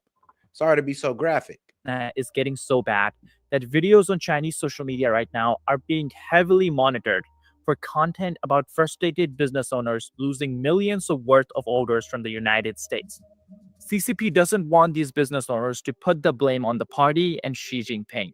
That's why whenever they see any post criticizing the party or the leadership, the post gets disappeared magically. Now they attempt to do the same thing overseas, where they have bot farms that basically downvote any videos that criticize China or criticize the CCP. This is exactly why we need your guys' help. If you guys can do us a quick favor and hit that like and subscribe button down below, it helps us out tremendously in counteracting the CCP bots. So here's exactly what China said. China has issued a warning stating that it will retaliate against countries that cooperate with the US in ways that compromise their interests. China firmly opposes any party reaching a deal at the expense of China's interest. If this happens, China will not accept it and will resolutely take reciprocal countermeasures. Ironically, that it's so funny. So China is actually kind of taking Trump's position right now, but it's a bit like too late. You can't do that now. They're hitting us like, oh, well, we'll hit you with reciprocal trade tariff. What reciprocal tariffs? Reciprocal trade policies? Like China, you don't buy enough into these people's economy. You don't buy enough to actually threaten anybody. That's the problem. The buying power of China is low, but the production power, what you guys sell is high.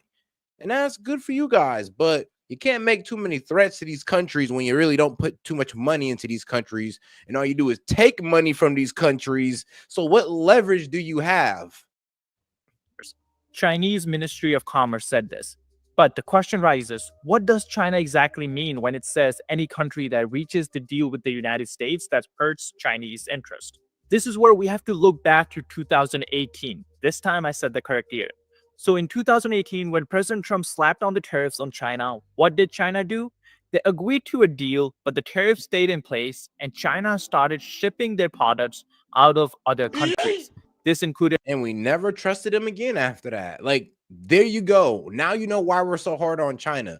We played nice with them the first time, and then they played in our face. They literally shipped their stuff to Mexico and Vietnam and subverted our tariffs. And we're just supposed to sit there and take it? This is why we're honestly handling things with them the way we are now. We already tried to talk nicely. We already tried to do things nicely with these guys, and they kind of spit in our face. So, yeah, excuse us for the high tariffs, but I kind of put this on yourselves. And like I said, the Chinese government needs us more than we need them. For those of y'all thinking that they could call our debt, I mean, please go ahead and call that small ass $759 billion of a $36 trillion debt. Oh, please Sell off all your bonds when we have a $29 trillion bond market. How much do they own? 600 billion. It's small. It's very small, honestly. And you know, the larger picture of it. Countries like Vietnam, They hold Cambodia, no and weight. even Mexico. Chinese companies set up warehouses. And these weren't actually exactly factories. These were basically warehouses. So the Chinese products that were made in China come to these warehouses in a third. Hey, yo, see what I'm saying? They built it in China, set up a warehouse, so set up distribution in it. Well, Mexico or Vietnam and get it right over here. And this is where all of that stuff that was coming from, made in Mexico, made in Vietnam. You ever notice how some of your clothes, some things you buy started saying that? Yeah, it was still made in China. They just pretty much changed where they shipped it out of. Country, there the label that says made in China is replaced with, let's say, a label that says made in Vietnam or made in Mexico, and then those products get shipped into the United States without any tariffs. And this is exactly how China was avoiding paying US tariffs. So what is President Trump doing this time? He's going after this exact loophole. So any country that wants to negotiate a tariff deal with the United States, they have that 90-day period where all the tariffs are paused. And only tariffs that's in effect is that 10% tariff rate on every single country except China. Now, if they want a deal and if they want to delay the tariff that President Trump announced on so-called Liberation Day, one thing these countries have to agree to is to not let China use their countries as a way to get around US tariffs. This doesn't seem. And you know what China try to do? Try to go visit other countries, just try to set up the same deal they had with Vietnam and Mexico. And funny thing is, though, they try to go at Vietnam, and bro, Vietnam done sanctioned China. Yes, look this up. Vietnam done sanctioned China. So that's another huge business that, well, China done lost. They done lost one of their cohabitors and, you know, backstabbing America. I mean, tough. Well, I'm sorry, but co-conspirators and backstabbing America. That's tough. That's tough right there. And now Vietnam has sanctions on China. Seem like such an unreasonable demand because according to World Trade Organization, it is illegal to do what China was doing after 2018. You cannot use a third-party country and not add any value to a product and then export that product to a different country. Because what you're doing is basically trying to fool the authorities as to the origin of that product.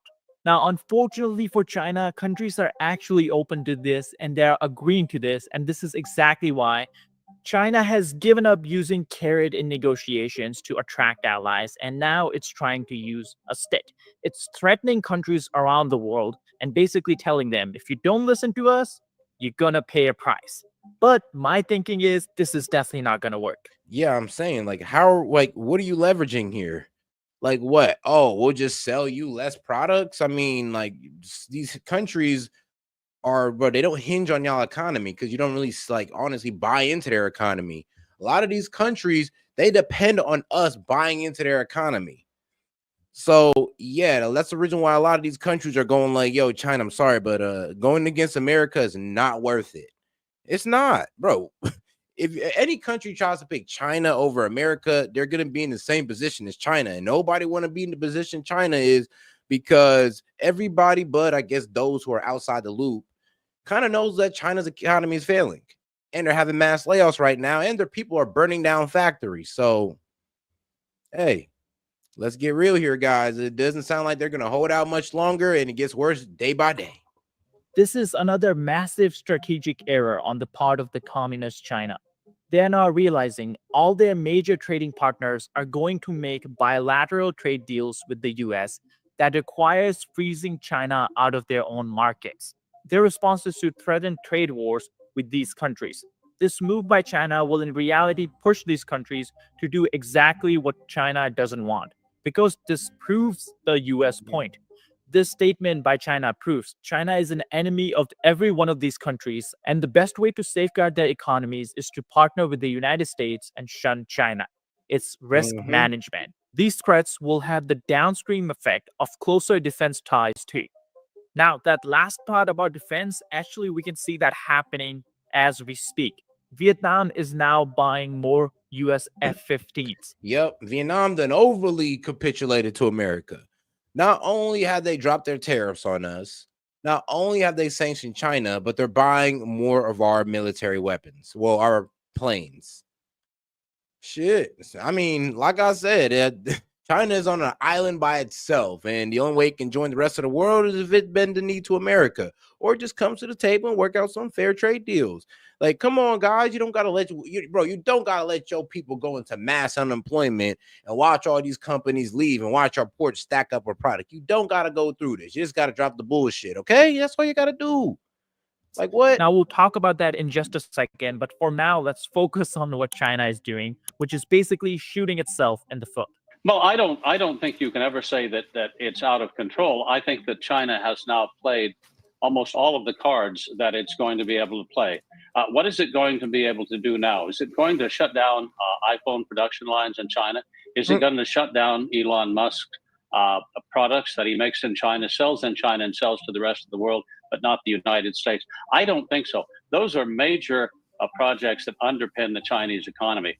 And what's going to happen now, what's happening right now on the local level, you know, I spent years in China talking to ordinary people. I know the small businessmen in China, the guys that run the small and medium-sized factories. They have shut down. Those factories are done. Those millions of employees are going home, except they can't go home because their parents came from the villages 40 years ago to work in the factories. They were raised by their grandparents 20 years ago. Those villages are now shutting down. They're old. The elderly in the villages are old and dying. There's no soft rice paddy for them to land on again. China will have a huge population of unemployed, displaced workers in the years to come. And I think China is going to be absorbed with this. Which I covered already. I already covered the mass unemployment on China. So like I said, I've kept my foot on China's neck about the damn near through the entire trade war. So shout out, guys. And make sure you guys support the show and help me support putting my foot on the neck of China. I know, right? That's a good, come on now. You might as well support the show for that sake alone. All right, I'm just playing. All right, guys, let's make sure we double tap that screen and like the video. And I appreciate y'all support. Internal problems and be forced to deal with those first. And they're going to back off on the tariff war. Exactly. China is running out of responses it can do, and that's why it's being forced to take on these actions that are basically hurting the Chinese people and the Chinese economy. This move reeks of desperation. China is now openly threatening any country that dares to strike a deal with the United States that China doesn't like. That's desperation, which guarantees that what China fears the most, being fenced out of the world trade system, will happen on an accelerated timeline. They should have kept their heads down and pretended to play nice, but they just had to play the bully card again and remind everyone exactly why they can't be trusted. Exactly. And what makes this situation even more ironic is just a week ago, the Chinese embassy here in the United States was posting videos of Mao and Xi Jinping. And one of the videos that they posted from Xi Jinping was basically saying that China has never bullied any nation in its history. Lie. And now, just a week after that, China is openly threatening every single nation on this planet. Here's the clip that they posted. 中国人民从来没有欺负、压迫、奴役过其他国家人民。过去没有，现在没有，将来也不会有。同时，中国人民也绝不允许任何外来势力欺负、压迫、奴役我们。 Wow, bullying, oppressing, and subjugating y'all to what? To fair trade terms? The one that y'all agreed to but violated? Oh, so making you guys play fair or play by the rules that we agreed on is bullying. Really now? I mean, these guys are hilarious. I'm not even gonna lie. I mean, when you sit there as you know, the leader in China and say stuff like this, it's like it's low-key funny. It really is. I'm gonna be honest with you. Like, haha. 谁妄想这样干，必将在14多亿中国人民用血肉铸成的钢铁长城面前碰得头破血流。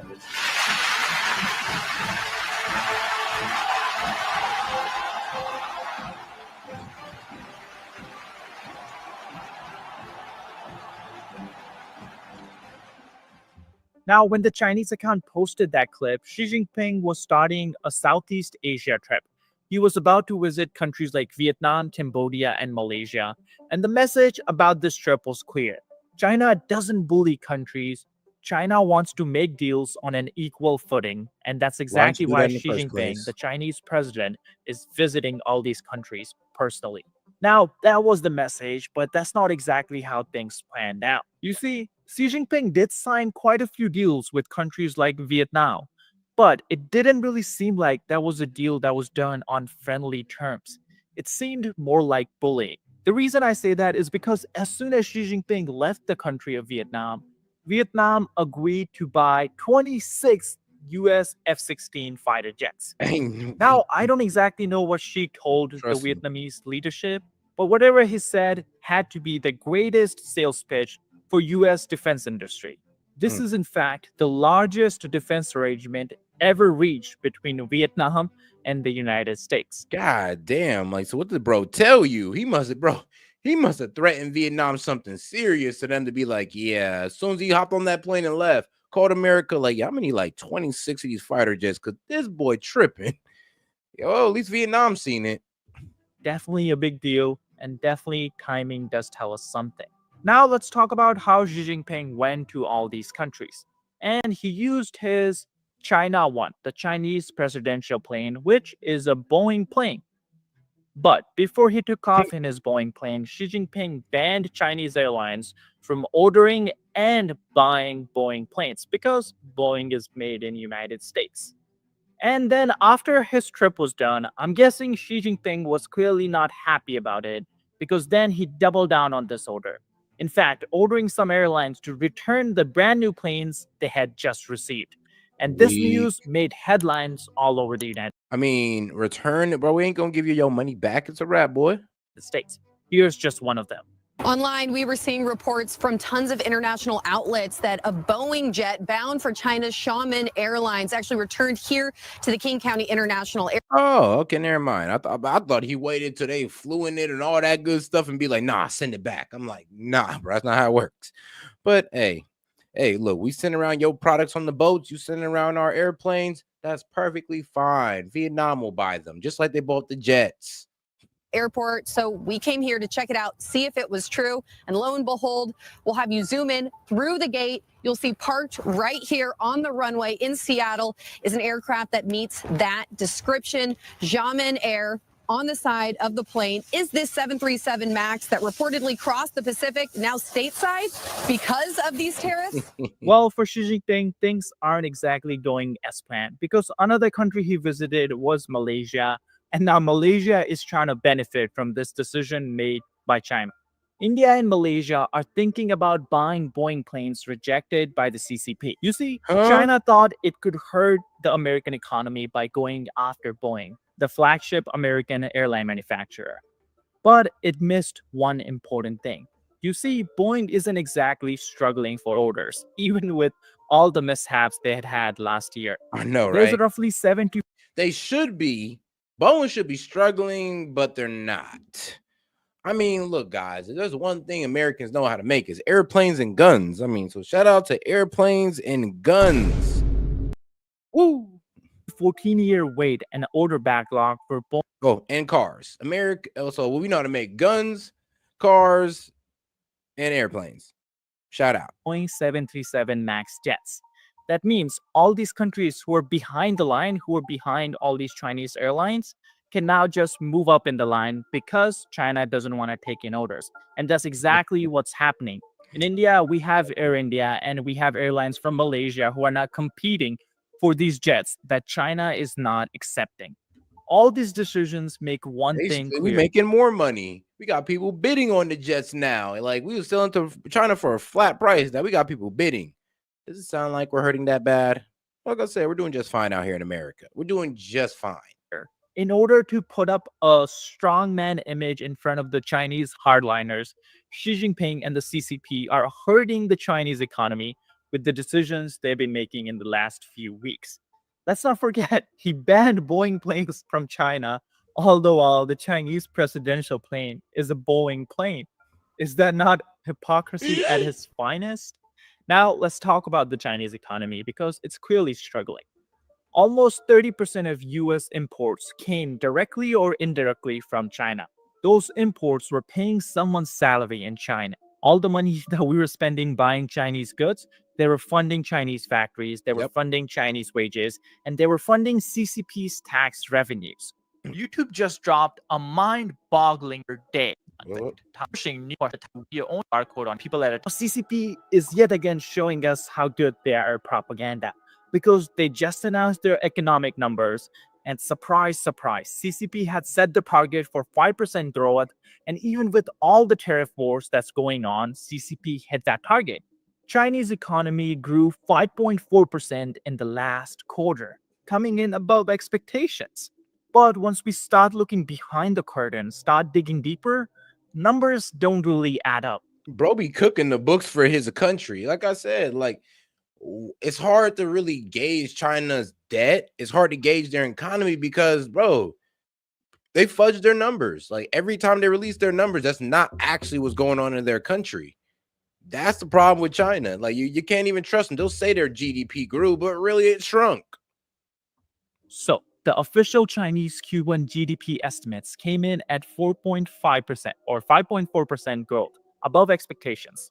A few days later, official Chinese tax revenue figures come in at a 3.5% decline. So how the hell that happened? That's what I'm saying. It don't even make sense of what they're saying. It's like, well, how the hell you have growth, but tax revenue is seen like a dip? Like, hold on, what are y'all like? What y'all doing up there? Not a growth.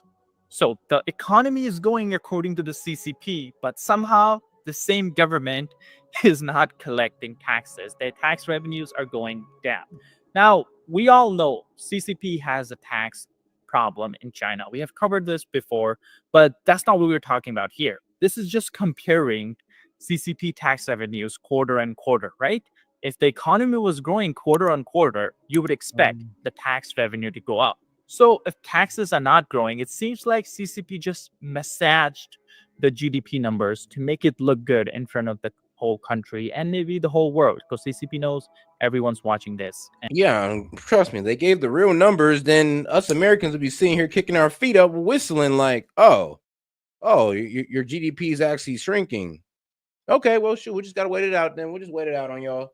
But if they release numbers like their GDP is growing even under this tariff war, is like, it kind of gives that perception that, oh, well, nothing's really going on in China, everything is smooth, when that's far from the reality. That's far from what's really going on, to be quite honest. And that's exactly why. The GDP figure they pay a lot more attention to, but they forget about all these supporting figures, and they don't massage these numbers to get their story straight. If you're lying, you have to make sure the lie is good enough to stand up to questioning. If you're just lying about GDPs and all the other numbers are truth, people find out what the true growth is.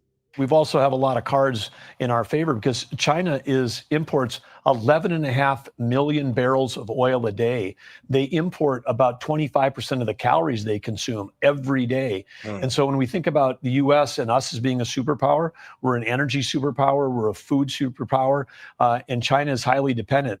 There's no way that China can retaliate in a way that doesn't do much more damage to their own economy than to ours. Look, if you look at the financial markets, the net worth of American companies is. I mean, nobody ever want to look at the China markets, though. They just want to look at ours. Like, damn, Alibaba, JD.com, PDD Holdings. I mean, all these guys are looking pretty bad right now.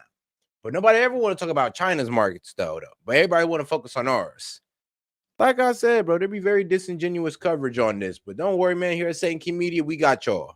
It's multiple times higher than all the Chinese companies. So we have incredible leverage. They can't my bad. S.E.T Media. Sorry. Still out used to the old title. Possibly get out of their economic.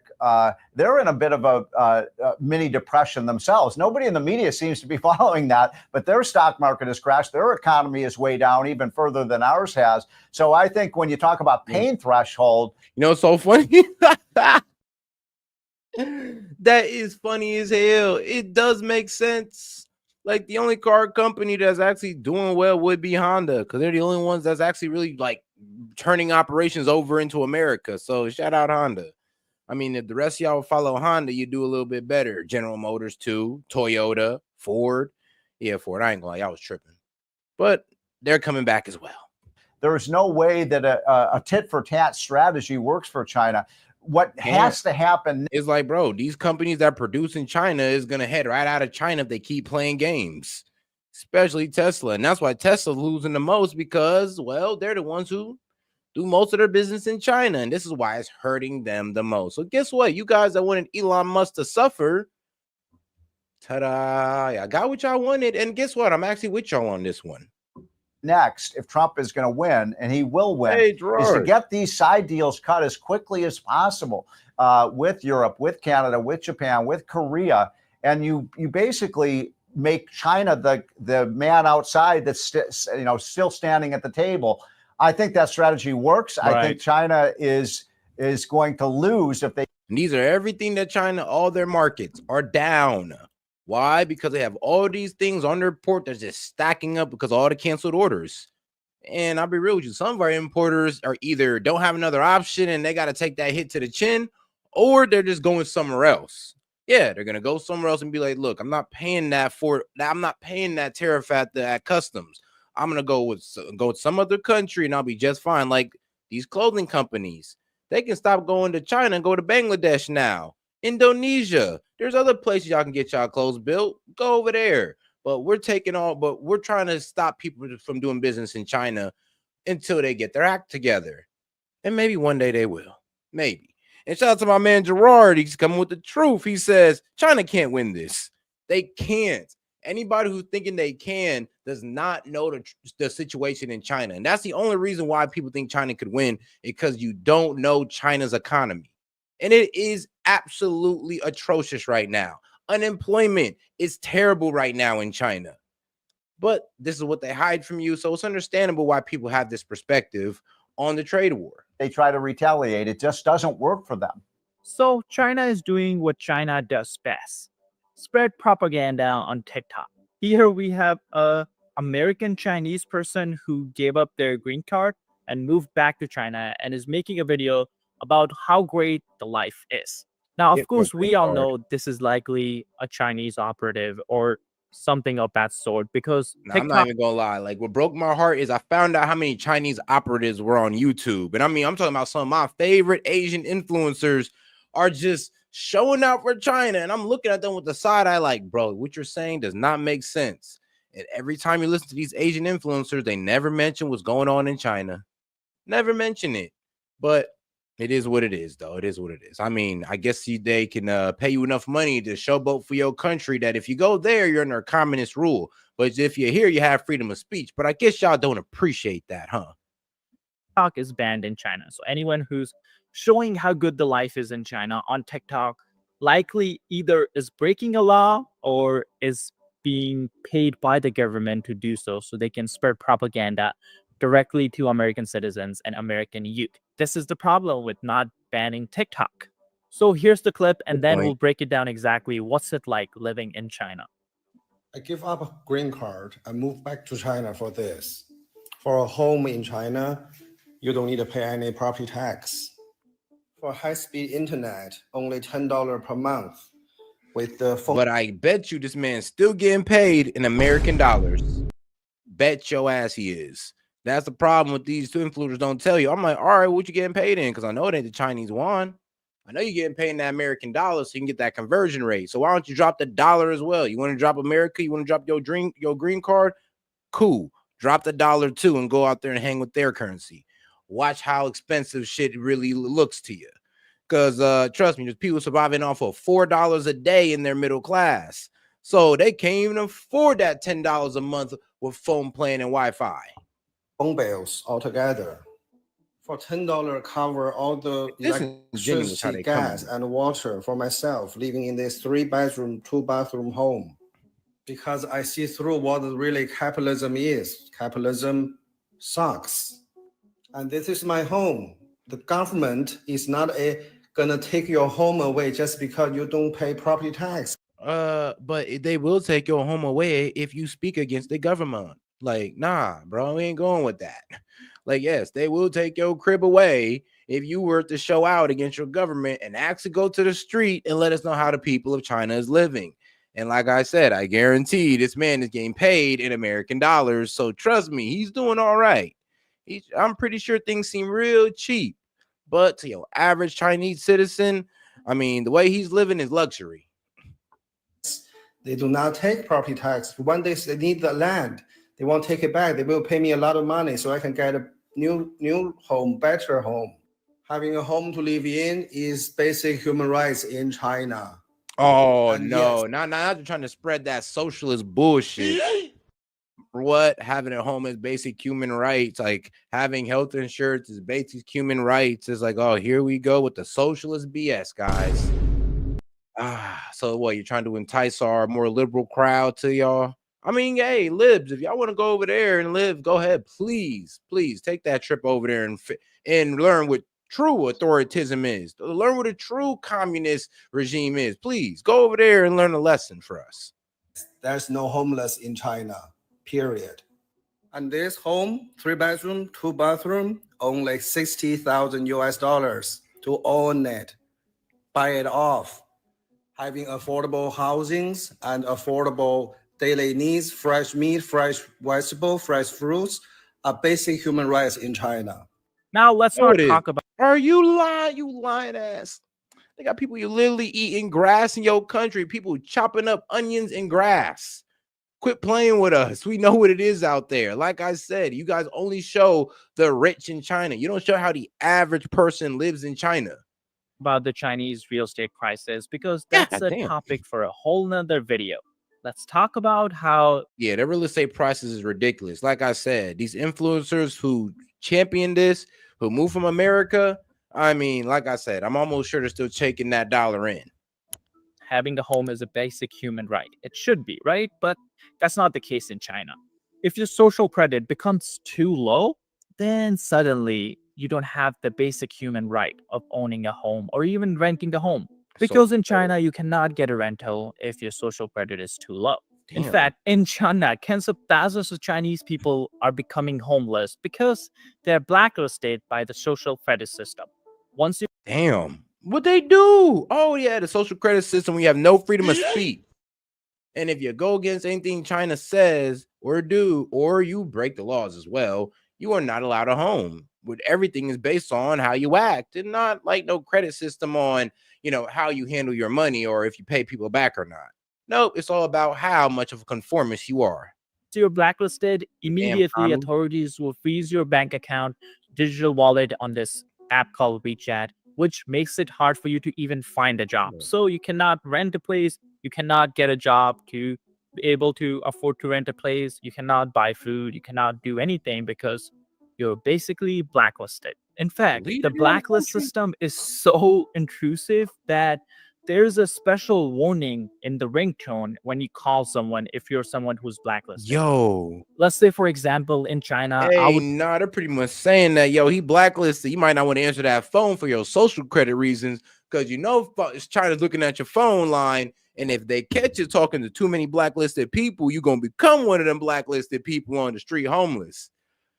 Yeah, they kind of ostracize these people as well. I can see that going down. Would be blacklisted for criticizing the CCP, which clearly I wouldn't be blacklisted. I would be sent to the gulags. But if I'm blacklisted in China for any offense that's CCP, boy, I'd have been locked up and deported. Actually, I'd have been lucky they'd have deported my ass. They probably just locked me up. CCP deems not good. If I'm calling you, you get a special ringtone warning you that you're getting a call from someone who's blacklisted, which is kind of badass. I ain't gonna lie. That's kind of badass. Like what? I get a special ringtone because I'm that much of a rebel. Oh, let's go. Like, come on. It's kind of badass. Let's be real. Like, if they had that in America, it'd be like, oh, man, he's one of them guys. One of them controversial people. Calling your phone? Oh, come on. That's kind of cool. And this is how CCP polices their citizens' behavior. One of the most craziest fact I learned last year was that CCP spends more money on internal controls, basically making sure that the Chinese citizens don't rise up, than it spends on its army, which is supposed to, protect China from foreign forces. And so I mean, man, they still play psychological warfare instead of using a heavy hand. I will say China is always impressive with their psychological warfare because look what the man pretty much just said that, look, they spend more time, they spend more money making sure that the psyche of their people, the psychological, like their mindset of the people is never goes towards a rebellious mindset. They spend more money and time making sure that their people love their slavery. I mean, shit. Huh. Makes sense. Makes sense. Chinese army is huge, and CCP lies about how much they spend on the Chinese army. But even after all that, they spend more money just internally, because for the Chinese Communist Party, the greatest threat is not Trump's tariffs, it's not business basic videos, it's the Chinese people themselves. Yep.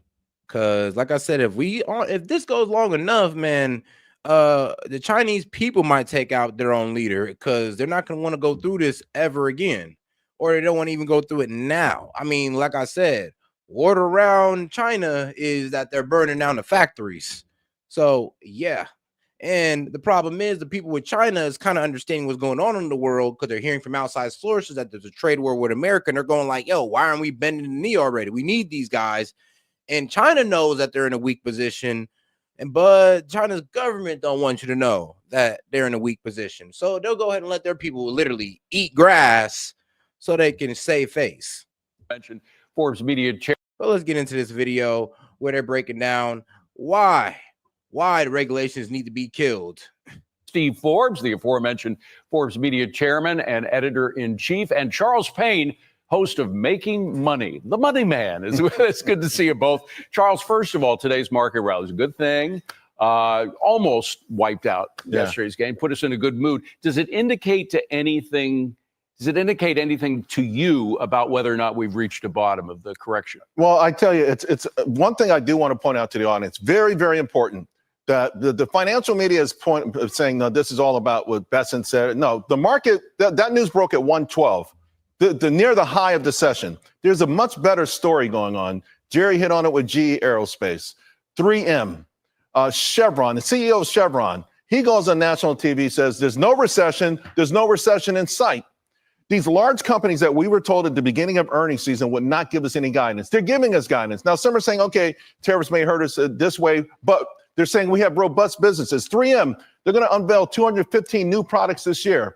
We learned more this morning about American exceptionalism, but by the way, it's not just about. Yeah, we did. These guys done stepped up to the table. They said, hey, yo, it's our time to eat. Like, what you mean? Bro, we're about to start cutting off China. 3M is like, bro, this is our time to eat. And we about to put more jobs into the economy. Look, man, we about to build some factories, get some jobs going, get these products out there and get the profits up, guys. It's our time to eat. Artificial intelligence or computer chips. It's about companies that have been around for 100 years. They've been through this before. They know how to handle these things. They'll make it through it again. And that's what we were reminded of this morning. That's the other part of this story that's going to be completely wiped out as people read about the market tonight or tomorrow morning. And I want to talk a little later about whether or not factories, the reintroduction of our nation as really a mainstay of factory production around the world is if we have enough workers for that. But first, I want to ask Steve. We've got the recession now. It looks like a couple of CEOs are saying, forget about it. We ain't going to have a recession. We are in sort of limbo land. About CEOs is going like, bro, we ain't about to have a recession unless we can help it. They pretty much saying, dog, look, we're about to put money into the market because they believe in American people. Like, we still got some patriotic corporations here in America who have their money all in on America. And thank God we got the car companies and companies like 3M who are pretty much saying like, oh, great, you're letting us have an opportunity to get out into the global market. Say less. We'll go ahead and reinvest more. We'll get more jobs out there. Don't worry. We'll go ahead and handle y'all on the unemployment side. But, you know, I'm pretty sure they're hoping that Trump handles them on the corporate tax side. Out of tax, the extension of the tax cuts and putting in some more tax cuts. But then we have trade. Is trade the biggest reason markets are now fluctuating so much? Yes, because there's so much uncertainty. Eventually, I think we believe we'll get some tax bill. The president's put his whole presidency at stake on that. But in terms of a trade deal, people want to see, let's actually get one. So the rumors of a good one, good. India and Japan would be a 10 strike if we got those fairly soon. Mm-hmm. So people want to see, as they used to say in the old days, where's the beef? And that's what they want in these trade deals, something actually there, because if you get one or two biggies, then others can follow suit and say, we'll take this template, blah, blah, blah, and you can get the ball rolling. but they want to see something first. So the market's going to have these wild fluctuations. Oh, guys, and like I said, we are 12 super chats away from opening up the calling line and running Conspiracy Hour. I appreciate you guys for tuning in, but let's make sure we support this show with any questions, comments, jokes, or disagreements. You can go ahead and send $2 and up. I'll be happy to read it out loud and engage with it. Appreciate the support, guys. Let's get right to it. And I ain't gonna lie, we got a good Conspiracy Hour lined up, and also got a Joe Rogan video with Jordan Peterson on it. Well, you know, it's crazy though. I didn't listen to it yet, so I don't even know if it's that really good of a conversation, to be quite honest. By the way, on manufacturing, one of the things that gets overlooked with the focus on trade is how much regulations killed manufacturing in this century. Yes. 1,400 regulations costing more than $100 million hit manufacturing. Absolutely, we killed ourselves. Yeah, like I said, like those regulations that Trump is talking about lifting, yeah, that and well, crazy taxes what got a lot of these companies up out of here. That's one of the main reasons, that and the fact that we didn't have no tariffs to protect our domestic industries. So yeah, I'm glad we're talking about the whole problem here. Self-inflicted wound. Hopefully DOGE is going to finally get rid of some of those. Charles, we have about 10% of the workforce working in factories now. You compare that to the 30% we had in 1970, a huge, huge drop. Has Trump put out enough incentives, deregulation incentives, and tax incentives to bring back the country to the 1970s level, or how much more than the 10% of the workforce could be employed by factories? I love that Steve brought up the deregulations. Well, you know, factories also got office jobs as well. They need tech guys, they need maintenance guys, and yes, you do need factory workers. So yeah, you can hire all levels of people in a factory, especially office people, HR. Like, come on, guys, let's think a little bit deeply. Let's think more deeply about this here. Regulations, because over the weekend, Apollo published a piece, and that was one of the reasons I think we had a lot of pressure yesterday, saying, well, historically, trade deals take 18 months to negotiate and another 45 months to put into place. Obviously, no one's looking at that timeline, right? I hope not. Now, of course, we're doing things differently. And bringing back the manufacturing is two things. The regulations are ridiculous, and also the workforce. You know, I would like a greater focus also on that potential workforce. And these memes that were making around a couple of weeks ago of fat, sloppy Americans hunched over a sewing machine or screwing in screws. You know, there's two things that really offended me there. There's a lot of tedious work out there that people do right now, at this very moment. You know, I know in the Hamptons, you probably have your cocktails and think that people don't do those jobs, and they could pay very well. You know, these are the jobs that migrated people from the South to the North, that as we were becoming the greatest nation on earth. And we need a trained workforce. It was trying to put those out, and they were sort of dissing us, right? You know, just dumb, fat, lazy Americans who couldn't even do those kind of jobs. They did some fancy AI work, having Trump on an assembly line. Right. And the thing is, though, we need to embrace this, right? It's every day, everything is physical. Look at all this physical stuff around us that we can build and we can make. It's not everything's going to be a computer chip. And so we need to take advantage of it. We need the workforce to do it. We need to train the workforce, but it's not a 4-year degree. And so I'm really extremely optimistic about this. I really am. I think this could be the last chance we have to try to right the ship. And Steve, 80% of Americans, there was a poll out, I think Cato Institute put out the poll, 80% of Americans want more factory work in the United States. Only 25% of Americans say they personally would be better off working in a factory. But I mean, yeah, because a lot of people are seeing how, well, I'm gonna be honest with you, how a lot of people who are in these cities who don't have any factories, who have barely any jobs, and all they got is these office jobs, bro, their youth have nowhere to go, especially the youth that don't do so well in school. You hear me? All right, then. So a lot of these people move out of those cities and go to cities that do have those factory jobs where these kids can excel in. Like, and let's be honest, I've heard about it before. I've heard kids who ain't do so well in school, but hopped into the workforce, and now they're making good money at their job. Shout out to them. So it is possible, but we got to give these people the opportunity without having to leave their city. I mean, that shouldn't have to be an option. Like, there should be enough business for all these, cities to have. And here's the thing, when we just sit there back in the day and let them all close down and ship out and then wonder why some of these cities are turned into ghettos, like, come on now. Can we see where we went wrong with that one? That 25%, those are the two bars on the right there. Blue Democrats, obviously red Republicans. 25% is more than double the amount of workers now in working factory work. So that would actually be a great bonus for us. It looks like we do have the workforce for. I mean, yeah, that was obvious. I mean, that one guy who hopped on top about, oh, well, we have 4% unemployment and that's good. And I'm just like, you're acting like 4% unemployment. Do you know how much Americans that is that are unemployed that can go into any sector? It's like, bro, that's like a million, like at least like what, 5 to 10 million Americans. And trust me, we can bring back all the factories in the world, and it's honestly not going to bring back 10 million jobs. So still we'll have some type of unemployment.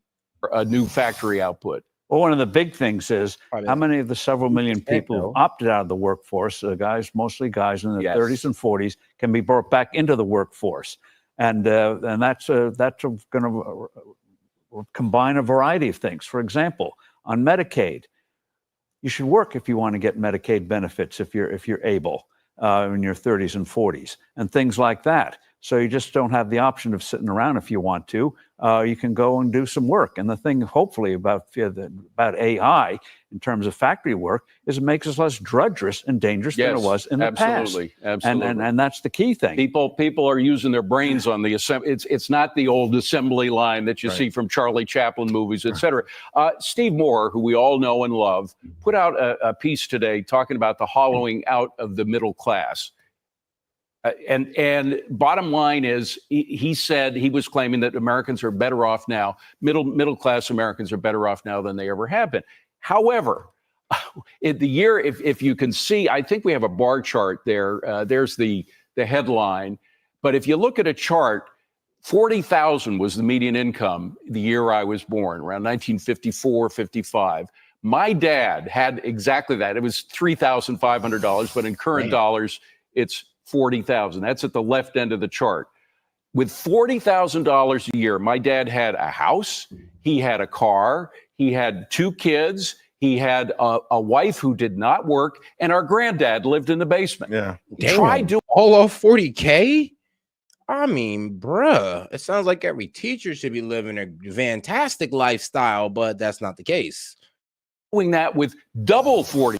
Like, yeah, low key though, you're right. He's not lying. To do all that, you need double 40K. Now, you do need probably a good 80K to get that off. To get what he's talking about off today, yeah, it would be 80K and up. To have the kid, 2 kids, wife that don't work, like car for everybody and all that good stuff. Yeah, you'd be looking about 80K. 30,000 today. Yeah. And that's cutting it close. I mean, college tuitions went through the roof. Child care was gone through the roof. Everything is home affordability. We know right now is at an all-time low, right? I mean, you cannot afford. There's never been a time in our history where a house is more unaffordable. Yeah. And so I agree with you 1,000%. Also, the middle class. The middle class used to be a big chunk, right? And the middle class has gone like this: either you're upper class or you're lower class. Right. There's hardly even a middle class to even have this debate about anymore. Steve, there's before we go, we're going to be talking taxes with Grover Norquist in the next segment. But I'm telling you, and that's what we look at. Like, that's why we look at the liberals sideways, because we're like, bro, do you not see what's happening? And like I said, I always do act. I kind of ask you, like, bro, what do you live at your mom's house or something, or what, do you work this cushy office jobs and your life revolves around corporate for you not to see the damage that this has done to the middle class? Or like I said, maybe you were born a rich kid or something.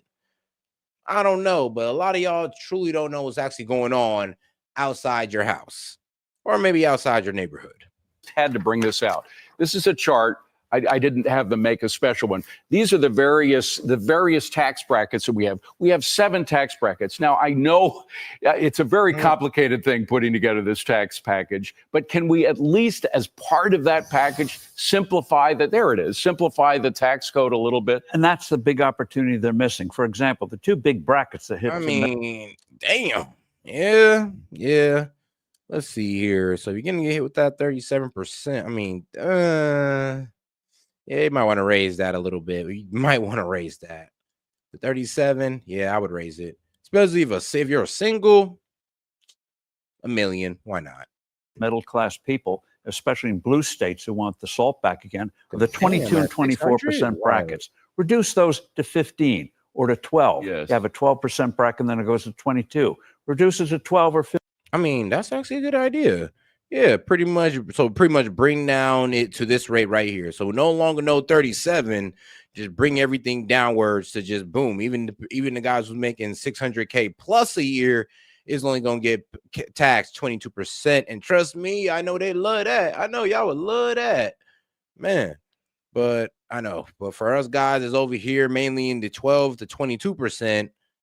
Yeah, that'd be nice. I mean, that would be cool. If you're telling me you're going to drop us over to the 10%, that'd be lovely. I mean, that'd be much appreciated, guys. The SALT back again, of the 22 and 24% brackets. Reduce those to 15 or to 12. I do believe that most of my audience is, about in the 22%. You have a 12%. Shout out to my audience, man. Y'all out there getting that work in. Bracket, and then it goes to 22. Reduces to 12 or 15. And the 32, 35, 37 reduces to 30. Not a flat tax, but start to flat the thing out so you earn more and you get to keep more. Maybe a flat tax is too heavy a lift right now with everything else going on. But they can get rid of those brackets. Could we do it before the end of this Trump term? I think he's got the mind to do it, and he would have the courage to do it. But in the meantime, let's reduce 7 to 3. Steve, Charles, great to see you both. Thank you, gentlemen. I appreciate it. Man, that's what I'm saying, man. I like how they talking. You gotta like how the business guys talk. But all right, though, let's get right back to our man Bannon and what was her name? Megyn Kelly? Yep. All right, man. Y'all favorite American nationalist to hate, Steve Bannon. Gets down to a major fissure on really our national security policy going forward. And are we prepared to get sucked back into an open conflict in the Middle East again? I don't think you're wrong. But I wonder who they're fighting.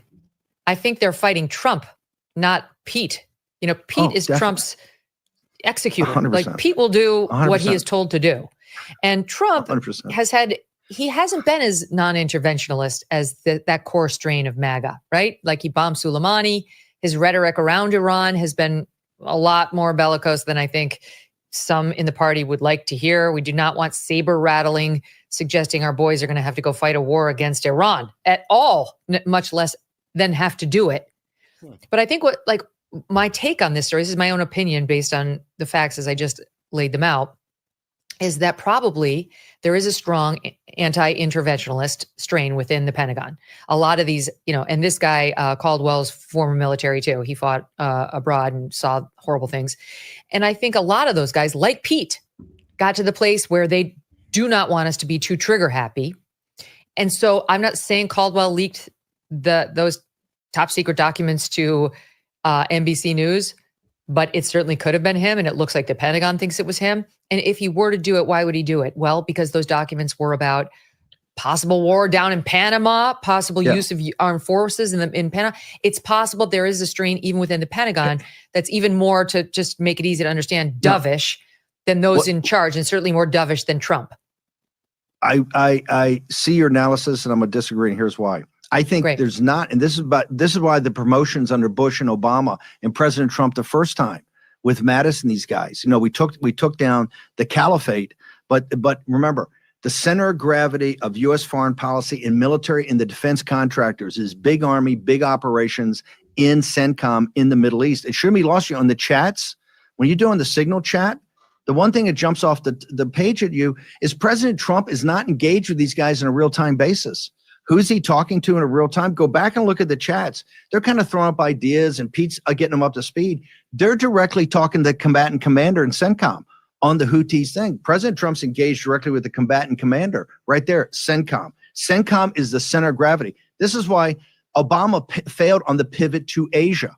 All the pivot to Asia. Wait. Let me just keep it simple for me. Keep it simple for me. Why would somebody, and again, with all due respect to Dan Caldwell, who I want to underscore is denying that he leaked anything, but why would someone like that leak the alleged war plans? I mean, the report was that Trump had asked the Pentagon to drop war plans against the Panamanians, basically to retake the Panama Canal. Why would they leak that? Here's why. Go ahead. Because the strategic endeavor of President Trump is a hemispheric defense. It's to get off the Eurasian landmass in a direct military conflict. Look, you look at NATO, you look at the Gulf, Emirates in the Middle East, you look around to the Straits of Malacca, the South China Sea, you look up to Korea and Japan. Around the rim of the Eurasian landmass, where we fought all the wars of the 20th century, you have America. You have American commercial relationships, trade deals, capital markets, but it's underwritten by an American security guarantee. This is why we have $1 trillion defense budget. This is why the kids, the sons and daughters of the deplorables are on 2 carrier battle groups in the Red Sea to keep the Suez Canal open for Europe. What President Trump has said in Panama is central to this. For the non-interventionists, or at least to tone it down, we're going to shift to a hemispheric defense. And that hemispheric defense is going to go from the Panama Canal, initially from the Panama Canal, which we're going to control to block the Chinese and Russian Navy from meeting in Caribbean, all the way up to Greenland, where we're going to block the Russian Navy from coming through Murmansk and Archangel, coming down to the North Atlantic to basically put ballistic missile submarines off of New York so they can launch in the United States, and fast attacks down off of Norfolk and all of our ports on the East Coast. Also, you talk about Canada and the Arctic.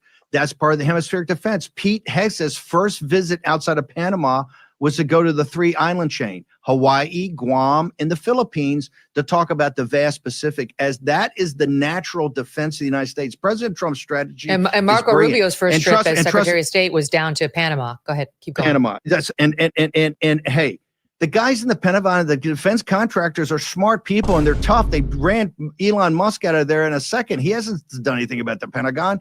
These are the original gangsters, okay? They're OGs, and they said to go, hang on, the hemispheric defense is the way you cut the defense budget down from $1 trillion to $500 billion and really defend America. And then on expeditionary forces, you can pick and choose wherever you go for that.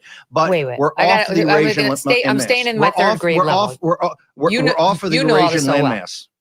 Okay, but wait, but you got to help me, because if that whole, if that what you were saying ended with and Dan Caldwell is a neocon who doesn't want that. He doesn't want Defense Department budgets to be slashed. He wants us to be more interventionist in Eurasia, and he doesn't want us to be focused on Panama. Then it would make sense. No. But he's not. He's aligned with Tucker. He's aligned with Tucker, but that's the people turfing him out. Remember, he's the one turfed out. Look, I'm not a huge Dan Caldwell fan originally. He's okay. He's one of these Koch guys, the defense priorities, which are total isolationists and kind of support what I would call hemispheric defense. The reason he was turfed out, and they leaked allegedly, and I'm not so sure he allegedly leaked, but the Panama war plans, I'm not so sure he actually leaked them. We'll have to find that over time. Is they're trying to get rid of the people more aligned with Tucker Carlson, the defense priority guys, who Pete really came from that area. That's why Pete's sitting there going, it's his chief of staff, these other guys. It looks like the building's coming after Pete. I think this comes down fundamentally in what your audience ought to think of. There's 2 separate ways you can look at American national security in the 21st century. President Trump is presenting a radical, but a plan that goes back to our founders in the Monroe Doctrine and Manifest Destiny about you take care of the Western Hemisphere. If you secure the Western Hemisphere with the vast Pacific, which is as big as the Eurasian landmass, as a defense, and you take care of the Russian Navy from the Arctic and from Greenland and from Panama, you've basically hermetically sealed the United States. This is why he's also talking about a Iron Dome type thing or anti-ballistic missile. Once you've done that, you've hermetically sealed the United States and probably had the potential of cutting our defense budget by half. Okay, if you continue, and the plan of what the Pentagon has is not sustainable. If you continue this madness of us being everywhere and having troops everywhere and having, from Ukraine to the Middle East to everywhere, you're going to bankrupt the nation. And I think that's the fundamental thing. And you're seeing turmoil. And Pete does not have control of the building. I'm a huge Pete fan. We went fixed bayonets on Pete when he was almost tossed over for Ron DeSantis very early in the confirmation phase. So our audience is 100% in back of Pete. We want Pete to stay. But this gets to deeper, and they're coming after Trump. That's why this is the deep state. Marco Rubio today had a huge restructuring of the State Department. You're going to see, and they leaked it on Sunday with some false things. The deep state was the National Security Council, whether it's at DNI, whether it's at CIA, State Department, or particularly the Pentagon, is trying to put a siege mentality on President Trump that he can't take any actions he wants to do to basically implement, Megyn, the America First national security strategy. And this is a live fire exercise. They're out for Pete Hegseth. And I think NPR is based on, I think Ron DeSantis. Yeah, because the goal is not to protect America. The goal is to get America into another war. So, yeah, of course they don't like Pete Hegseth. They're going against the agenda here. It's like, what? Like, bro, how are we going to sell weapons if we're trying to protect our citizens? No, we need to try to push our soldiers, which are citizens, into war. I mean, crazy thinking they got going on right there. But all right, guys, let's get into the next video. But we begin with Chuck Schumer praising Donald Trump. Take a look. I was born in Brooklyn, the same place where Donald Trump's family comes from. His father and my grandfather were builders together in Brooklyn. Really? Yeah. Even when he was much younger, you knew that he was going to go places. So it's no. Senator Schumer and Mr. Trump are good friends. Wow, that was such a nice thing to say about Trump. I mean, come on now. And they always say, oh, we knew Trump was a villain. Nah, everybody loved Trump back in the day. I mean, but as soon as he became president, oh, wow, you hate him now. Funny. Donald Trump's family comes from. His father and my grandfather were builders together in Brooklyn. Really? Yeah. Even when he was much younger, you knew that he was going to go places. So it's no. Senator Schumer and Mr. Trump are good friends. They both have a passion for life, and you get that immediately talking to him. Obviously, a few years ago, before Trump was president, but he was kind of right. Now Schumer has nothing nice to say. He's already at his lowest popularity rate in New York State, according to the just released Siena poll out today. AOC, by the way, on the rise big time. Schumer sinks, AOC soars, and new polls as liberal voters demand harder line on Trump. And you think AOC gonna be y'all girl? You think AOC, bro? AOC gonna make y'all look stupid. All right, like AOC's gonna get caught up between AOC's main enemy is gonna be the Supreme Court. Time. So, question tonight is: are Chuck's days numbered? But if there's one constant in the Democratic Party, it's that they don't really truly believe in anything. Everything they say, everything they do is about their own political power. Let me give you an example. In 2017, Maryland Senator Chris Van Hollen bashed Trump on Twitter. Why? Saying, quote, we should be focused on deporting MS-13, not scholarship winners. That's the same guy that last week, went to visit the deported suspected MS-13 gang member to bring him back to this country. Chris Van Hollen threw a fit, even got on that plane to El Salvador, demanding his immediate return. That would be political grandstanding at its worst. And this is the same Chris Van Hollen, couldn't even pick up a telephone and speak with the families of young women who were raped and murdered in his state by unvetted illegal immigrants. And just yesterday, another illegal immigrant was charged with the murder of a 23-year-old woman whose body was found in a Maryland forest. Will he pick up the phone now? God damn, they over there invaded Maryland. They all over. So it's like, come on now, guys. Can we all just agree that Kilmar Garcia is a gang member? Like, can we just agree to that? Like, can y'all finally concede that argument? But we have yet to see any kind of hysteria from Maryland Senator Chris Van Hollen. I'm sure he's just very worn out. He's probably very tired from his big trip to El Salvador. But the hypocrisy doesn't end there. Let's go to Earth Day. Of course, Al Gore forcing his way back into the spotlight. This time he is honoring our planet by comparing Donald Trump to Adolf Hitler. Take a look.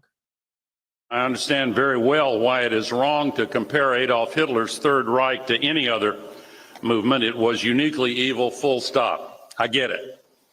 But there are important lessons from the history of that emergent evil. But it was Habermas's mentor, Theodor Adorno, who wrote that the first step in that nation's descent into hell was, and I quote, the conversion of all questions of truth into questions of power. He described how the Nazis, and I quote again, attacked the very heart of the distinction between true and false, end quote. The Trump administration is insisting on trying to create their own preferred version of reality. Oh, of course. Now, I shouldn't compare people to Hitler, but I'll do it anyway. Now, just like most of his other colleagues in the Democratic Party, Al Gore is a complete fraud and hypocrite. He's like the original climate hysteria hypocrite of all time. Everything he says is a ploy to get money and power. So tonight, time for a quick Hannity history lesson. I promise you're not going to hear it anywhere else in the media. Let's go back to 2007. That same guy, Al Gore, warned of a planetary emergency. He said the planet has a fever and that humanity could soon be in peril. That, of course, was false. In 2009, Gore said that 75% of the entire polar ice cap will melt in the next 5 to 7 years. That was also totally false. By 2015, the ice caps even expanded in many areas. He also warned about the extinction of the coral reefs. Whoops. But in 2019, the reefs grew by 2%. This came after decades of dire, varying claims about climate change, climate cooling, climate warming. Then, you know, if it snows, you have an excuse. If it doesn't snow, if there's an earthquake, if there's not an earthquake. Bro, that's like liberals today, though. Like, y'all like Al Gore with the climate. Trump's going to become a dictator. He's going to put everybody back in chains. He's going to destroy the economy. Oh, my goodness, man. Y'all sound just like Al Gore when it comes to the economy. Y'all fearmonger on everything. Well, Al Gore when it comes to the climate, or, well, what was it? Climate change, global warming. Yes, that's how y'all guys sound. Y'all sound just like this man. If there's a hurricane, if there's not a hurricane, always have an excuse for something. This came after years of wild claims about climate change. Let's take you back to 1975. Look at that. That's Newsweek. They predicted a cooling world with an ice age by the mid-1980s. Obviously, they were wrong. In 1995, the New York Times reported that beaches on the east coast of the U.S. would be wiped out by 2021.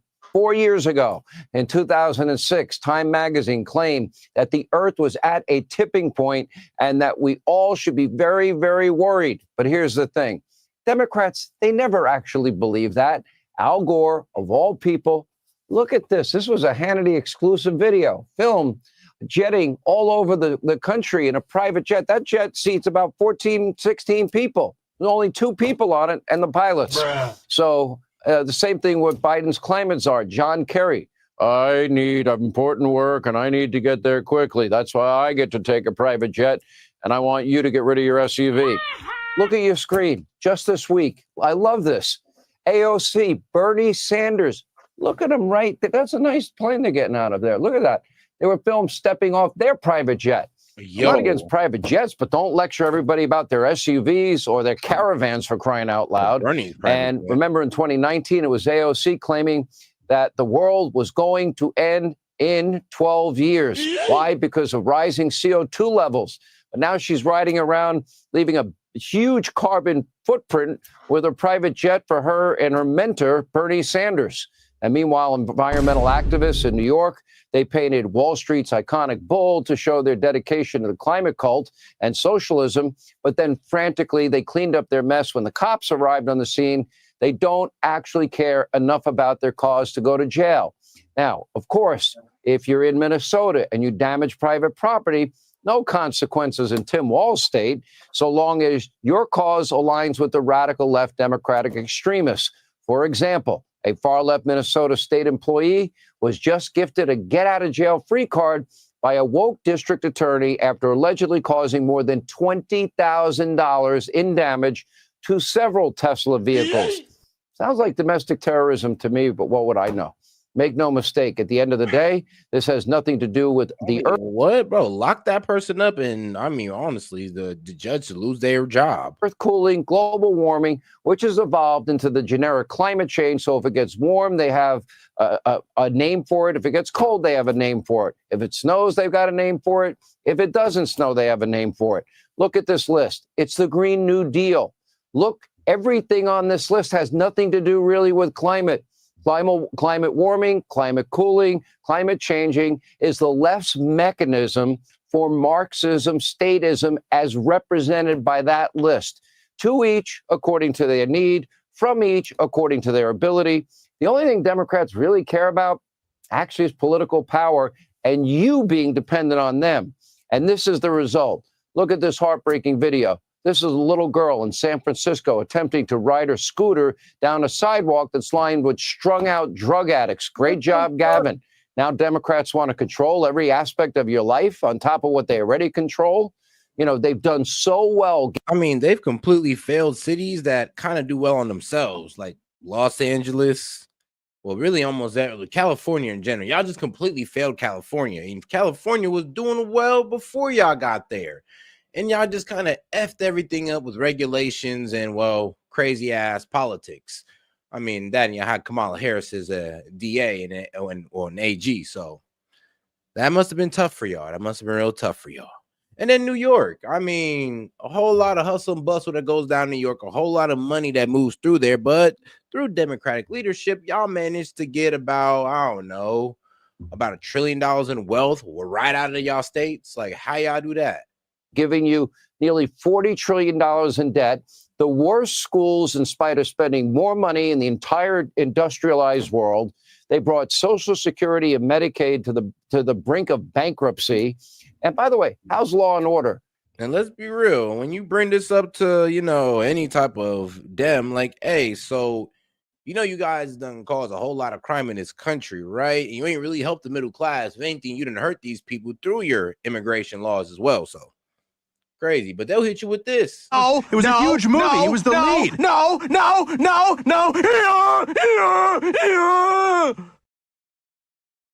I know, right? And safety and security working out in your town, in your city, since the defund, dismantled, no bail laws were implemented by the left. Now even leftist Governor Newsom, he's now trying, good luck, Gavin, to distance himself from the very decisions that created this horrible scene. But just this week, as parole board, they ordered the release of a man who was convicted of beating a toddler to death, a 2-year-old toddler to death, after spending just 15 years in prison. And by the way, Newsom should know that his party's base, they don't take too kindly to self-reflection. Just look at what happened to Rambo Deadfish Emanuel when he dared to lightly criticize the Democratic Party's radical agenda. Take a look. We were really south on kitchen table issues. We weren't really good about the family room issues. I disagree with you. I disagree with you. 100 Okay, the only room we were do really well was the bathroom, and that's the smallest room in the house. Such that is total. That is buying into the right-wing media narrative, and I'm so sick of Democrats like you.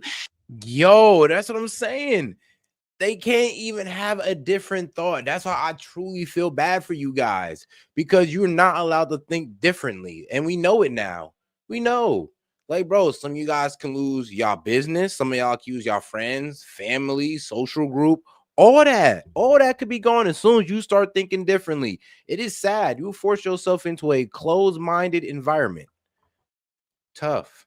That is buying into the right-wing media narrative. And I'm so sick of Democrats like you selling out and saying this. Right-wing narrative. Just because somebody says you guys were wrong is a right-wing narrative, right-wing talking point. No, it's just reality. I'm sorry, man, but it's just the reality of the situation y'all put yourselves in. Wow, Rahm is not leftist enough. He's pretty left. Democrats are in big trouble. Why? Because their radical ideology, it has failed miserably. Even some in Hollywood can see the hand. Like some old white dude with spiky hair is like as left as you can get on that side. So, I mean, if y'all not really willing to listen to him, then I don't know where y'all really trying to go with this. Like, can y'all just admit that y'all were wrong? Could it ever just be that you guys were just wrong? Like, for the one time? Can y'all just admit that? For the one time. Handwriting's on the wall. Take a look. This is where I would push back. When I see this kind of insight and passion being directed at the current administration, and the lack of this kind of insight and passion being directed at the previous administration, where, again, I'm not talking about you, I'm talking about left-leaning news media organizations were kind of like, la, la, la, la, la, everything's fine. Look, the environment's, look, the economy's great, la, la, la, immigration's not that much of a problem. And really being Cleopatra, queen of denial. Thank you. Boom. Hey, Sean Hannity here. Hey, click here to subscribe to Fox News. He cooked with that one, I'll tell you that. But all right, guys, let's get on to the next video. And I actually do got another one right here. Let's get into some more of stepping on the Chinese propaganda's necks. My bro, like I said, I'm gonna spend this entire trade war stepping on the neck of the Chinese communists. So get ready for the CCP bots, because they will come in here trying to tell you all types of stuff about how so great China is compared to the US. And hopefully they actually look at this video. Export company based in Port Klang, Malaysia, posted a video on TikTok. In the footage, their workers were seen grinding off the fumigation marks on goods from China, trying to cover up the original country of origin. In another video, let's go. Recently, a re-export company based in Port Klang, Malaysia, posted a video on TikTok. In the footage, their workers were seen grinding off the fumigation marks on goods from China, trying to cover up the original country of origin. In another video, workers were shown unloading Chinese products in Malaysia and then putting Made in Malaysia labels on them. But this method, often used by Chinese companies, might not work for much longer. This tactic is called washing the origin, or country of origin laundering. It means a company from one country uses loopholes in another country's regulations by removing product labels or changing packaging so that the goods can be certified as made in that second country. On April 18th, a woman in Shenzhen, therefore avoiding the tariffs that Trump hit him with the last time. And they did it through Vietnam and Mexico. shared on Red Note that something outrageous happened. She said, well, in Malaysia as well, apparently. Her company has a factory in Vietnam, and they often ship materials and semi-finished tools there. Before, as long as the paperwork was complete, everything could go smoothly. But this time, customs stopped their shipment, opened up more than 2,000 semi-finished products, and said the items listed on the documents didn't match the actual goods. In the end, everything was sent back to China. Vietnam's move seems to be in response to new U.S. tariff policies aimed at preventing origin laundering. After President Trump took office, he launched a reciprocal tariff policy on April 2nd. The U.S. started setting different tariff rates for different countries and regions, with China and most Southeast Asian countries facing tariffs over 30%. The Chinese government retaliated, and after 2 rounds of tit-for-tat tariff hikes, the U.S. is now imposing a 145% tariff on most goods from China, while China is imposing a 125% tariff on most goods from the U.S. Several Southeast Asian countries said they would try to negotiate and cooperate with the U.S. to achieve mutually beneficial trade. On April 9th, Trump announced a 90-day pause on reciprocal tariffs for some countries, including Vietnam, to allow time for negotiations. Even you know what's so crazy about China's 125% tariff on our goods? You know, there are people pay that, right? Yeah, so he pretty much destroyed it, like anybody who was getting any type of U.S. product. Any company that was pretty much making it off U.S. products was damn near completely destroyed in China at that point. Though Vietnam had earlier shown goodwill by lowering tariffs on U.S. imports, the White House refused to make similar concessions. They accused Vietnam of non-tariff cheating, saying the real problem was that China was using Vietnam to ship goods to the U.S. and avoid tariffs. Vietnam's Ministry of Industry and Trade has now issued new rules to strictly control certificates of origin and supplier materials to prevent fraud. Against the backdrop of the U.S.-China tariff war, CCP General Secretary Xi Jinping visited Vietnam, Malaysia, and Cambodia. This series of visits has drawn attention to the growing competition between China and the U.S. in Southeast Asia. During his visit to Vietnam, Xi Jinping held talks with To Lam, the General Secretary of the Communist Party of Vietnam. She called on Vietnam to stand together against unilateral bullying and to protect global free trade and supply chain stability. His comments were clearly aimed at President Trump's global tariff policies.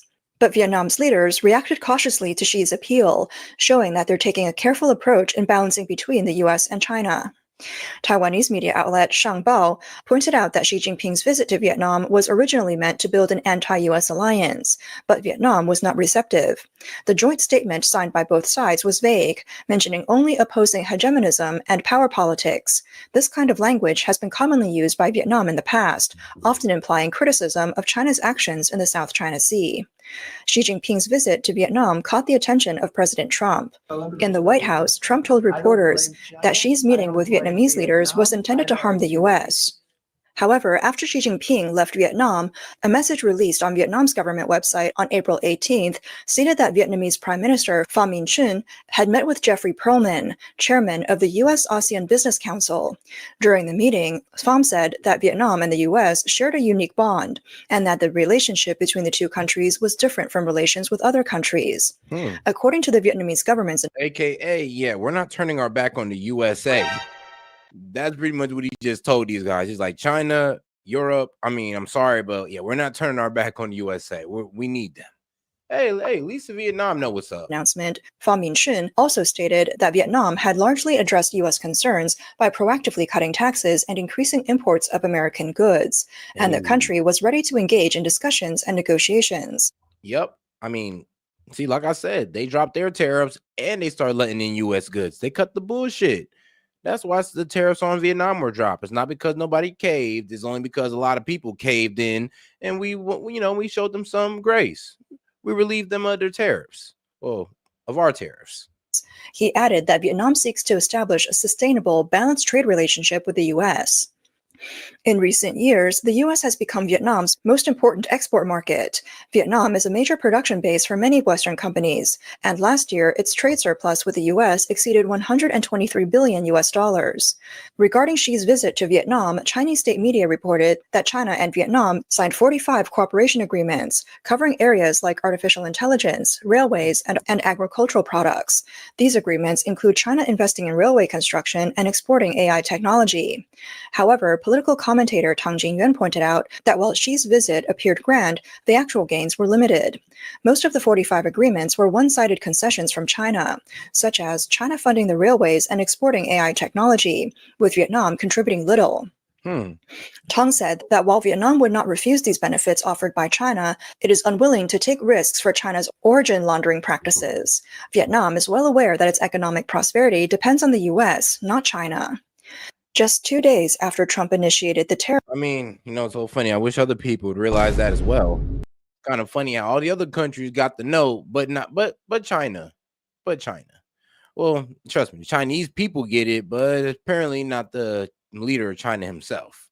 Or he secretly gets it. He just wants to see if there's any relief anywhere. Like if he holds out strong enough, will he get a decent deal? Because he don't deserve a good one. Tariff hikes on April 4th, Vietnamese Communist Party General Secretary To Lam held a phone call with President Trump. And shout out to my man BTK. Appreciate the support, man. He said China has a law that all Chinese overseas must report at least every month what info on the U.S. and outside nations they spied on. No more cooperation, not for real. I think we've also done that with some Indian students as well, but now that we done figured things out with Modi, that should be cool. Now, you're also not wrong as well. Yeah, Chinese have released a law that all these Chinese overseas guys is supposed to go ahead and start reporting in. So now we're kind of looking at all of our Chinese employees and YouTubers with the side eye, like, yeah, my friend, you was all pro-Trump, pro-American, and all of a sudden now you're for the CCP. What happened to make America great again, my American Asian brother? Like, what's going on here, friend? Trump later said that To Lam had promised that if an agreement were reached, Vietnam would reduce tariffs on U.S. goods to zero. The Vietnamese government stated that Trump and To Lam agreed to continue talks to sign a bilateral tariff agreement as soon as possible, and added that Trump had accepted an invitation to visit Vietnam soon. Hold on, shout out BTK. Appreciate the support. Let me give my man a shout out. My man. On April 6th, China and Cambodia held a joint military exercise at the newly expanded Rang Naval Base in the Gulf of Thailand. This base, located in Cambodia, was renovated with Chinese funding, and the U.S. has expressed concerns that it may become a Chinese military outpost. Taiwanese scholar Song Guoxiang stated that Cambodia has a pro-China political stance and relies on Chinese-funded infrastructure and aid. It is also one of the few countries in the region that supports China's position on the South China Sea. Cambodia is unlikely to break away from China, but will likely see low-profile engagement with the U.S. to avoid sanctions. Sun Guoxiang stated that while the Chinese Communist Party tries to promote regional cooperation, even forming an anti-U.S. alliance in some cases, ASEAN countries have chosen to keep their distance, showing that these Southeast Asian countries place more importance on their trade relationships and market opportunities with the U.S. Yeah. Taiwanese scholar. Because like I said, the problem with China is that they can't offer no buying power. All they can offer you is more products. And some of these countries are like, bro, we need money too, right? We just don't need more and more your products. And then like it was working out for us when we was able to sell your products or able to switch the labels off. But now that America's closed that, door for us, what's the point of helping? What's the point of helping y'all? And I'm pretty sure that's exactly how Vietnam is feeling. It's like, why would we help y'all at the risk of being cut off from the government that we was helping y'all low key, subvert? Like, think about that. Think about how the position that Vietnam's in. Like, the only reason why they was eating so much is because they was bringing stuff into the American economy. Now they kind of want to play things a little bit more fair. And now they got corporations coming over to them. So shout out the people of Vietnam for standing firm against this, the CCP. Even though you are a communist regime yourselves, at least you know what's up. Shin Mingshi said that Southeast Asian countries base their decisions on their own national interests. In the past, they used to say, economy depends on China, security depends on the US. Now, security has likely become even more important, but the degree of economic reliance on China may gradually decrease. Shen Mingshi also noted that before Xi Jinping's visit to Vietnam, ASEAN countries had already made a decision to take a negotiating and cooperative approach towards the US's tariff policies, rather than retaliating. Yeah, I already told you, like places like Cambodia, Indonesia, Vietnam, like, bruh, a lot of people are already lining up to make their deals with the US, and none of them are trying to showboat the way China is. Well, I guess China is the only people that can afford to showboat the way they are, but the worst part about it is that they don't care about their people. I mean, trust me, if we was to see what their people is going through, like the little clips I shown you, if that was actually be more public, you'd be surprised that, the public sentiment of the United States, how that would shift. We'd be like, oh yeah, bro, Trump, you're doing a good thing. Actually, we damn near fighting the slave. We're damn near trying to get these people out of communism doing this. Like, if we play our cards right, or if the Chinese people finally had enough, they'll overthrow their government for a government that won't let them starve, that won't idolize a leader that let his people starve. Like, hopefully they get that. Essentially, these countries want to maintain access to the US market and avoid siding with the CCP. Professor Xu Yinhong from Renmin University of China believes that Southeast Asian leaders are aware that if they align too closely with the CCP, they could face punishment from Trump. China expert Wang He stated that for ASEAN, the economic appeal of the US far outweighs that of the CCP. The overall non-alignment stance of ASEAN is difficult for the CCP to sway. The two sides might negotiate on free trade area cooperation and economic integration, but it's unlikely that ASEAN countries will again become a stepping stone for Chinese products to reach the US. The US will certainly block that route during bilateral negotiations with ASEAN. To address the issue of Chinese goods being rerouted through Southeast Asia to bypass tariffs, the U.S. is intensifying scrutiny of certificates of origin and blocking transshipment trade. Several Southeast Asian countries have already taken concrete actions. Not only has Vietnam tightened controls on certificates of origin and raw materials, but Singapore's Customs and Ministry of Trade and Industry also issued an official statement, making it clear that the government will not tolerate companies intentionally using their connection with Singapore to evade or violate export controls from other countries. Appropriate actions will be taken against companies and individuals engaged in fraudulent or dishonest activities or attempting to evade export controls. Thailand's Department of Foreign Trade Director publicly stated that 42 types of products were recently found to be misusing Thai certificates of origin to bypass high US and European tariffs, particularly aluminum foil and electric bicycles. The Cambodian government is developing new procedures and plans to control and prevent other countries from using Cambodia as a transshipment point for goods destined to the U.S.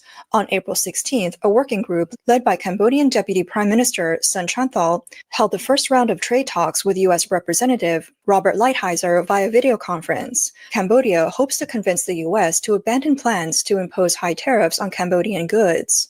Under President Trump's reciprocal tariff policy, Cambodian goods are subject to tariffs as high as 49%, higher than low key though. I mean, Malaysia got the 47. I think it was Vietnam who got hit with the 90. If last time I checked policy, Cambodian goods.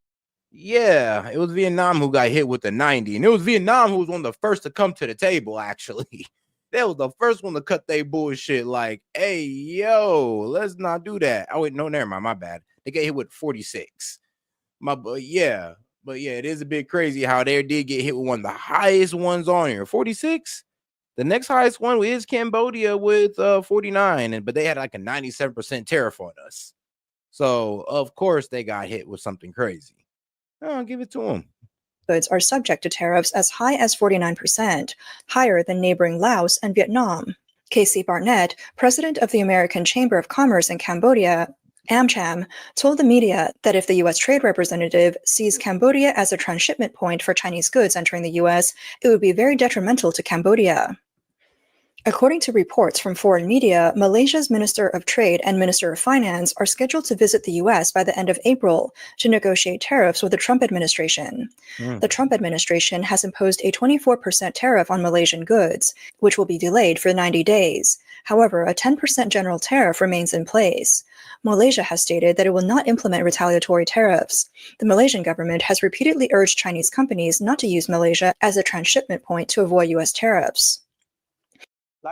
A Chinese blogger pointed out that in the past, transshipment trade has been in a gray area and on the margins, but now multiple countries have started to strictly inspect transshipment practices. Products must be produced and manufactured in the country to obtain certificates of origin. This means that transshipment trade is becoming more difficult to carry out. Another blogger in the foreign industry trade warned that many Southeast Asian countries have incomplete raw material supply chains, and many are directly importing from China for further processing. If you want to export these goods to the U.S. from third countries, you must obtain local certificates of origin. If the raw material composition doesn't meet the requirements, the goods may be deemed made in China and will not qualify for tariff preferences. This policy has put Chinese companies in a tough spot, as much of their production capacity and raw materials are concentrated in China. But now they're required to source locally, which is very difficult for these businesses. The blogger gave examples of products under strict inspection, many of which are areas where China's industrial chain is highly developed, such as honey, steel pipes, sinks, motors, generators, fiberglass, saw blades, and refrigerators. This policy targets Southeast Asia, but the U.S. is also preparing a strong plan to crack down on third-party transshipment. One key part of this plan is the establishment of a global goods tracking system, which will monitor goods from the first country to the second, third, and fourth countries. This means that in the future, even if you simply change a label or alter the certificate of origin, it will no longer be easy to sell products in the U.S. market. The blogger mentioned that the purpose of implementing this tracking system is to impose joint punishment on transshipment trade. So pretty much an importer could be pulling up for products that they believe was made in Malaysia or Vietnam, and pretty much once the tracking system finds out it was made in China, they're gonna find out when they go to get their product, and they're like, oh yeah, before you get your product, can you please pay this tariff tax? And they're gonna be like, whoa, wait, tariff tax? Like, I thought I brought my products from Malaysia. What you talking about? Man, they have to hit him with the no, sir. Actually, found out that it was actually from China. They got you. You've been duped. There's gonna be a lot of that going on. Once a company is found to be engaging in transshipment, all related companies in that country may face a direct suspension of their exports to the U.S. The goal is to deter businesses from taking risks with extreme measures. Another blogger pointed out that the U.S.'s tariff policy against China is no longer a single-point attack, but has formed a comprehensive encircling blockade. He explained that the U.S. tariff policy against China not only targets bulk goods, but also affects small packages under $800. The newly implemented tariff system requires businesses to provide a complete production flowchart from raw materials to manufacturing and transportation. Temu. Strengthening monitoring of the entire supply chain. In the future, almost every link in the supply chain must be scrutinized before Chinese goods can enter the U.S. market. Additionally, starting May 2nd, small packages from China and Hong Kong, valued at less than $800, will be subject to... Shout out to May 2nd, my birthday. And that is also the time when we liberate ourselves from Temu and Shein. So y'all clothing companies, I want to rub y'all hands, man. The American-made ones. Rub y'all hands because it's y'all time to, get some money. It is y'all time to eat. And God bless. To tariffs if they are sent to U.S. individuals. The common method of splitting large shipments into small ones will no longer be able to evade tariffs. The U.S. has also taken further actions against Chinese. Actually, somebody linked me up with a clothing manufacturer. No, I'm thinking about dropping merch now. Vessels. Regardless of the cargo's origin, Chinese-owned ships docking at U.S. ports must face high docking fees, potentially in the millions of dollars. The blogger said that the U.S. tariff policy is logically interconnected. First, there are the tariffs, followed by the establishment of new systems and strict supply chain inspections. Then there are restrictions on packages and vessels, with countries cooperating to implement a transshipment blockade. All of these measures together effectively close off the possibility of Chinese goods being exported to the U.S. through multiple channels. As Southeast Asian countries cooperate with U.S. policies and strengthen security and restrictions on Chinese-made products, the blogger advised Chinese foreign trade professionals to give up the fantasy of waiting for China-U.S. negotiations and start looking for alternative solutions as soon as possible. Some people believe that the U.S. tariff issue isn't that serious, but the blogger warned that many people will not be able to endure the pressure. 现在，因为我们由于这个全球一体化啊 We have a very close relationship with the US, and suddenly decoupling will certainly have a deep impact. There's a saying that the sky won't fall, but for many foreign trade people, especially those in the middle class, they still have to pay their mortgages and car loans. This is already putting huge pressure on our current lives. The blogger pointed out that in Shanxi, Henan, and Hunan provinces, exports to the U.S. account for between 22% to 28% of the region's total exports. If China and the U.S. decouple, it will significantly impact the local economy, potentially leading to mass unemployment and affecting residents' income and consumption. Additionally, related industries like restaurants and services will also be affected. In Shenzhen, the annual export value to the U.S. exceeds 440 billion RMB, involving more than 4,400 companies, including many small and medium-sized enterprises and cross-border e-commerce businesses. However, the U.S. has begun taxing small packages under $800, adding new pressure on cross-border sellers. In Shanghai, there are 22,000 companies involved in exports to the U.S. Although local governments have proposed strategies for shifting foreign trade to domestic sales, China already faces issues with overcapacity and weak demand. Whether shifting to domestic sales can truly absorb foreign trade capacity remains uncertain, and the core issue will depend on whether residents have the income and confidence to support consumption. Zhejiang is also heavily affected. Many business owners in the region engage in global trade and have set up factories or businesses in Mexico, Southeast Asia, or even Europe. If they lose the U.S. market due to tariffs, orders flowing back to China will decrease, further impacting the domestic supply chain. The blogger concluded that the U.S. tariffs have already caused long-term damage to China's foreign trade businesses and individual economies. He reminded individuals and companies to face reality as soon as possible, avoid risks, and adjust strategies. The latest news reports that on April 21st, the Korea Customs Service announced that it had recently uncovered multiple cases of Chinese companies labeling products as made in Korea and exporting them to the U.S. The total value of these cases exceeded $20 million. This comes just before high-level talks between the two countries. Additionally, according to Japanese media reports, in recent years, a large number of Chinese people have set up corporate entities in Tokyo, Osaka, and other cities. There, they assemble, test, or repackage products from China. I mean, these guys don't ever act in good faith. That's the problem with China. These guys never act in good faith, but they want you to act in good faith with them, or you're bullying. I mean, the gaslighting is amazing. It's absolutely astounding. I am truly impressed because, damn, I thought our government was good at gaslighting, but woo, man, they done blew them guys out the water with that one. All right, let's keep it going, guys.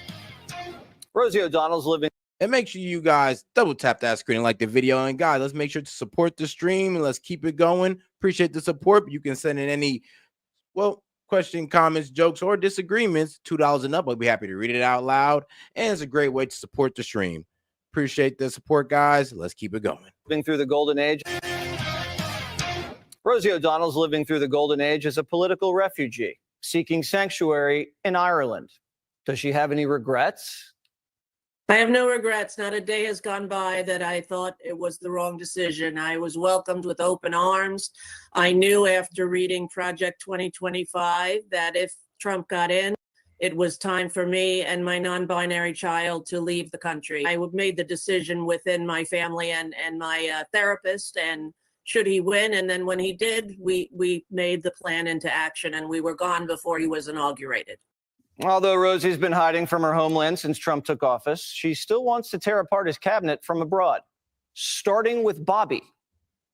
I think it's disgraceful, and I think he is wholly unqualified to be the head of Health and Human Services. I think most of the cabinet picks that Donald Trump has made are part of his vision of a reality show. Yeah, but Rosie O'Donnell, we know you have a personal vendetta against this man. It almost leads me to believe, which I highly doubt, that, I mean, bro, did Trump get it on Rosie McDonald or something? What, did he one night stand you?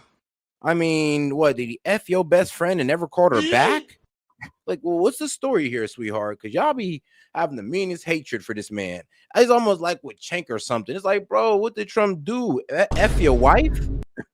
Government and not the most qualified people available, especially Robert Kennedy. And to think that his family is the one that created the Special Olympics and he would go on with such disgraceful, dehumanizing remarks is absolutely deplorable. And I feel he should resign or be released from his position. Funny, Rosie never talked about health until Trump and Kennedy got in power. And she's been on TV for decades. America leads the world in chronic diseases and obesity, and studies are pointing the finger at processed foods. So today, RFK and his team at HHS took their boldest step yet to confront America's chronic health crisis. Watch. Today, the FDA is taking action to remove petroleum-based food dyes from the U.S. food supply and from medications. For the last 50 years, American children have increasingly been living in a toxic soup of synthetic chemicals. Food dye is just a no-brainer. Nobody wants to eat petroleum. Everybody knows there's enough science out there that we know it's terrible for you. That causes health problems, but also behavioral problems. Healthy person has 1,000 dreams. The sick person only has one. And right now, there's 60% of the people in this country who have only one dream. If they can make it through a day without pain, with energy, without having to take medications. And we are going to change that for our country. HHS Secretary Robert F. Kennedy Jr. is here. All right, Secretary. Hey. I don't know if you can see, but I have a little snack food aisle set up next to me here on set. We have flavor. Oh my God, bro. Like I said, all the stuff that I just had to stop eating, bro. I was sick. When I started reading what it was and how some of these cause inflammation and cancer down the line, I was like, yep, you got it. Yeah, I won. I mean, I miss them every day, guys. I really do. I just wake up at night and I just miss them every day. I know, right? You should honestly just feel bad for me. Like, all right, I'm just playing, but I'm pretty sure y'all can feel the pain as well. Flamin' Hot Cheetos. We have Skittles. We have Trix, Fruit Loops, the whole thing. Now, Gutfeld made a point on the 5 today. He said, when I was growing up, I ate Fruit Loops for breakfast every day, and I turned out just fine. Now, I would argue he turned out like a maniac. He's hyperactive and deranged, but does he have a point? What are these food dyes actually doing to kids especially? Yeah, well, if you look at the ingredients for Fruit Loops 20 years ago, it was very, very different than it is today. And today we use chemicals in Fruit Loops that are banned. Nah, that is facts though, because I remember I'm like, when I was a kid, Fruit Loops wasn't as bright. I'm just gonna say this right now.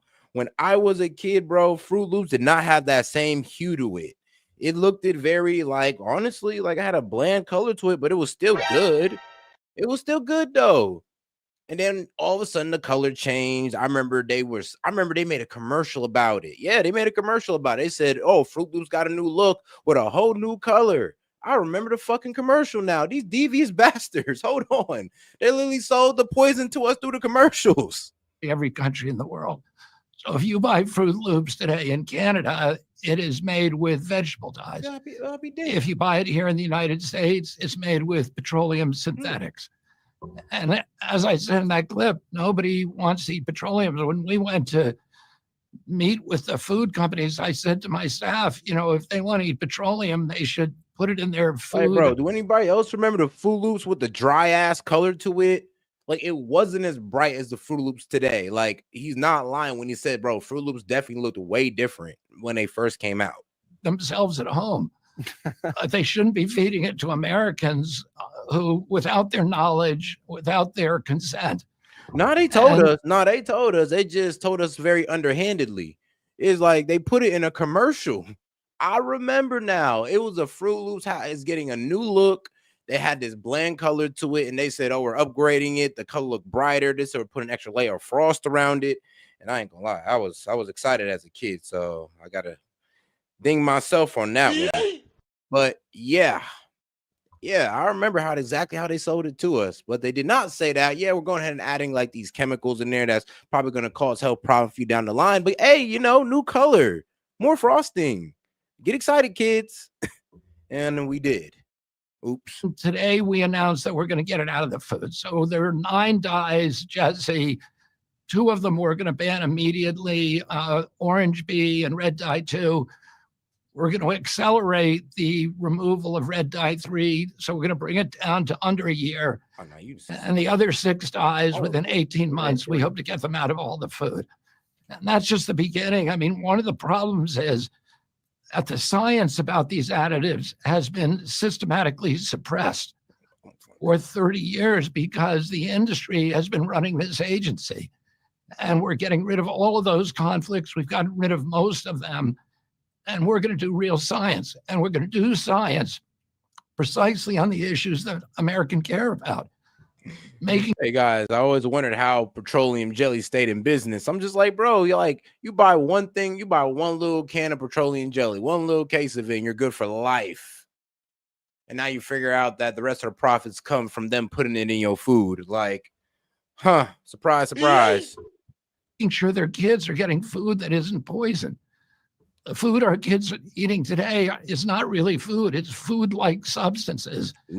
And some of it was made in petroleum refineries. And we need to give our kids real food again. We've got the highest chronic disease burden of any country in the world. When my uncle was president, 3% of Americans had chronic disease. Today, it's 60%. 74% of our kids cannot qualify for military service.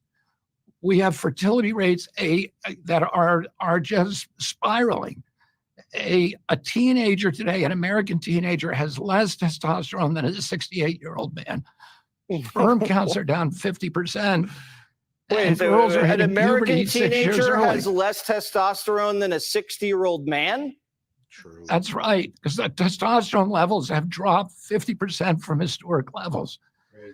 And, and that is a problem. And it's an existential problem, but I'm telling you, I'm like, bro, yeah, let's guys work out. I mean, they're trying to get all guys to be vegans and all that, and eat less meat. And those are 2 things that contribute to your testosterone levels of exercising, sunlight, proteins. There's other ways you can get it as well if you don't want to eat meat, but fish, that's also a good way to go ahead and get your testosterone up there. But you mainly want to focus on dieting and exercising. That really helps your testosterone level as a man. And, maybe you won't sound like such a, no, let's skip that part. But yes, please take care of yourself as a man. And that keeps your testosterone level up. When you're fat, you're lowering your testosterone. That's why I even hop on my supporters who be fat, because I'm like, dog, you're lowering your T level. How you going to go out there and grind and go get it if your T is low? You suffering from low T if you don't want to go out there and grind. Like, come on now. Don't do this to yourself. And shout out to my man Hellbat. He's like, I've always diced bananas and put them in Cheerios and Raisin Bran. I guess I'm in the good, or am I fucked now? Well, no, you're good. You're good, bro. You're good. You put the bananas and the Cheerios, and Cheerios will still have some shit in it too. But I mean, let's be real, bro. You probably weren't worse than me. I was damn near taking the boxes in my room and eating that mug, like going through boxes of cereal back to back. I literally go to the corner store to buy a box of cereal just to eat that mug. No milk most of the time. That is only when we have obesity. That is off the charts. Yeah. Again, when my uncle was president, we had about 11% of kids had obesity. Today, 74% of Americans are obese or overweight. And, in Japan, it's 3%. So, and that's because they pay attention to what they're feeding kids in school. Yeah, the Japanese. Hey, you wild for eating Raisin Bran, though. You wild for the Raisin Bran. I could never do Raisin Bran. Cheerios all day, but Raisin Bran, hey, Hellbat, you a crazy man for that. And Appreciate the support, brother. These are very skinny, except for the sumo wrestlers. Those people not so skinny. Rosie O'Donnell, of all people, Mr. Secretary, and I don't want to be mean or fat. personally attack her, but she says you're unqualified. You don't know the science, and you should be fired. What do you say to Rosie? Well, you know, there was a way. I mean, bro, he's like the healthiest health and service secretary we had in a minute. I mean, the last one was a transgender that was fat. So I don't think anybody should be talking about, you know, who our health and service secretary is. Like, please sit down. Human and service secretary, ours, RFK Jr. is way better than what the Biden administration had, which was a fat transgender man. And this was the guy that was supposed to direct us in health. I mean, bro, really? Wave of anger against me because I announced that we're going to find the cause of autism. This is something that President Trump told me on day one. I want to know what's causing it within a year. And I announced how we're going to do that. We are going to farm out grants to 15 groups, teams of the top scientists in the world. And we're going to look at all of the possible culprits. And we're going to do that within a year. We'll have answers within 6 months. We'll have definitive answers within a year, and we'll know. And then we'll be able to eliminate the exposures. And this kind of tsunami of anger against me for making that announcement was almost incomprehensible to me. I mean, why would people not want to know what the cause of autism is? We know it's an epidemic. The science is very clear. It was about 1 in 10,000 kids in 1970. And there's the biggest epidemiological study in history was done in 1970 in American history, 900,000 kids. And they found all the kids in Wisconsin were tested. There were 60 of them had autism. Today it's 20,000, and that's the same number. Wow. We've gone from 1 in 10,000 to 1 in 31, 1 in every 20 boys in this country. In California, it's 1 in 20 kids and 1 in 12 boys.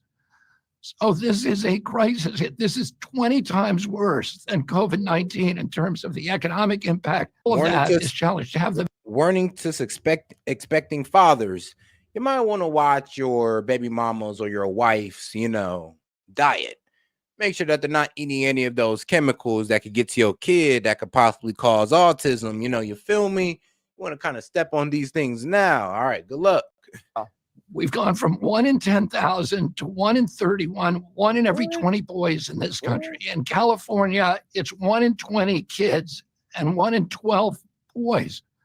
So this is a crisis. This is 20 times worse than COVID-19 in terms of the economic impact, the social impact, the moral impact on our country, our country's capacity to lead the world, to be an exemplary nation. All of that is challenged. To have the vigor and robust population that we need to become an industrial and economic power again. You know, we're destroying all of that. Mr. Secretary, and we need to find out what the answer is. You just mentioned COVID-19. We're seeing reports that you're considering removing the COVID vaccine as a mandatory shot for children. And we're also seeing that Fauci doubled his fortune over the last couple of years, right after the pandemic. Are you going to look into how that happened? Well, in terms of President Trump doesn't believe that anybody should get mandatory vaccines. There's a medical intervention. It has risks. People should make that choice for themselves. The COVID vaccine, the recommendation for children was always dubious. And it was dubious because kids had almost no risk for COVID-19. Certain kids that had very profound morbidities may have a slight risk. Most kids don't. So why are we giving? Pretty much, it's so effed up. He pretty much saying, and now mainly fat kids, basically. If you were like unhealthy as a kid, yeah, COVID was able to take you. If you were a healthy kid of a healthy size, you're active, you get in the sun a lot, bro, COVID had no chance against you. Giving this to tens of millions of kids when the vaccine itself does have profound risk. We've seen huge associations with myocarditis and pericarditis, with strokes, with other injuries, with neurological injuries. And this was clear even in the clinical data that came out of Pfizer. There were actually more deaths. There were about 23% more deaths in the vaccine group than the placebo group. So, we need to ask questions and we need to consult with parents. We need to give people informed consent, and we shouldn't be making recommendations that are not good for the population. All right. Well, I'll follow up on the Fauci question another time. Mr. Secretary, good to see you. And I'm not going to have any tricks right now. Maybe I'll just give it to Johnny. Thank you so much.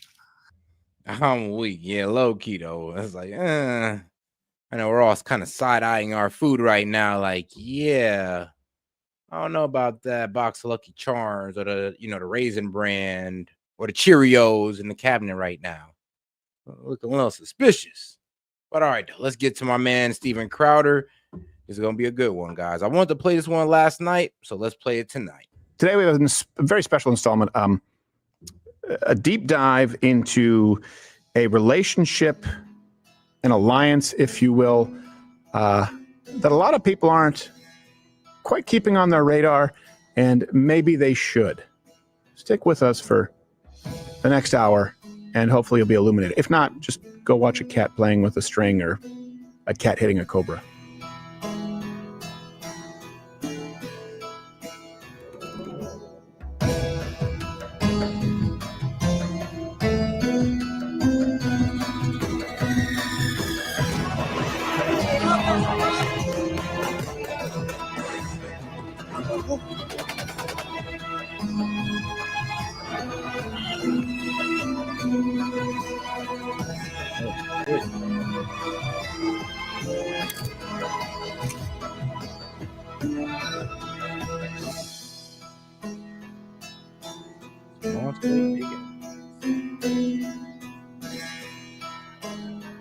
And make sure you guys double tap the screen and like the video. Appreciate the support. And make sure you subscribe to the channel, guys. We do this every night if you're not already subscribed already. And make sure to support the show with any questions, comments, jokes, or disagreements. $2 and up. I appreciate the support, guys. Let's keep it going.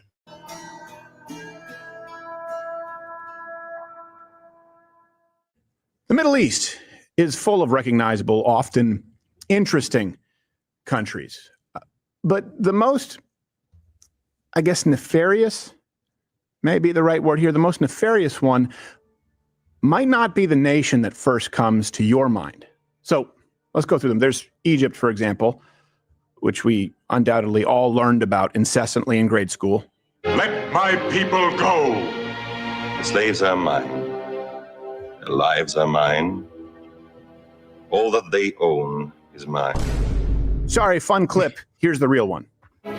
Egypt, birthplace of one of the oldest, most powerful, and longest-lasting civilizations on Earth.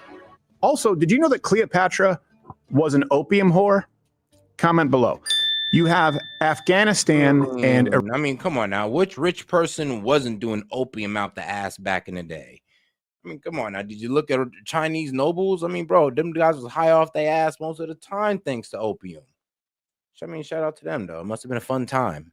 Iraq, which have become kind of synonymous with failed neoconservative policies. On my orders, the United States military has begun strikes against al-Qaeda terrorist training camps and military installations of the Taliban regime in Afghanistan. These carefully targeted actions are designed to disrupt the use of Afghanistan as a terrorist base of operations and to attack the military capability of the Taliban regime. Saddam, as we said, dressed in this raincoat, black suit, with his feet and hands tied, being taken from the execution room to the gallows. Yeah, tough times. Tough times. Like, come on, let's go. Of the Taliban regime. Saddam, as we said, dressed in this raincoat, black suit, with his feet and hands tied, being taken from the execution room to the gallows. Man, I remember actually seeing his execution live as a kid.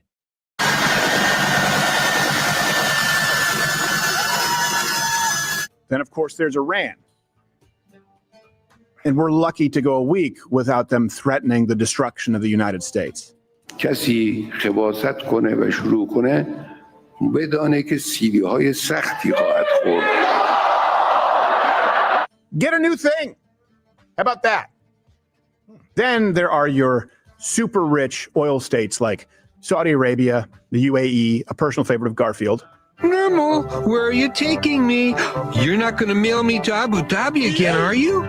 And then there is Qatar. I'm not going to say Qatar. I know some of you want me to. Qatar. Nestled right there on the Persian Gulf, Qatar is home to a population of only around 3 million people. It is, however, an extremely well-off people, coming in at the third highest GDP per capita in terms of purchasing power. God damn, everybody got money there. Turns out it helps if you use slaves. Actually, only around a couple 100,000 or so actual Qataris living there. So under the radar, Qatar would no doubt be even less known if they hadn't secured the bid to host the 2022 World Cup, which went off without a hitch.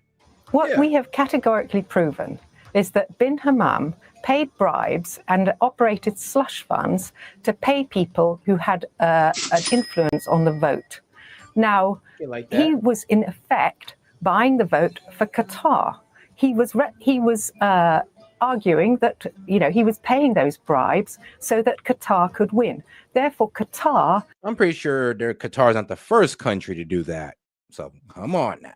...has won its vote through foul means. Now, he was not on the official bid committee. That does not mean that the vote process wasn't wholly tainted by corruption. We have proven that a whole slew of officials, African officials, South Pacific officials, officials from the Caribbean, were corruptly involved in this bid through bin Hammam and a very senior Qatari figure. And therefore, the whole thing has to be rerun. There's no doubt about it. And in another clearly above board achievement, this month Qatar was appointed to the UN Women's Rights Commission. Should note, likely not participating any of the women of Qatar. Sorry, did I say? I'm sorry, but a Muslim country being part of a women's rights foundation. I mean, bro, that's like hilarious as hell to me. Muslims being down with women's rights. Likely. I meant definitely not participating. Okay, fine. I ain't heard nothing so funny in my life, bro. You know what? Maybe I'm being a little bit too grimy here, but Qatar, a Muslim country, women's rights is just don't add up. It don't add up so much. It's funny. A corrupt, rich Middle Eastern nation that hates women. What else is new? Who cares? I'd agree with you if I didn't understand the crazy outsized influence that Qatar has on American life. Really? All right. Now, the United States, our relationship with the Middle East has always been a little quirky, but the United States relationship with Qatar is flat out nuts. For starters, Al Udeid Air Base in Qatar serves as the forward headquarters for U.S. Central Command, the command in charge of U.S. military operations in the Middle East. Qatar and Al Udeid, the base here, you know, if you were thinking about the air campaign that we're doing right now, Al Udeid would be that center hub, and then everything really branches out from there. Now, the U.S. moved operations from Saudi Arabia to Qatar in 2003 after U.S. troop presence in the kingdom became kind of a friction point for relations between the United States and Saudi Arabia. Beyond the military ties, the U.S. is actually the largest source of foreign direct investment into Qatar, as well as its largest source of imports. Now, Qatar itself has invested tens of billions across the United States economy. And President Trump has even praised Qatar for its role as a mediator in the Israel-Hamas conflict. Qatar is absolutely trying to help. I know them well. I know them very well. And they're doing everything they can. Very tough situation, but they're absolutely trying to help. Ostensibly, this would seem to make Qatar an ally, and a good one at that. Until you do a little digging. Yeah. if you do a lot of digging, you'll pretty quickly find that a lot of the influence is bought and paid for.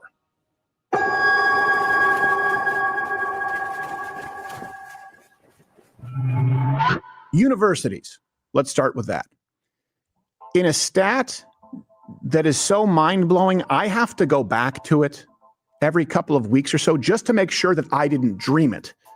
Qatar donates more money to U.S. universities than any other country in the world by far. From 2014 to 2019, Qatar gave $2.7 billion to our universities. And that figure is actually double what third place gave. 2.7. Anyone guess third place? Anyone want to try and guess China? Third place? China. Yep. Makes sense. More than double China.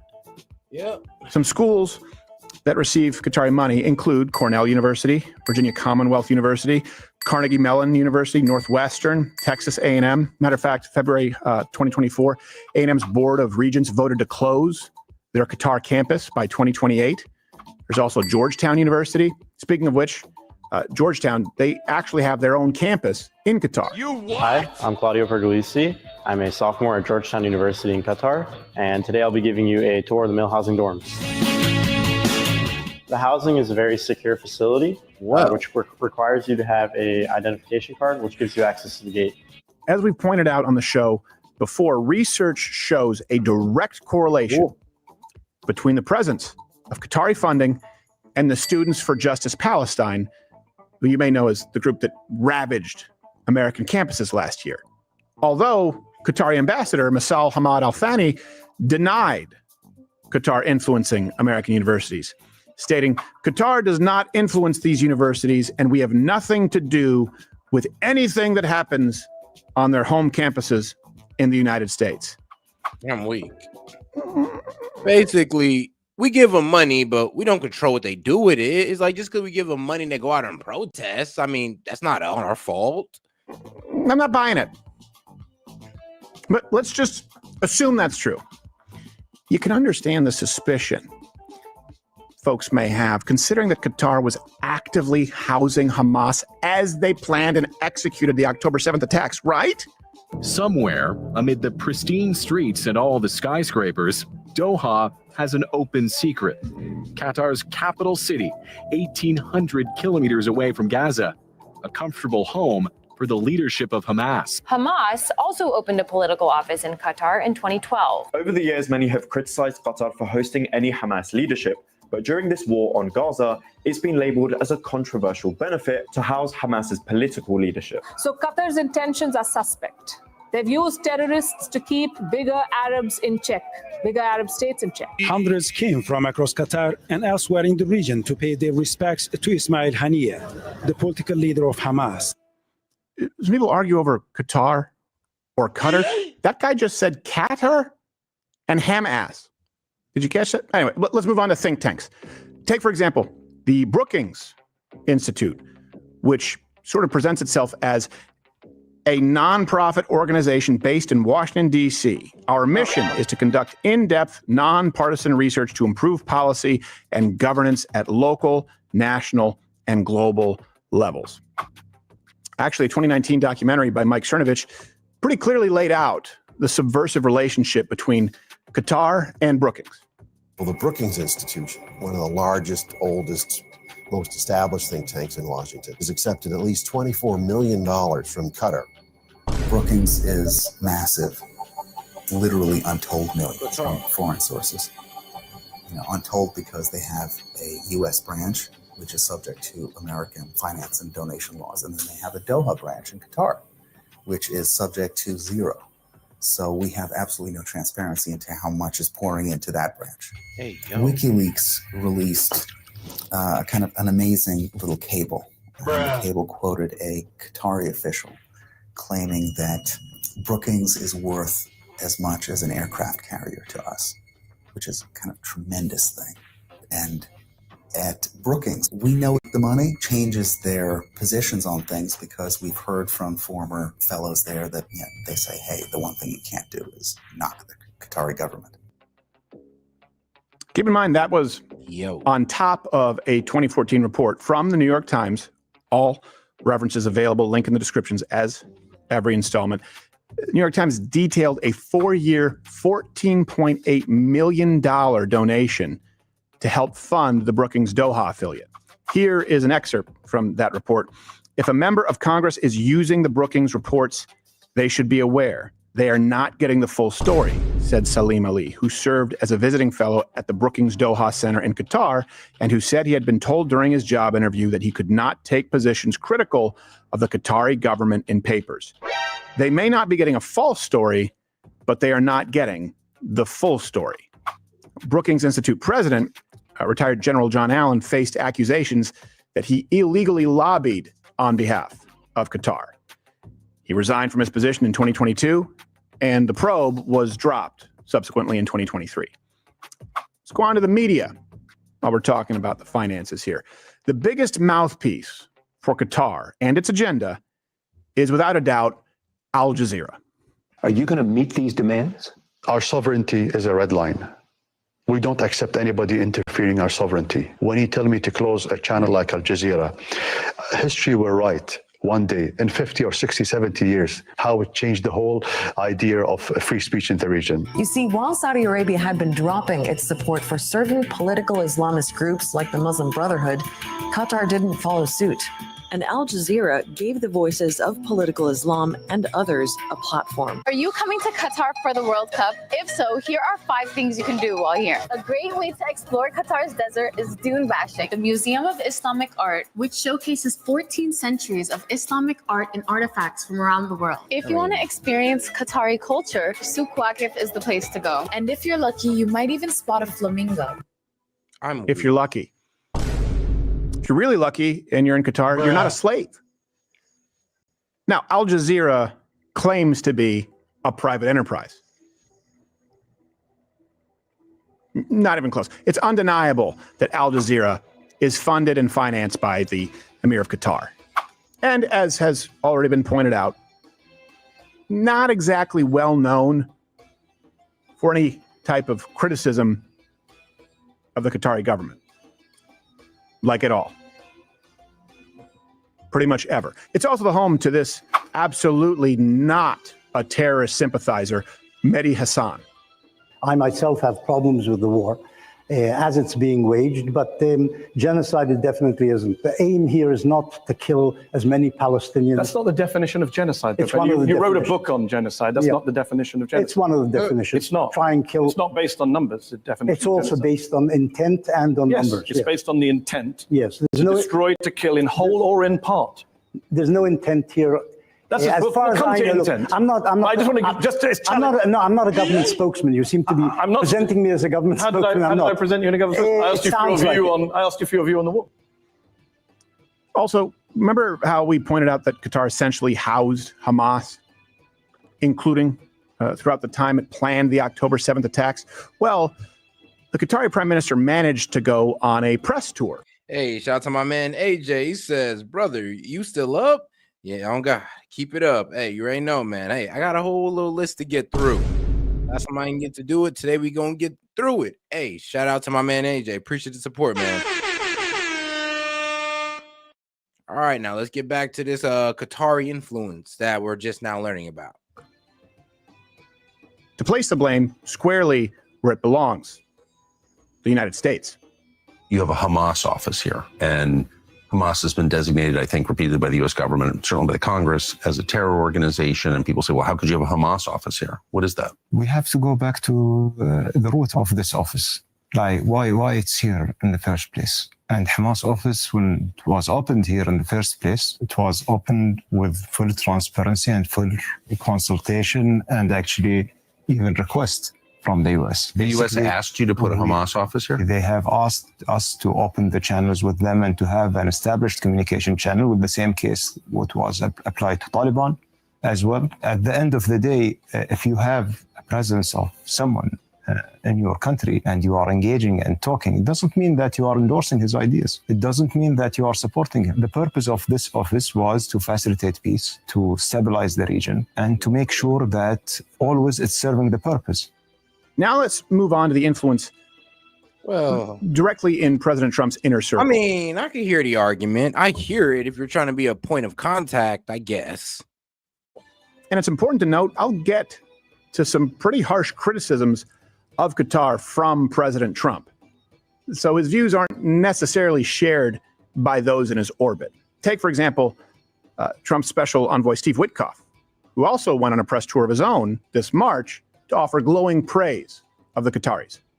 Well, I think it's important to recognize that everybody may want something. I think in the case of the Qataris, they're criticized for not being well motivated. It's preposterous. They are well motivated. They're good, decent people. What they want is a mediation that's effective. And Sheikh Mohammed, the prime minister of Qatar, is a good man. He's really certainly is. He's a special guy. He really is. I And agree. he cares. And I've spent a lot of time with him and broken bread with him. And he's just a good, decent human being who wants what's best for his people.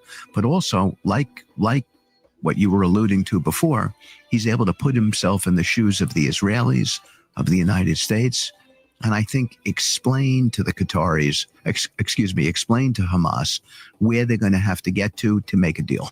In completely unrelated news, 2023, Witkoff sold his Manhattan Park Lane Hotel to the Qatari Investment Authority for $623 million. I'd like them too. I think they're pretty cool. Yeah. Another man in President Trump's orbit benefiting from Qatar in a major way is President Trump's. Yeah, Qatar, you trying to buy a mic for $10,000? Yeah, please overpay for something for me too. Son-in-law, Jared Kushner. According to those familiar with the deal, a Qatari investor put roughly $200 million into Kushner's firm, Affinity Partners. And in 2017, the Kushners received loans for Qatari-linked firms to refinance a building in Chicago. In 2018, the Kushners negotiated a bailout fund from Brookfield Asset Management, whose real estate arm is partially owned by the Qatar Investment Authority.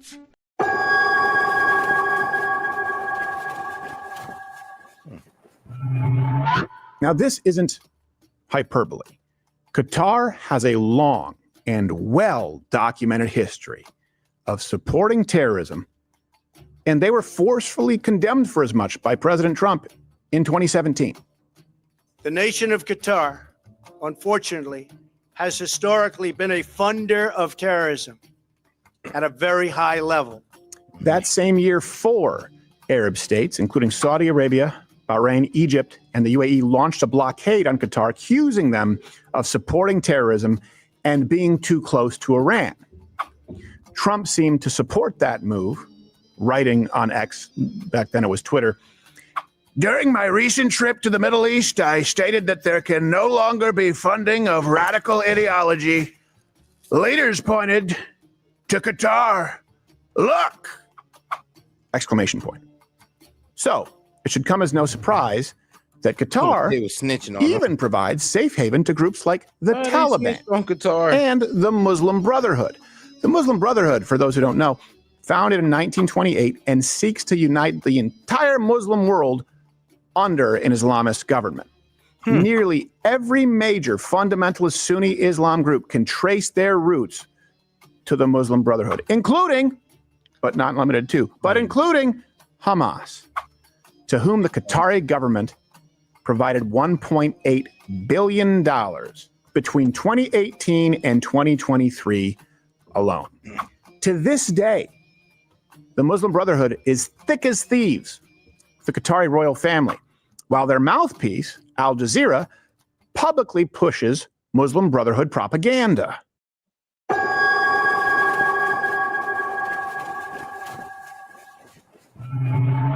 The end goal here is interesting because Qatar is sort of a country or a group of people you've likely glossed over. Yeah. And that's by design. Qatar's strategy is clearly one of multifaceted influence by investing heavily in American institutions like universities, think tanks, by funding media outlets like Al Jazeera, and cultivating relationships with influential figures. Qatar aims to shape public perception and, most importantly, policy in its favor. The influence allows Qatar to protect its interests, to secure its position on the world stage, to maintain and grow their wealth, to continue to accrue power beyond its small size. And if you were to hear their safe-harbored pals, Hamas and the Muslim Brotherhood, tell it, potentially advance a radical Islamist agenda. In a nutshell, Qatar wants to leverage, while claiming not to fund it, its unique relationship with the United States. I mean, man, damn it, it's like they're taking a page out of our book. Hey, it's our job to fund radical groups and then deny it later. Don't pull it us. To help establish a global caliphate. So let's sum up the pros and cons of our relationship with Qatar. Picture a whiteboard here. Pros, a strategic military base. Al Udeid Air Base is pretty critical for American military operations in the Middle East, involving logistical supports, a strategic foothold. That's important. Economic ties. Qatar is a significant importer of U.S. goods and a source of foreign direct investment, contributing to the American economy. Their mediation role. Qatar has played a role in mediating some conflicts in the Middle East, potentially contributing, if temporarily, to regional stability. Let's look at the cons. Emphatic support for terrorism. Kind of a big one. Qatar's alleged support for terrorist groups like Hamas, the Muslim Brotherhood, raises some significant concerns about their association with the United States. Undue influence. Their substantial investments, again, in U.S. universities, think tanks, and media raise questions about their influence on our policy and on public opinion. Maybe an opinion that you held before this today and didn't even know why. Human rights abuses. Qatar's human rights, their track record is awful. Not just involving women. Slave labor. Modern indentured servitude, not to mention their clash fundamentally with American values. So what should the United States do? Well, my proposal, Qatar needs to address these very glaring issues, the terrorism, the human rights abuses, the undue influence, and maybe people should stop shutting up because these guys are throwing money. Subverting our institutions, or we end our alliance. Flat out. An alliance with the United States should be seen and treated as a privilege, a prize for the select few, not viewed as a weakness for our foes to exploit. Some steps that we need to take. Maybe we should stop considering Qatar a major non-NATO U.S. ally and should instead designate it a state sponsor of terror. How about that? How about we move our base to a more favorable nation in the region, which I know is hard to do. How about we pull any federal funds or grants from universities that do business in Qatar? How about we cancel Qatar's ability to use the United States banking system before they potentially use it against us in a very big way? How about we force anyone in the U.S. doing business with Qatar to register with FARA? At least some transparency. How about those steps? Because most people in this country have no idea. And again, that's by design. If you doubt it, please peruse the references, links in the description. It is right now a new time, a new day in the United States in President Trump's second term. And I've talked about this quite a bit. It's not time to continue with the status quo. Right now is a time to take inventory. And that includes taking inventory and maybe conducting an audit, if you will, of all of our relationships, our alliances, our arrangements with Qatar and with every other country on earth. Good starting point, I would say, is recognizing that any country trying to play both sides globally is not on ours. And when it comes to selecting our draft picks, the ones to be on our side, I'm generally anti-caliphate.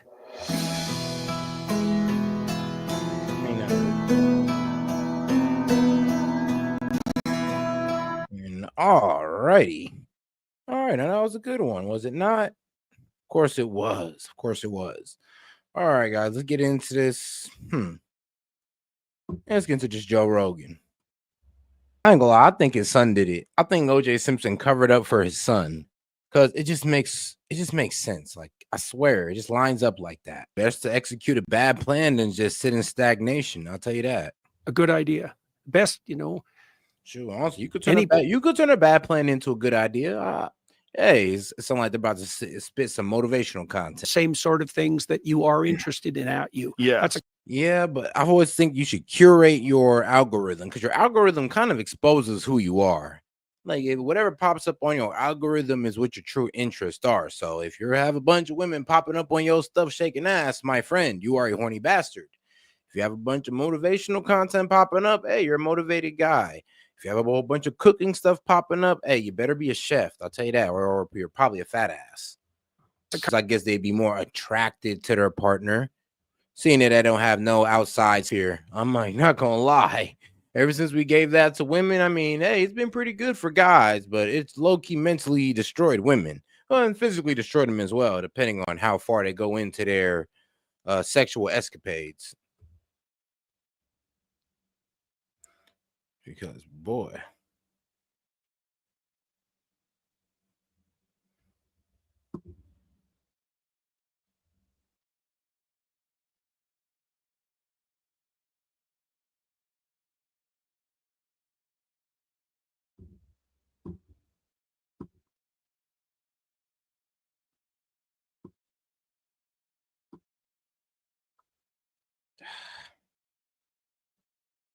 YouTube.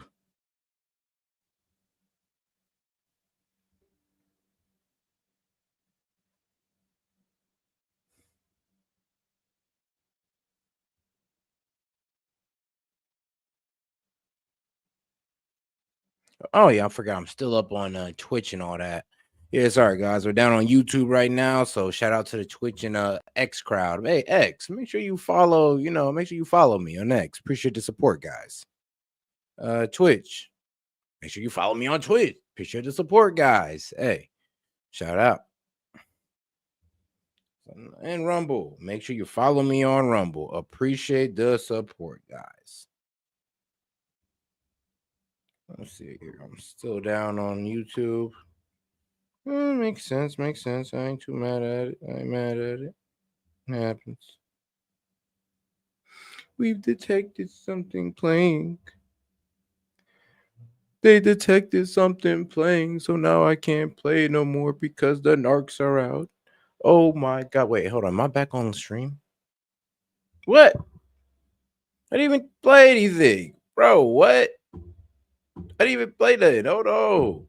Oh no, G-Ski. I didn't even get to play nothing.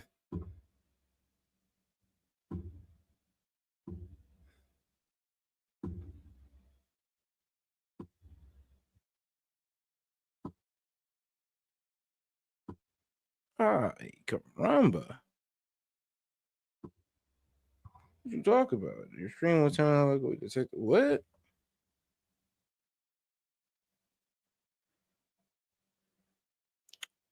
Say you swear.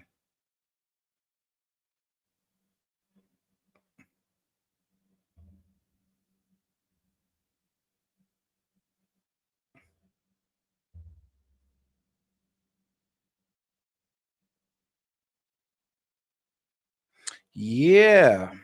Well. I believe somebody is on my ass because I didn't even get to play the next video and they took it and they try to take it down. I didn't even get to play it. So yeah, somebody done I'll say what they do. They made the stream hot. They done made the stream hot, guys. So I mean, you know what that means. Yep, that's it. That's what they're doing. They're spam reporting. Like when you spam report the stream, YouTube gets like really serious and they get like, all right, well, now anything you play, even if it's not copyright, we're gonna kind of ding it. So think about it. I didn't even get to play the other video and they took it down. They was like, oh. So when they acting like that, ain't really nothing you could do. But go ahead and end the stream and save it for tomorrow. It'd be like that.